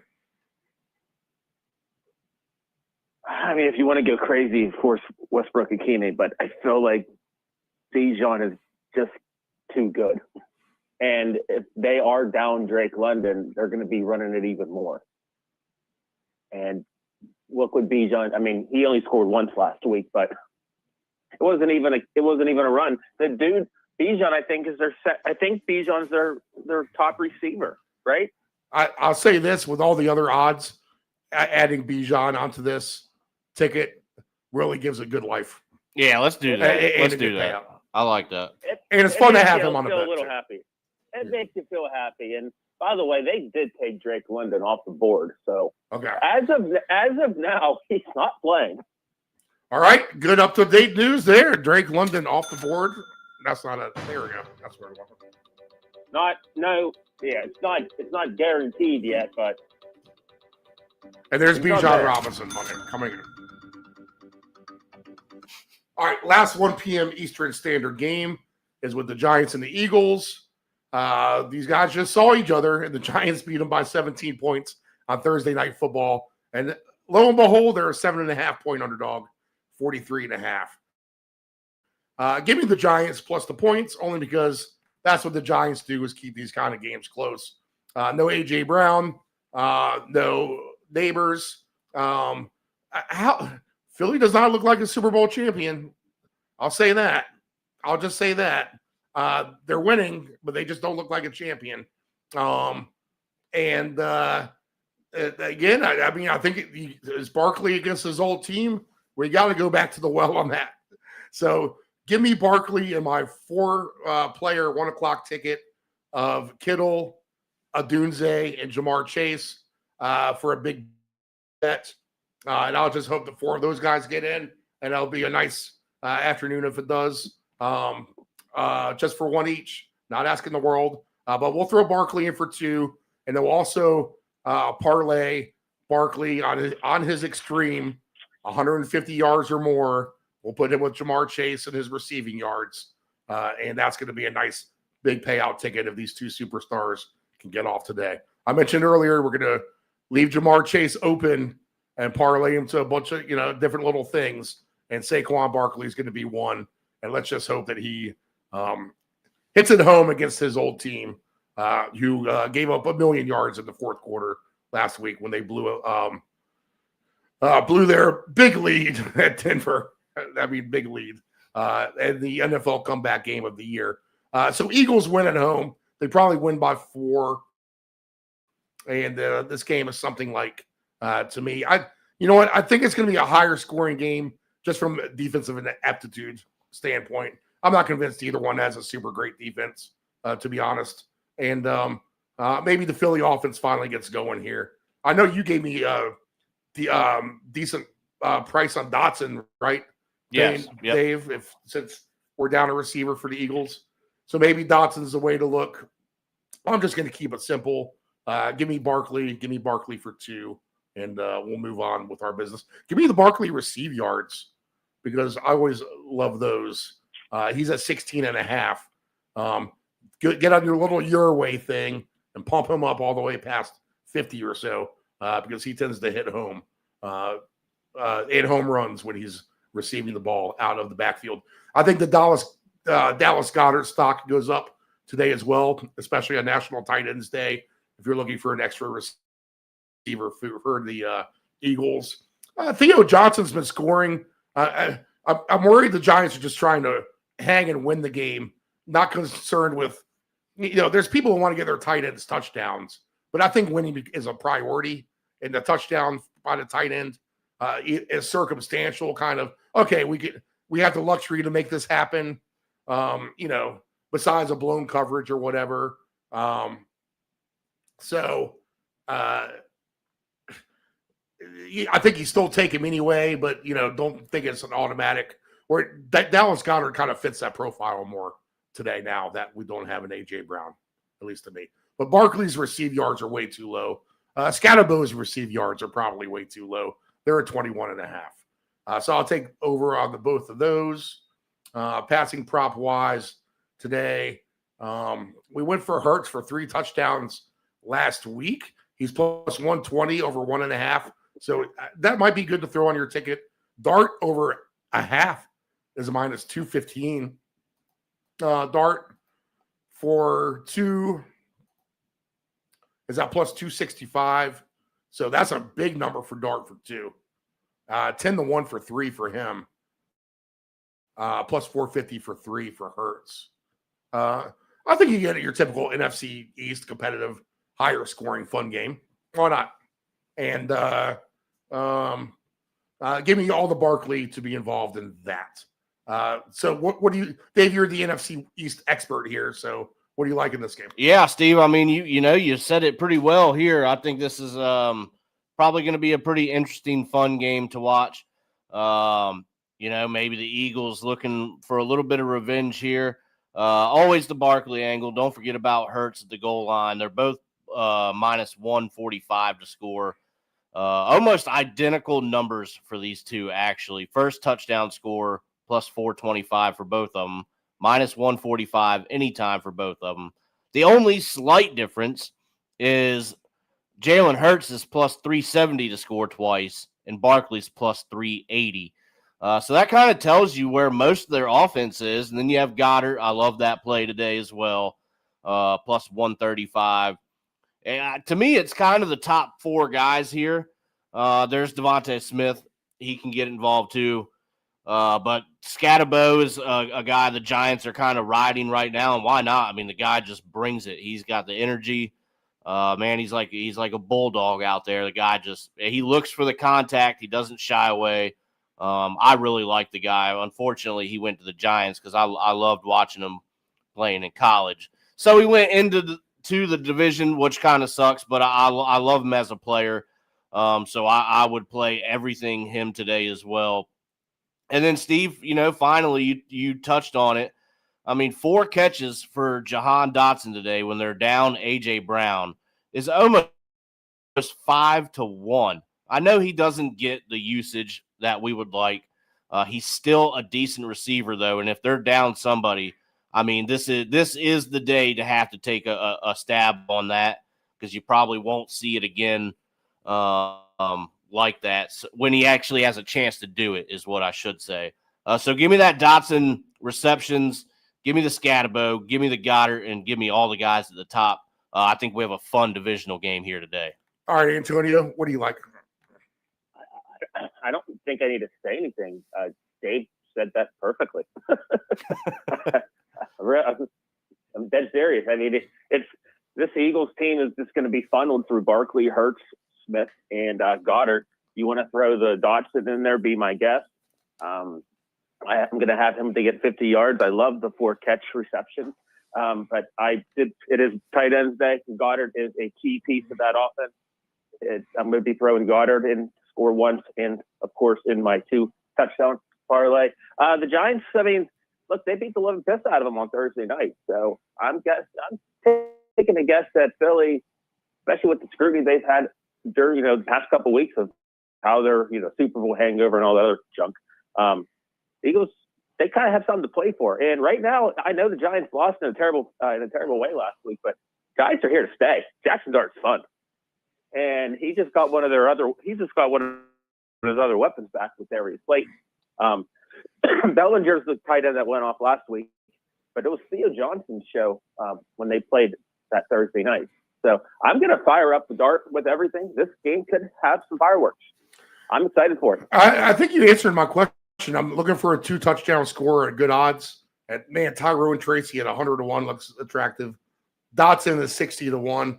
But why not use Dart as a semi-ringer at 22-1 for 2 touchdowns? The dude runs.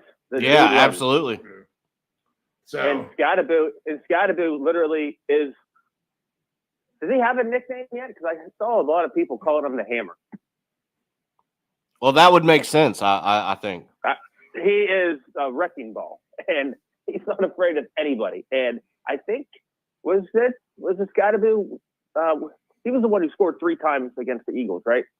Yep. That Thursday night game. So he's going to be coming out firing. And because Lamar Jackson's not playing today, I have no choice but to start Jackson Dart again. And I'm fine with that. All right. So on this Touchdown Madness ticket so far, the average 3-game parlay will pay about $7,000 or $8,000. A couple $100 if you get 2. Now, keep in mind, we have odds for Bijan going up plus 230 to Tommy Tremble, who's now 100-1. Now we're losing odds by sitting here. They're listening to our show here. Tommy Tremble's 100-1. Bird in the third, now 75-1. He was 80. Bourne 65-1. Kendrick Bourne. Kayshon Boutte 27-1. Bijan plus 230. Jackson Dart 22-1. Yes, if we get 83 of those, the average payout is about $7,000 or $8,000 right now. So let's keep it going. And this will be on our prime upper TV today, the Eagles and the Giants. Okay, the late window, 4:06 p.m. Eastern Standard Time, as we are at 11:20, and we have 5 games left. Look at that. Looks like we'll get done at a good time today, boys. I think the Buccaneers are on upset alert. 3.5 is now down. It was at 4.5. So people are starting to think like me a little bit. 46.5. I think the Buccaneers win, but I think they win by 3, literally. And the Saints will play them tough because they've been playing everyone tough, unless they completely shoot themselves in the foot. I want to see Ibuka hopefully healthy here and see him be a game breaker. If he's an alpha dog, maybe Tampa Bay runs away from this. But, man, Olave's been playing good. You got to give Rattler credit. I mean, the Buccaneers could easily lose this game, I think, today in New Orleans. So I'm going to have the Buccaneers on upset alert. As far as the passing props go, and I love Baker, but it's just another tough spot for these guys with the injuries. But Baker over 1.5 touchdowns minus 174. You can put Rattler on your 1.5 ticket at plus 126 for him. I hate to say it, but the Saints are the kind of team that will cause Baker to throw an interception today, You want him? To be honest. Yeah, I think so. I think you could probably round it out with him in a weird way. I hate to say it like that, but he's a gunslinger, and it certainly can happen. 3 touchdowns for Baker is at plus 210. 3 touchdowns for Radler is at plus 490. So a sneaky Saints team with Radler, I think has a shot here through the receiving yards. Brandon Cooks, 10.5. Look at that. Alvin Kamara, 21.5. Rachaad White, just 21.5. That's too low. Juwan Johnson's at 38.5. Sterling Shepard, 31.5. Tez Johnson, 42.5. Anthony Love's Rashid Shaheed, 48.5. Cade Otton is at 40.5. Olave, 61.5. Egbuka is 73.5. I kind of like the over for Olave and Shaheed, to be honest. Both of those guys, maybe even Cooks on a El Chibo ticket. I mean, you're going to get 4-1 odds for 30 yards for him. He's 11-1 for 50 yards or more. I mean, it could happen. Why not? Sure. But give me the Saints in an upset here. I'll go through the 2 touchdown scores in a minute. But what's your first thoughts, Antonio? We all know that Shaheed blows up when they play in New Orleans, and Baker's going to be firing. Hopefully Rattler can meet him halfway. The only guys I have so far to score is Juwan Johnson, of course, national tight end today. Since Keandre Miller's been rolled out for the rest of the year, I believe, it's going to be Alvin Kamara the whole damn time. And I like Shaheed for I'm hoping he just catches that bomb. So guys like Rashid Shaheed, I don't bet him to get 50 receiving yards. I go for the bomb. So if you're going to take him for 100. Tez Johnson also proved of how lethal he is. Dude's a talented guy. He's definitely going to be their de facto number 2 the rest of the year. What did you say that number for Baker was to throw 3? Plus 210. You can never roll him out. I mean, today's going to prove if Baker's still in the MVP conversation. If he lays an egg today, well, he's not going to be in the MVP conversation. If he balls out today, he's your favorite. He balls out and they beat the Saints convincingly, he is 100% your MVP. I mean, of course, Mahomes and Josh Allen will have trunk, but Baker hasn't won it yet. So he balls out today. You better be holding that ticket, Steve, that we put at the casino. Roll tight. All right, Dave, what do you like here? Yeah, Steve, I'm going to go against the grain here. Giving Tampa Bay a little love here. Even if Egbuka is still a little banged up, I mean, you have Cade Otton. He can shine when he needs to. Yeah. Sterling Shepard, don't forget about him. That's a good connection with him and Baker. And then, as Ant said, Tez Johnson. I mean, that kid could be good. He looks like he's got it, and they're getting a little bit of connection there with Baker. So I still think he has the weapons to get this done. I would play him for 2 or 3 passing touchdowns. I think this game gets interesting, but I think Tampa Bay takes care of it on the road. And I would also play I'm going to play a game prop here as well of each team for a rushing touchdown today at plus 155. Kamara and Rachaad White, they will take care of that ticket there. So give me the 2 running backs, but Steve, still plenty of options here for Baker. And he is Mr. Big Time Baker, as I like to call him. So I think him and the Bucks get it done on the road today. All right. I'm looking at the 2 touchdown scores. Plus 500 for White, plus 650 for Egbuka. Kamara is 10-1. Olave 14-1. Cade Otton 14-1. We always like Taysom Hill's won us a ticket on Madness at 22-1. So he's always tempting. But we've talked about these 2 guys a little bit. So I think their odds qualify good. Talking about Shaheed and Tez Johnson, and maybe we take both. Shaheed's 22-1 and Tez Johnson at 27-1. And what could be a higher scoring game, to be honest. This could be a shootout with a lot of points here. In fact, if you want to try to have fun with 2 teams, if you need teams to score a lot of points today in a super over scenario. And you can't trust teams like Miami and the Jets to do that. I think you can trust like the Saints and Buccaneers to do that. I think you can trust the Eagles and Giants probably to do that. I think you can probably trust Buffalo and Carolina to do that. So 3 alternate overs if you want to hit the early 1 o'clock window. In fact, I'll probably have to do that on some sort of a ticket. And might as well, if it's going to be a higher scoring game, let's throw Tez Johnson for 2 on here, and let's throw Rashid Shaheed for 2 on here on the ticket. What do you think? All right. Sound wonderful? Wonderful. All right. So now our average 3-game parlay is going to pay more like $5,500 if 3 of them hit, because we got some lower odd guys on here now, and not quite $200, more like $150 if 2 of them hit.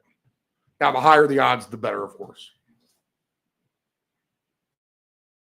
And that's always the confusing conversation. Does higher odds mean longer odds or shorter odds? The lower odds mean the longer odds or shorter odds. Longer odds, obviously, are 100 to 1s, 500 to 1s. Shorter odds are 5 to 1s, 3 to 1s. So maybe we refer to them like that. You know what? The Colts are going to smash the Titans. Why wouldn't they? I'm worried about the half a point, though. Maybe it's 38-24 as a final, 31-17, right?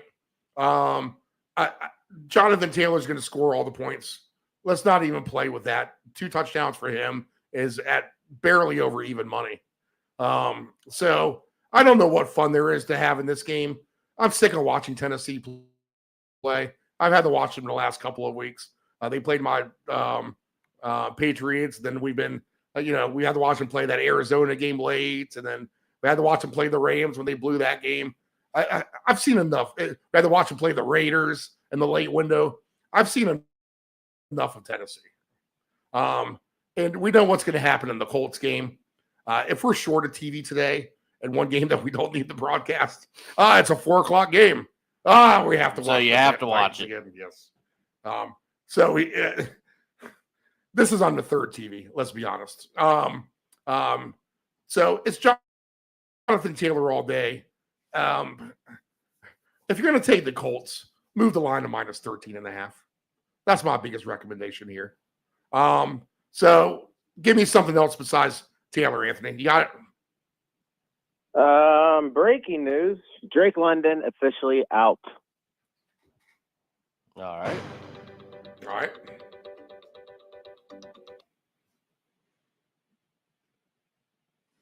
You were talking about that Colts game, huh? Yes. Oh yeah. We going to the next game. Exactly. I'm gonna, with my Rashid Shaheed ticket, I'm gonna go and play Alec Pierce for the bomb, and I kind of have no choice but to play Alec Pierce because I have no receivers left on my team. Now the good news is that they play for the Colts, and somehow the Colts are still incredible. So I'm gonna be rocking Tyler Warren and Alec Pierce today. But yeah, Thomas Day was gonna score again.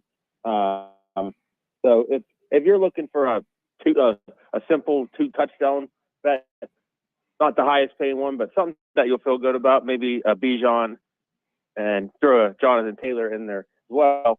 But yeah, that's all I have. If I'm going to go with the random Tennessee score, give me that Alec Manor guy. Other than that, I got nothing. This Titans team's just terrible. Dave, what do you got here? Steve, well, let's just go with Tyler Warren today. One or 2. Oh yeah. I think on National Tight Ends Day, here's an opportunity. Let's give Tyler Warren a photo op on National Tight End. Yeah, I mean, we were thinking it, but we're up by 20 points. We can throw it to the tight end in the end zone now. Just to play it. That's it for me. This game is. We talk about circumstances dictating better scenarios for tight ends to score. This is a better scenario. Yes. So unappealing, but yeah, if that's the national tight end narrative, go figure. He's definitely in today. All right, we're skipping the touchdown scorers on that one. All right, Dallas and the Broncos, much better game. Now up to 51.5, 3.5 for Denver. I won't be surprised if Dallas gets the outright win here. This is going to be a higher scoring game. It's a full green light for everything. Still get your same game parlays ready to go once these 1 o'clock games end. I think you can have a lot of fun here. I think there's Bo Nix rushing yards is a potentially good thing. Again, as far as the passing props go, both of these quarterbacks could throw for over 1.5 today, which minus 142 for Nix, minus 126 for Dak. If they both got the 3, not shocking. Nix plus 250. Dak is plus 290. The receiving props today, CD Lamb 74.5. Pickens, you got to love that, 57.5. He's getting plenty of long ball targets. Jake Ferguson's on fire, 39.5. You got to think Cortland Sutton will rebound from the last couple of weeks here, 62.5. Evan Ingram's 31.5. Troy Franklin, 35.5. My man Marvin Mims at 30.5. It's a Javonte Williams revenge game. Don't forget about that. He's at 14.5. My man RJ Harvey receiving yards just at 12.5. So we'll look to take him over, as he's been the one guy who's been nice on his running back receiving prop. He's been as consistent as anybody anyway, at least to me. I think this is a ping pong type of game. If you want to take a couple of guys to score on each side, I think you can. I mean, this is, take Lamb for 1, Pickens for 1, maybe even Sutton for 1, J.K. Dobbins for 1. All that pays 37-1. All right, so that's not the worst price in the world, just for 4 guys to score. And then you're getting some nice numbers on some other guy, like 3-1s for Harvey. Okay.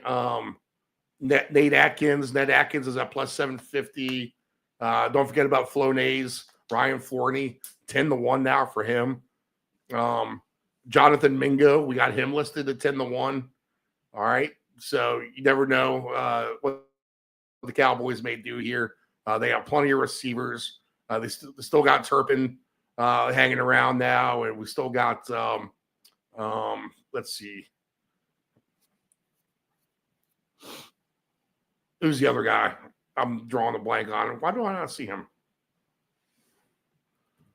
It's not Turpin. It's the other guy with a T. Tolbert. Yeah. Tolbert. He's at 8-1 for a touchdown. So all those guys are in pass pattern. Flonase, Ryan Florney was out in pattern last week by the goal line. So plenty of big numbers to be had on either side here. The rushing prop for Nix is at 24.5, so that seems pretty low. Harvey is at 16.5. That seems low for a Dallas defense. That's still, at the end of the day, maybe playing better, but still has question marks. Higher scoring game. I will not doubt that Dallas wins this, and I think it's a full green light for almost everything you kind of want to do here. The Cowboys beat your Commanders, Dave. What do you see? Yeah, Steve. I mean, I wouldn't be surprised either the way that offense is playing. If the Broncos can get going on offense, this game really could be a shootout. It's going to be whether Denver gets going or not. You saw what they did last week, but man, it took them a while, and I don't think that they're going to be able to do that again if they get down too many to the Cowboys. So they need to have a better start, and if they do, then I think they have a better chance to win this game here at home. Everything you want is in play, as Steve mentioned. No need to really go over that again. But Steve, I'm also thinking, man, maybe this is one I should have thrown into the old touchdown and field goal prop there, because I could definitely see that here. But yeah, Steve, it's going to depend on the Denver start, and if they start slow again, that Dallas offense is lethal, and they're going to jump on them. So they need to have a good start today, or the Cowboys may walk out of Denver here with a win. I think you could do a fun late window touchdown field goal with Tampa and the Saints. Right. Dallas and Denver, and then might as well just throw Green Bay and the Steelers on there. Yep. For tonight. That would be a fun one. Anthony, full green light for you, Dallas and Denver? I sure hope Denver plays like they did in that fourth quarter last week. They've yet to play a whole complete game. They played one strong fourth quarter and a good first half against Cincinnati. Besides that, their offense has not been good at all. They have been terrible. So, and for my terrible fantasy team's sake, I sure in the hell hope they can, because I have Bo Nix as my quarterback, and like I said, my receivers are decimated. I had no choice but to pick up Marvin Mims this morning. So I am hoping for the Bo Nix and Marvin Mims connection today. That's my hope. But yeah, it's full green light. It's gonna be terrible. I'll probably be down by 80 by a 4 o'clock window, but I'll give it the full green light. I actually do not mind the touchdown field goal with that game.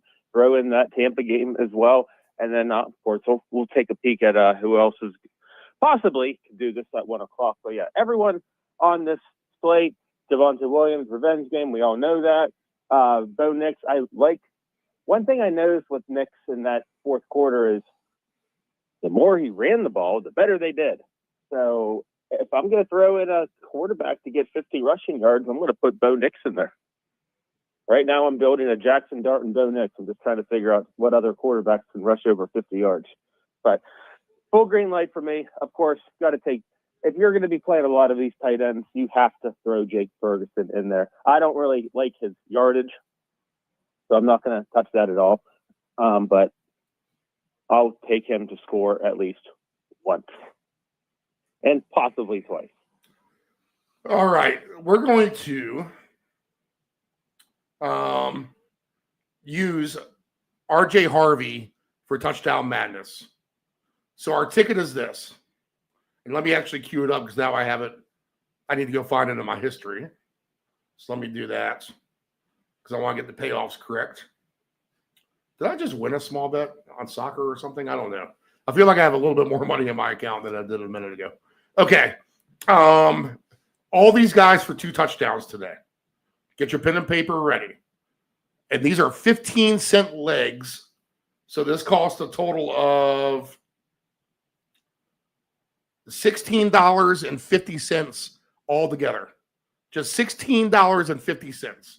All these guys for 2 touchdowns. Tommy Trimble, 100-1. Luther Burden III, 80-1. Kendrick Bourne, 80-1. Kayshon Boutte, 27-1. Bijan Robinson as a ringer, plus 230. Jackson Dart, 22-1. Tez Johnson, 30-1. Rashid Shaheed, 22-1. RJ Harvey, 27-1. And the average payout on a 3-game parlay is going to be, something like $6,000. All right. And the average payout for a 2-leg parlay is going to be right around $150 or so. So there you go, guys. There's your touchdown madness for all your day games. And we slide to the night game. It's the Anthony Bowl, Green Bay and the Steelers, Antonio. So what's the dealio here? I mean, is this a bad game for you? You got to have to lay under a blanket, sucking your thumb. I mean, what's happening here?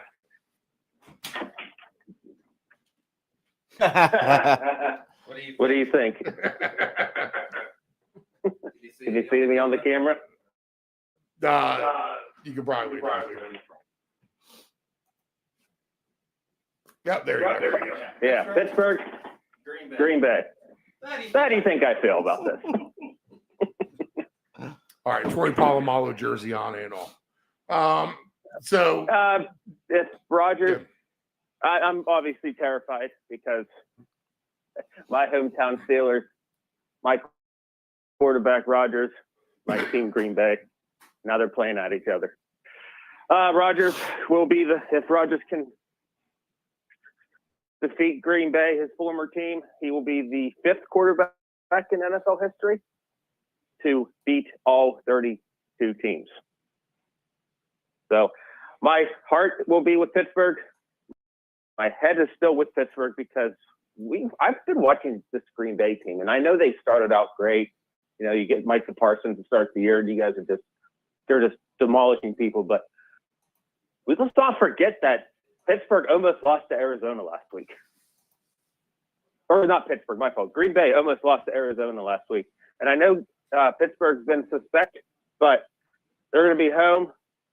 Be all the motivation in the world for Pittsburgh to go nuclear. And they just came off that embarrassing loss against Joe Flacco's Cincinnati Bengals. So it's going to be a close one. I'm going with Pittsburgh 27-24. Correct score.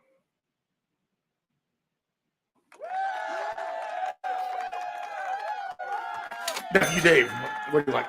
Yeah, Steve. So I think I still like the Packers here on the road. And this is going to be a close game. This is probably hopefully one of the better Sunday night games of the year. I think this is just kind of perfect here between these two teams. So I will definitely be interested. But I still think Green Bay gets it done on the road. They just cover the spread. I mean, it's a 3-point. That spread is probably very, very appropriate right where it's at. Green Bay by 3 on the road. Obviously, Tucker Kraft. I might play him for 2. He's plus 135 for 1. Big usage down there in the red zone, I would think.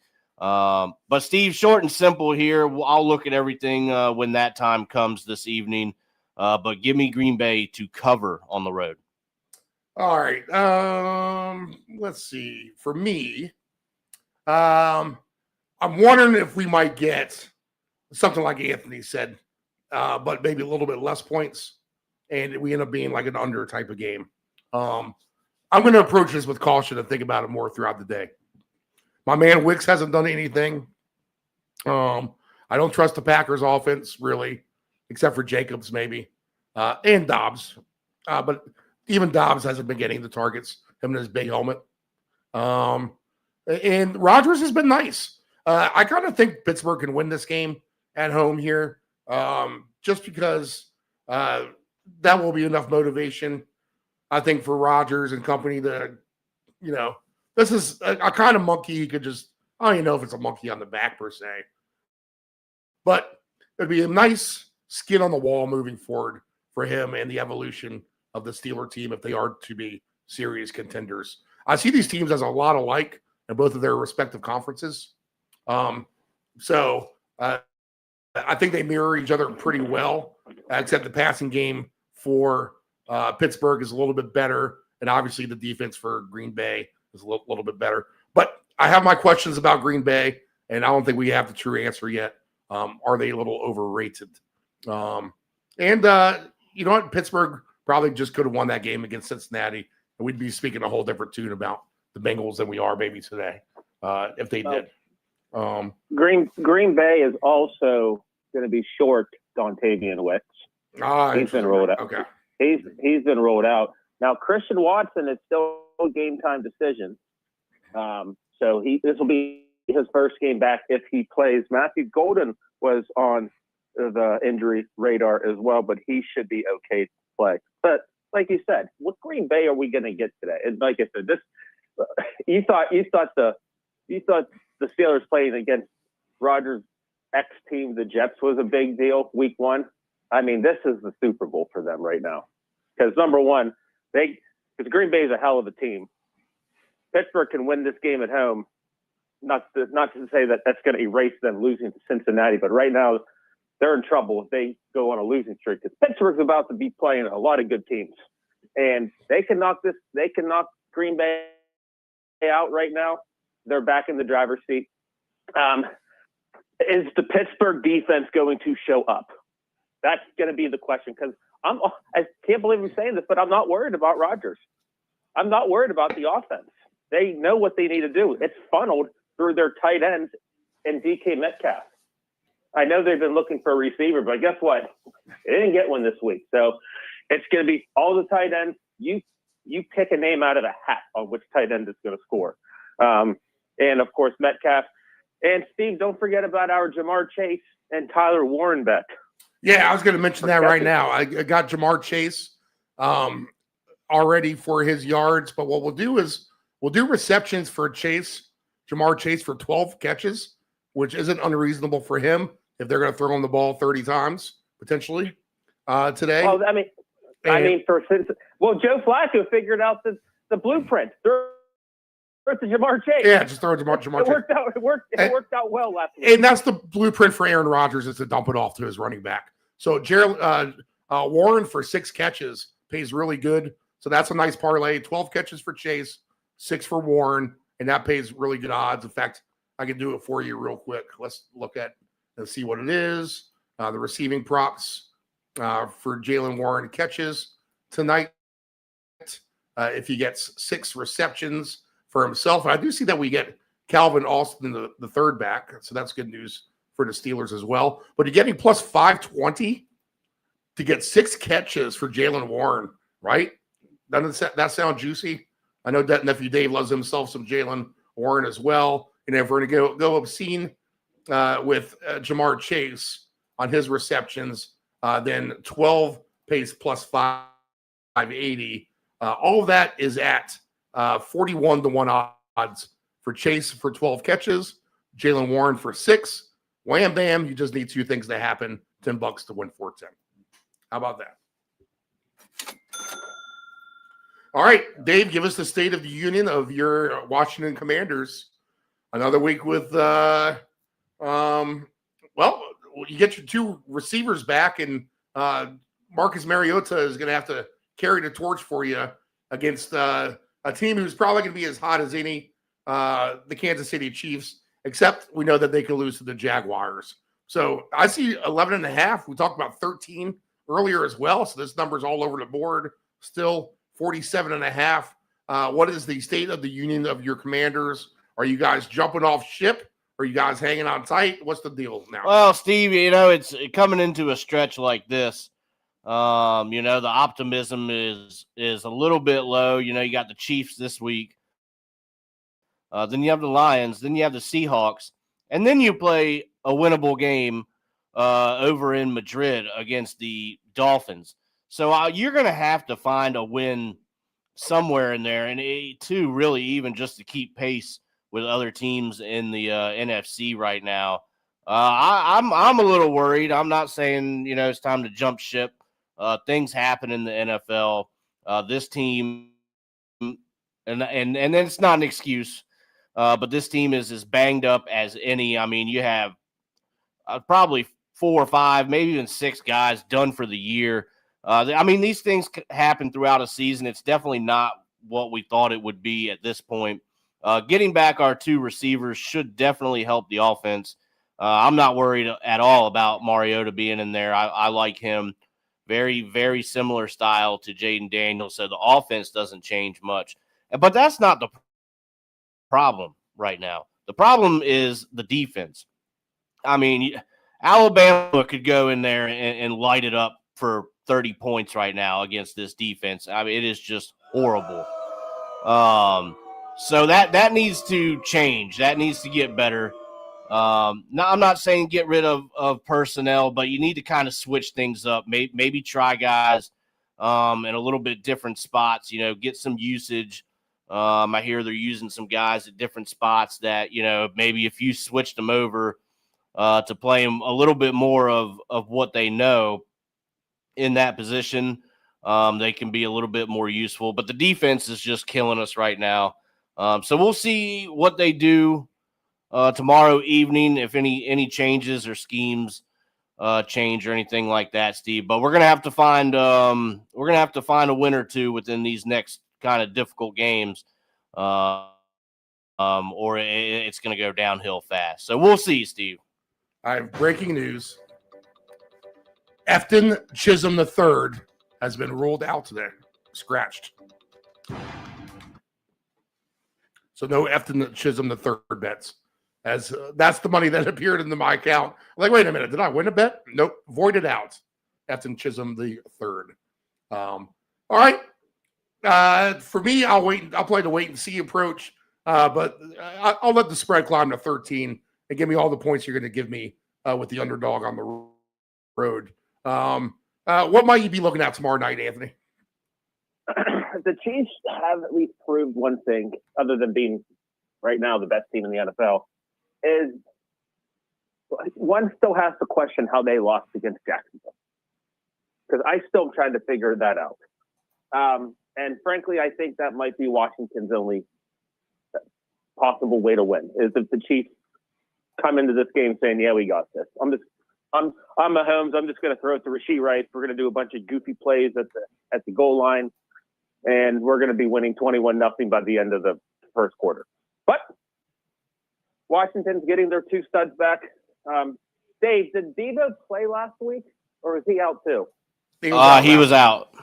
Okay, so now not only do you got Deebo back, you got McLaurin back, and now all the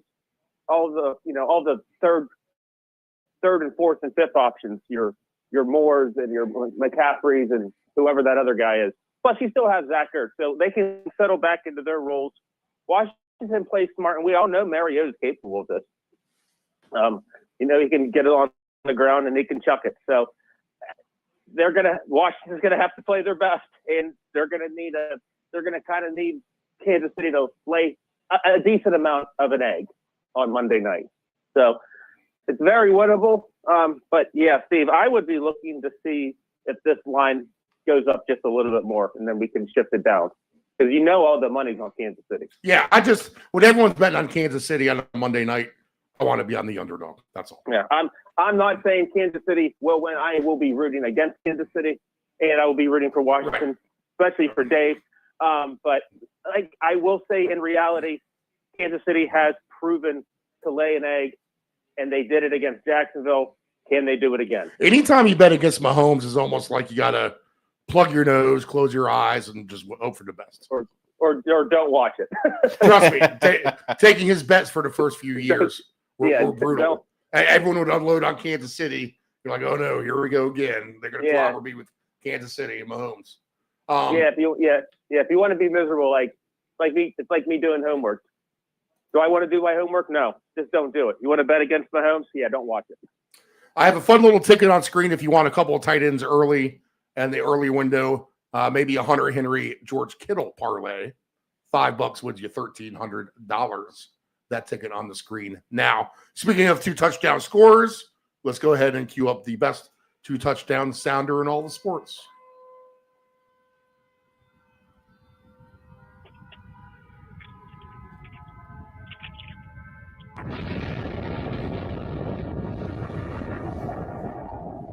Johnny. 4 weeks. 20 papers, that's $2 plus tip. Gee, Johnny, I don't have a dime. Sorry.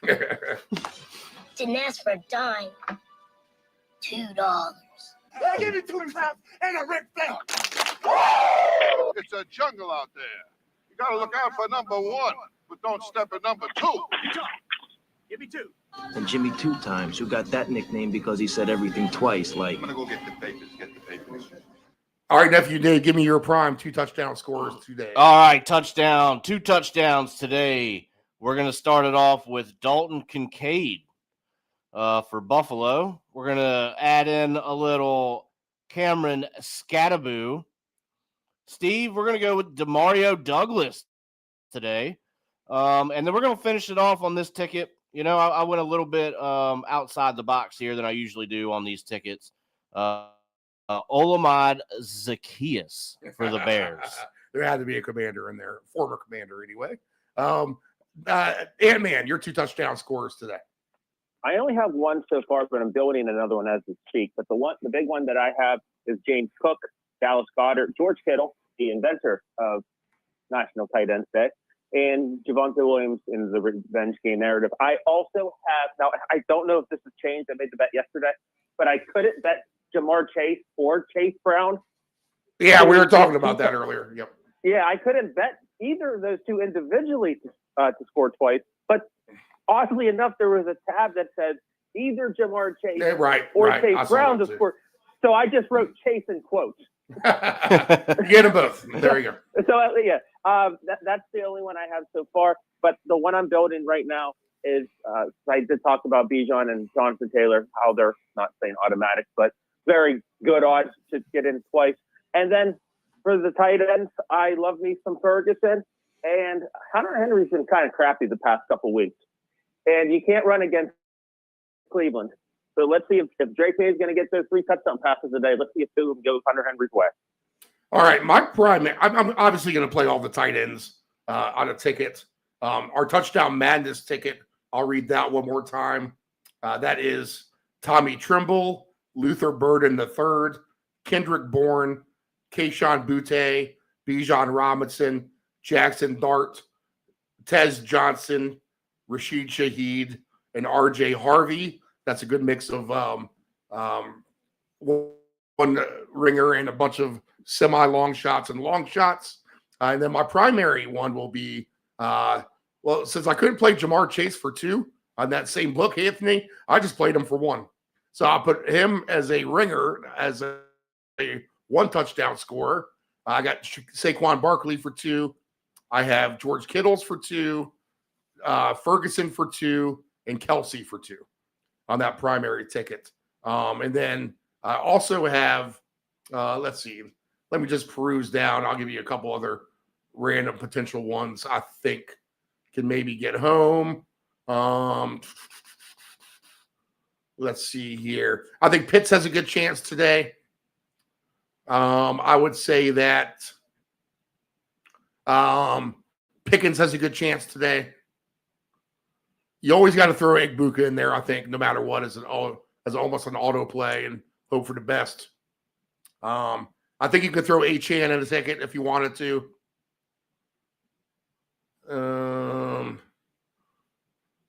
I think the Bears score points. I mean, pick your poison, though. I mean, Swift seems like almost an obvious one we're skipping over every week. Let's not shortchange him. But even one guy can counterfeit him. Odunze, you feel like is going to get 2 again at some point soon. And several people, I think, in the Bills-Panthers game could get 2 on both sides of the ball, to be honest. It could be your Leggett day. It could be your Tommy Trimble day. It could be your Tet McMillan game. It could be your Dalton Kincaid game, like Nephew Dave says. Could be your James Cook game. Could be your Josh Allen. How would you not have a ticket on Josh Allen against the Carolina Panthers? You almost want to slap yourself when he scores 2 if you don't have him on some sort of a ticket, right? All right. Best bets for today. I'm going to go. I haven't really talked much about alt lines in this, but I think you can alt line the following teams: Cincinnati, the Patriots, the Falcons. I think you can take the Bears in an outright upset. I think you can take the overs on lesser amounts. I like the spreads I just mentioned better, but the overs on lesser amounts with the Eagles-Giants game, the Saints and the Buccaneers game, the Dallas-Denver game obviously goes over, and then also on the Carolina-Buffalo game. If you want 2 underdogs to root for at home today, I think your Carolina Saints parlay is interesting. The Big Steve $1,000 to win $1,000 lock of the week, which is 5-1. We missed 1 week. I declared the Bears sit right off air last week, but the Bears get home easily tomorrow or last week. So we're 5-1. In my DraftKings contest, I'm at a 70% clip, 45th place out of 11,000. So we know how to do the spreads here. And our lock of the week this week. I mean, this is hard. It was kind of playing tug of war back and forth here. But it's weird to me that the Jets is now down to 5.5. What's going on there that I don't know about? I'm going to tell you positive, and I'm going to tell you negative. What's that? Of why the Jets might have a little motivation. And it's going to sound strange, but Justin Fields is back as the starter. Yeah, he got hated on. He's got some fire. Got hated on. Woody Johnson, I think, even said I suck as an owner because I don't know how to shut up. So this could be the Justin Fields I'm going to prove it day. It also could completely go south. And this is just a gut call. I don't know if you guys have been following it, but Nick Mangold just passed away this morning. Oh, wow. I just saw that. Yeah. Yep. Yeah, for the Jets. So they might rest in have peace, a little, Nick Mangold, a great NFL 41. player. Oh, it's sad. That is very sad. Kidney disease. Wow. But anyway, that. Yeah. So they got on their side today. I get you. Justin Fields from Ohio too, right? for Ohio State. Yeah. So I will not take the Bengals for that fact. Give me the Falcons as my lock of the week over the team that has basically quit, the Miami Dolphins. Minus When they 6.5. when they rolled Drake London out, the line only shifted from 7 to 6.5. Give me Atlanta minus 6.5. I think we're fine here. The Patriots should probably be it, but I'm not going to use them. Give me the Falcons. If you need to win a bet, 1,000 to win 1,000. It's Atlanta minus 6.5 this week. All right. Other bets for me, real quick, if I like it. Let me see what I jotted down. Let's see. Pickens receive yards. Do some Franklin Mims receive yards. Bo Nix rushing yards. Drake May for his touchdown passes. Do our old man 3 touchdown passes. Andy Dalton, Joe Flacco, Aaron Rodgers. Throw in a couple ringer, Young Bucks, Drake May, Caleb Williams. On my end, James Cook could have a big day, according to Del Grande. And again, it's Jamar Chase, I think, all day. And your second best player to really have a huge game is Barkley. And, the Warren receive yards or receptions, the Chase receptions, the Rashee Rice receptions on Monday night, I think is a good one. And Pickens yards if you want to go extreme on all of those. All right. Any other bets for you, Dave? Yeah, we'll go with a little spread bet here that I built. We're going to go Bears minus 5.5, Niners minus 5.5. We're going to give the Patriots some love, minus 12.5 here. And then I understand it, but the Bengals know the situation. Bengals minus 12.5 to round that off. I think everyone has to play this ticket.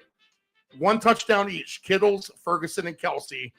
I'll put $55 on it and win $763 if those 3 guys can score. All right, guys. One more little side note. You can keep the music playing, Steve. But Dave, I got a bone to pick with you. All right. I asked for 240 packs of water. I told him he can get the 24. Steve told me to get 24s. Yeah, I This is told him. unacceptable. Well, it's Steve's fault. I didn't want to throw his back out, carrying all that weight. We're cutting the cable for your precious Commanders Monday night. Go Mahomes. Oh.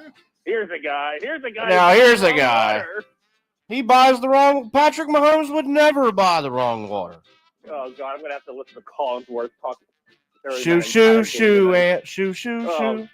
Fuck my life. Let me go get the station for the TV. All right. Good Goodbye. luck, everybody.